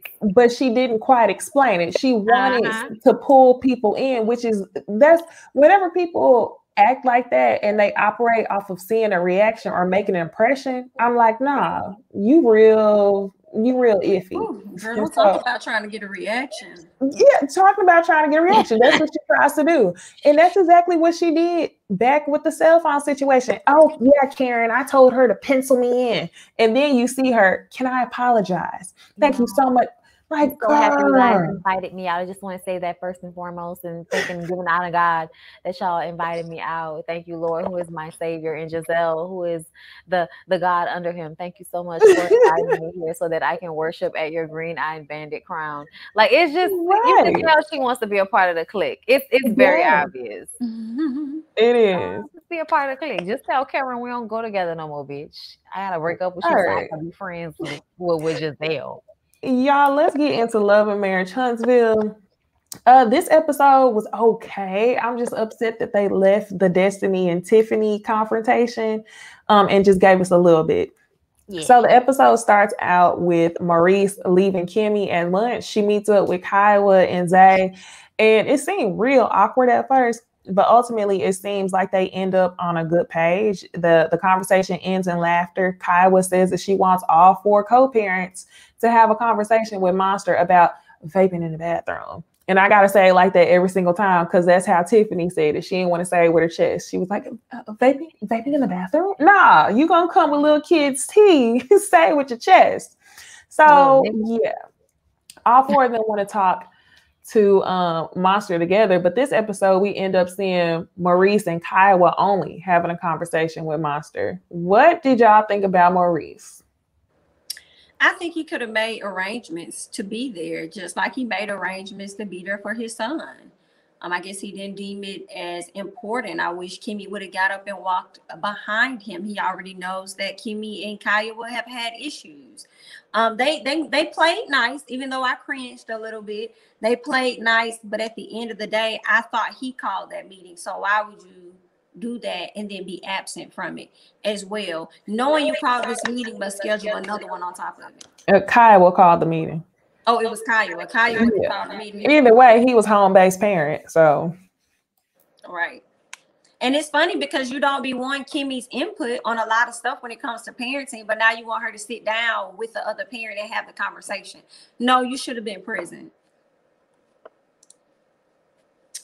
That's all I have. I'm tired of Maurice. Maurice is like a fucking child.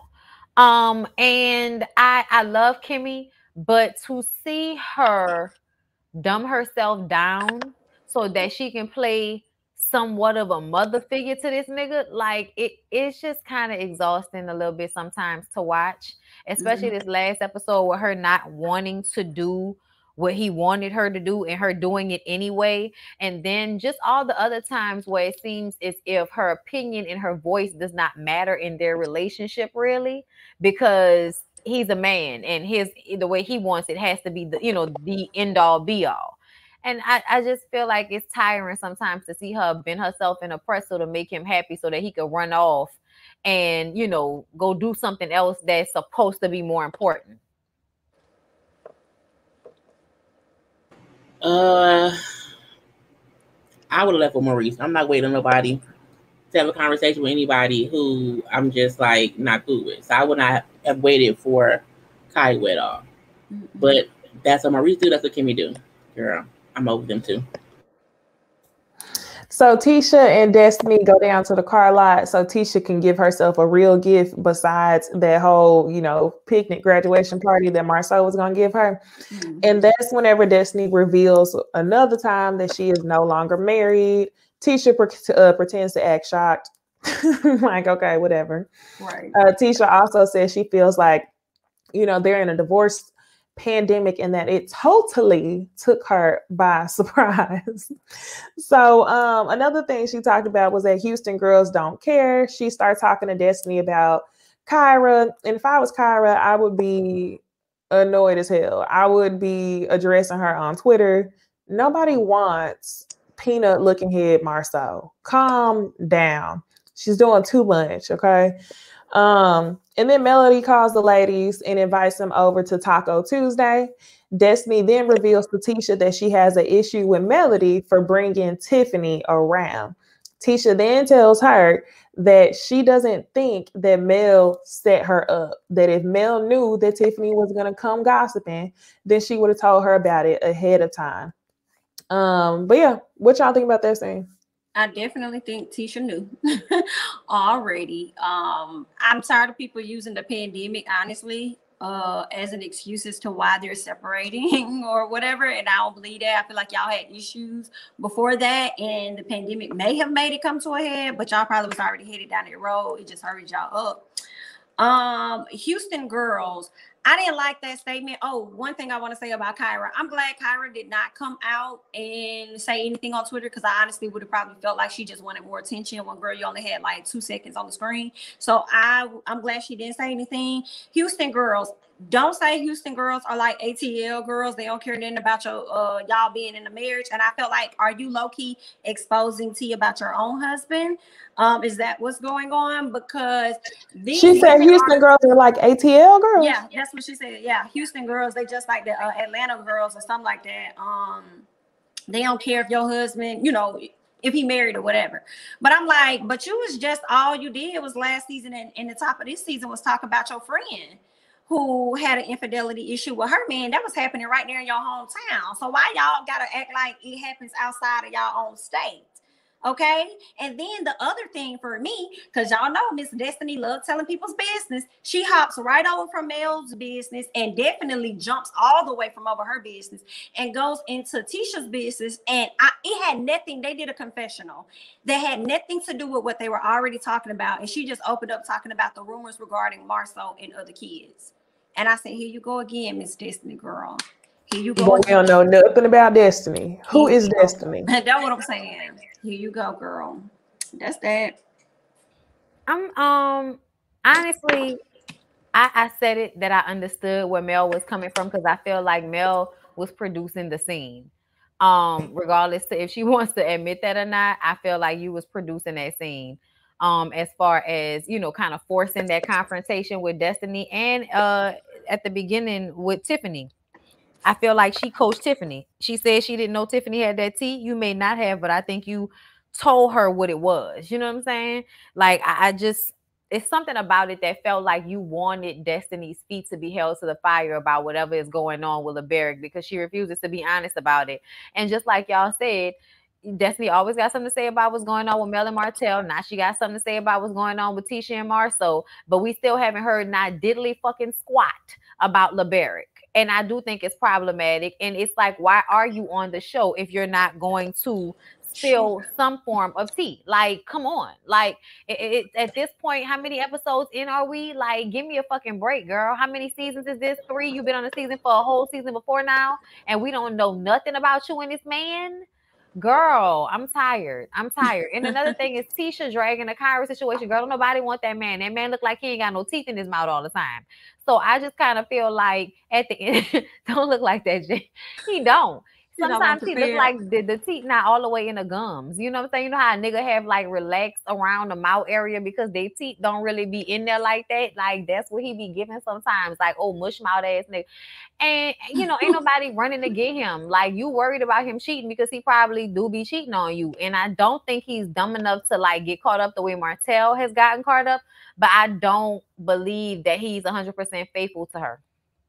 I don't think he respects her enough to be 100% faithful to her.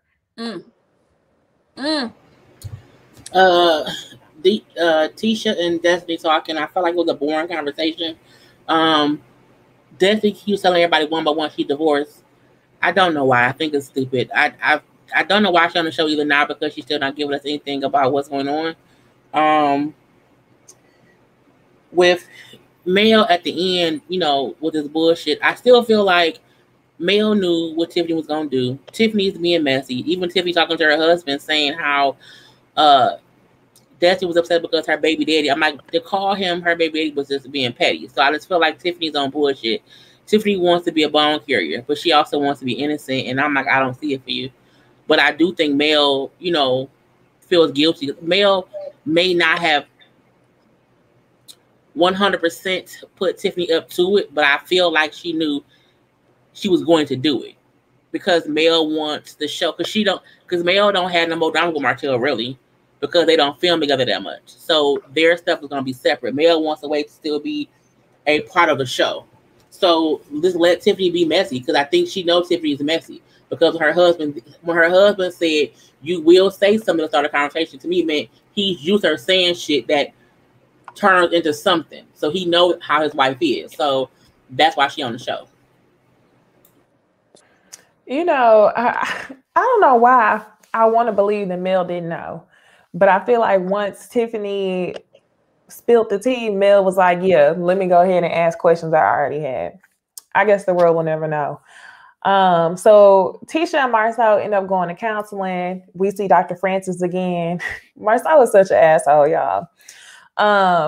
It's funny because he didn't even ask why they were there, because ultimately to him it didn't matter at all. They start arguing about things. Marceau takes everything that Tisha's saying, and he thinks in his mind it just means that she doesn't know how to handle all that's on her plate. He feels like he put her in a good position and that she should just do with what she has, basically just, being a stay-at-home mom. He also mentioned that she spends all of her anything he gives her, she's spending in time and money, something like that. So he makes a joke at the end of the session saying that he'll return in 15 years. But yeah, I mean, I hate to see it. I feel like it was just embarrassing for Tisha. And then even when she went to Mel's house down to the nacho party, she was telling Mel how groundbreaking the session was. That was even more embarrassing. Wasn't it? After this playback. Right. I enjoy Dr. Francis gathering Marceau and calling him out for the manipulator that he is, and talking about him being able to talk himself out of anything, basically. Short answer, Marceau's full of shit. Like, they need to continue to go to counseling. If he doesn't go with her, she may need to go on her own. But that was just the enjoyment for me. Seeing him call Marceau out at every little turn, every little thing that he said, he pretty much called him out. And I appreciated that. I felt like I was annoyed that he tried to pencil her in, like that was supposed to do something. It's like, yeah, no, sir, we're not going to accept that. And then I didn't like that he waited until they got out of the therapy session to try to drop on her that whenever he does try to do things with her, she's always doing something else. It's like, why didn't you say that in the therapy session? Why do you wait until after you're not around somebody who will hold you accountable to say that shit? Because that's not a valid reason. I like Dr. Francis, and I like the fact that he was not holding any punches with Marceau, because I'm so tired of people feeling the need to cater to these niggas like irrational mindsets and ideals about shit. Like, you sound fucking crazy. You, Martell, Maurice, all of y'all, like when y'all go against shit that makes sense just because you're a man and you're supposed to know better, like having a dick and balls all of a sudden makes your IQ go up. It doesn't. Like, it's just exhausting to me. And the lack of respect for their women. Like, they can say they respect them, but they really truly don't. You don't respect them as people. You respect them as additions to your empire, additions to your image. Both Maurice and Marceau see their wives in that way. And Martell's dumbass just relied too heavily on Mel, because he did the same thing to her. And then now, you done fucked up your situation and you don't even have the builder's license.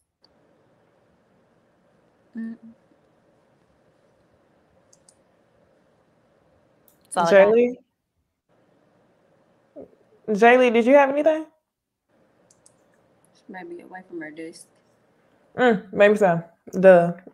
So, all right.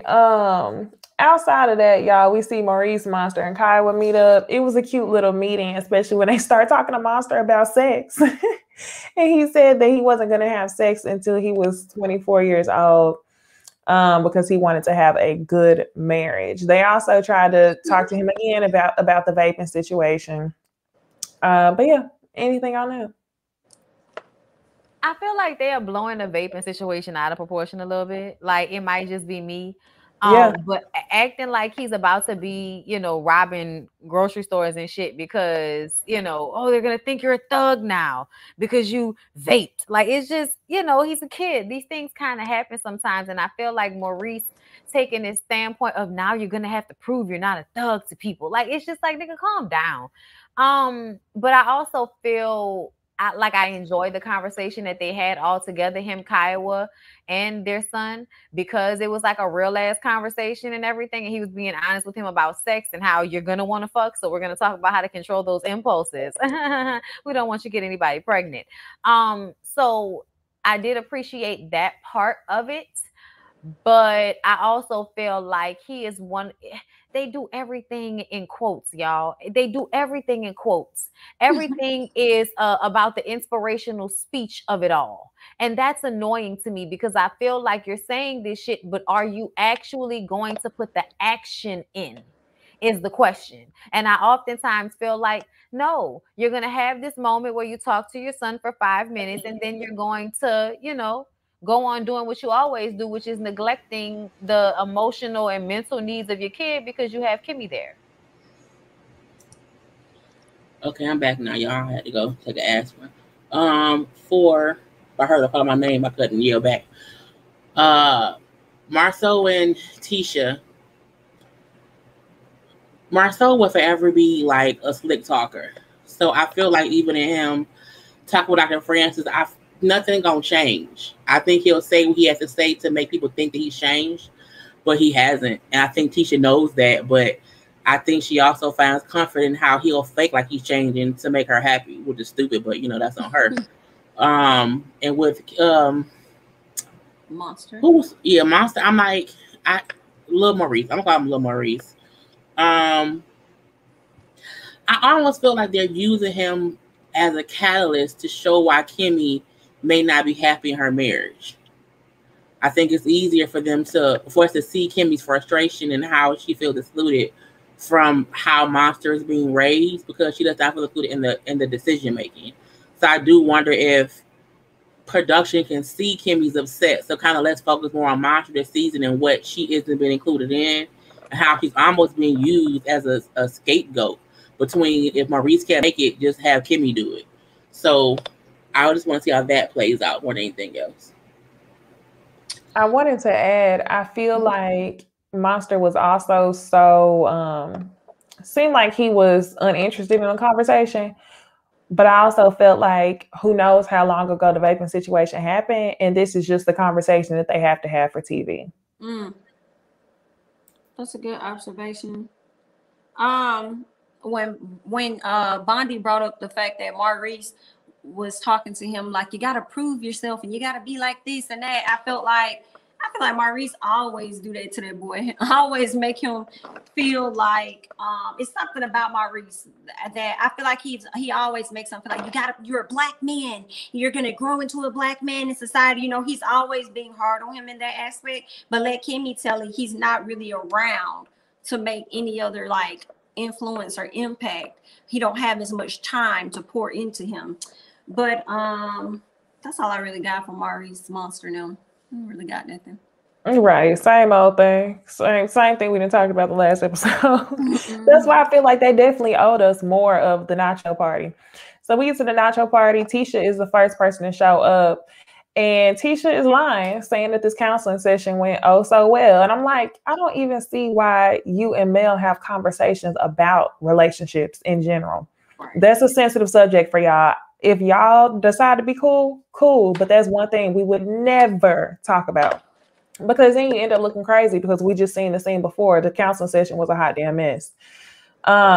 She also reveals to Mel that Destiny is feeling some type of way about the Tiffany situation. I don't think it was messy for Tisha to say that. If it was about anybody other than Destiny, I probably would say it was messy. But I really just want Destiny to be pushed into a scene if that's what it takes. I really did not care at all. I feel like it was something that she probably would have never addressed with Mel on camera. She seemed uncomfortable, and I feel like she don't want to have discussions about whatever Tiffany said because there's things about herself that she doesn't want to reveal on camera. So I think that's why she kept saying, I'll talk to you about it later, because as soon as she opened up that can of worms, she don't know how deep it's going to be.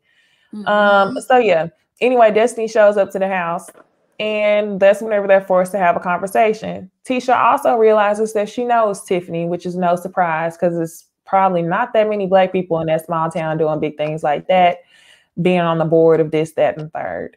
So yeah, Destiny, I don't know. I feel like she was trying to talk in code. She didn't want to be in that situation. Tiffany was playing dumb. I usually come empty-handed, didn't really want to deal with conflict of the situation, but it's like, no, keep that same energy. I think Tisha is happy to see that somebody else has an issue with Mel than her, and somebody that she may feel could go toe to toe with Mel in the situation. I do kind of feel like when they were at the table, I feel like Mel was kind of pushing it a little bit with wanting to get information out of her. But at the same time, it is like you feel so comfortable going to Tisha talking about what's going on with me, and the person you have an issue with is sitting right here in the room outside of me. So let's go ahead and talk about it, because what you're really mad at is what Tiffany said. So let's go ahead and talk about everything right now. Let's get it all out in the open, so you can also address that elephant in the room as well. So Melanie, I do believe, was definitely trying to force that scene to happen, and I think she may have gotten a little bit of what she wanted. I felt like I was annoyed with Destiny because I'm like, first of all, you came with an attitude. You had to wait at the door. Bitch, you was late, first of all. Second of all, like, you sit down, you don't really want to have conversation. I think she was overly like with Mel. Even though I felt like Mel was doing exactly what y'all said she was doing, she was still like, wait a minute. Like, I feel like she's going to try to, like, you know, show that she's a big bad in a way, and unnecessarily and too early on, when the truth of the matter is, you really, to me, it really is problematic that you don't feel like sharing with your friend. Y'all are both going through a divorce and you never say anything. That would make me feel like you didn't trust me and that we weren't friends like I thought we were. Like, that would really make me feel away. And I feel like her refusal to deal with that is a part of the issue and part of the reason why Mel let Tiffany light her ass up. Exactly.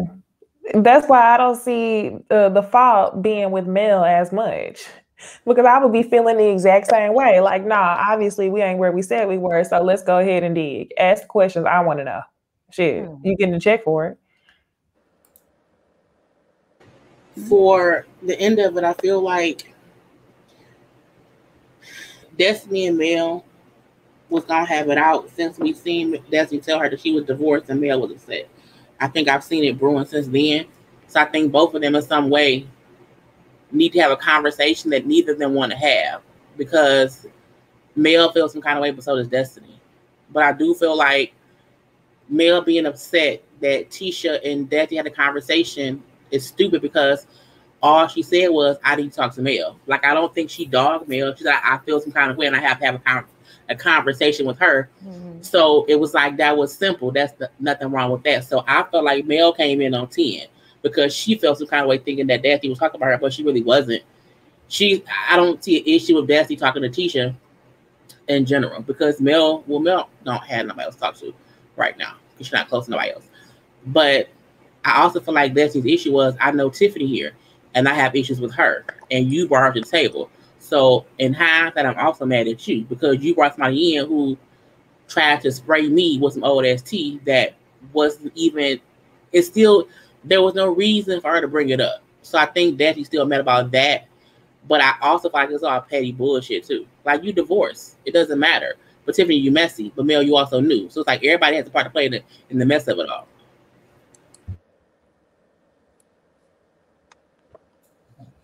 I agree.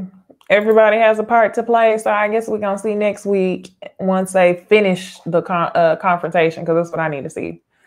But y'all, that's all we have for tonight. Be sure to follow all of us on social media. Follow us on the OohLadiesFirstPanel Instagram at OohLadiesFirstPanel.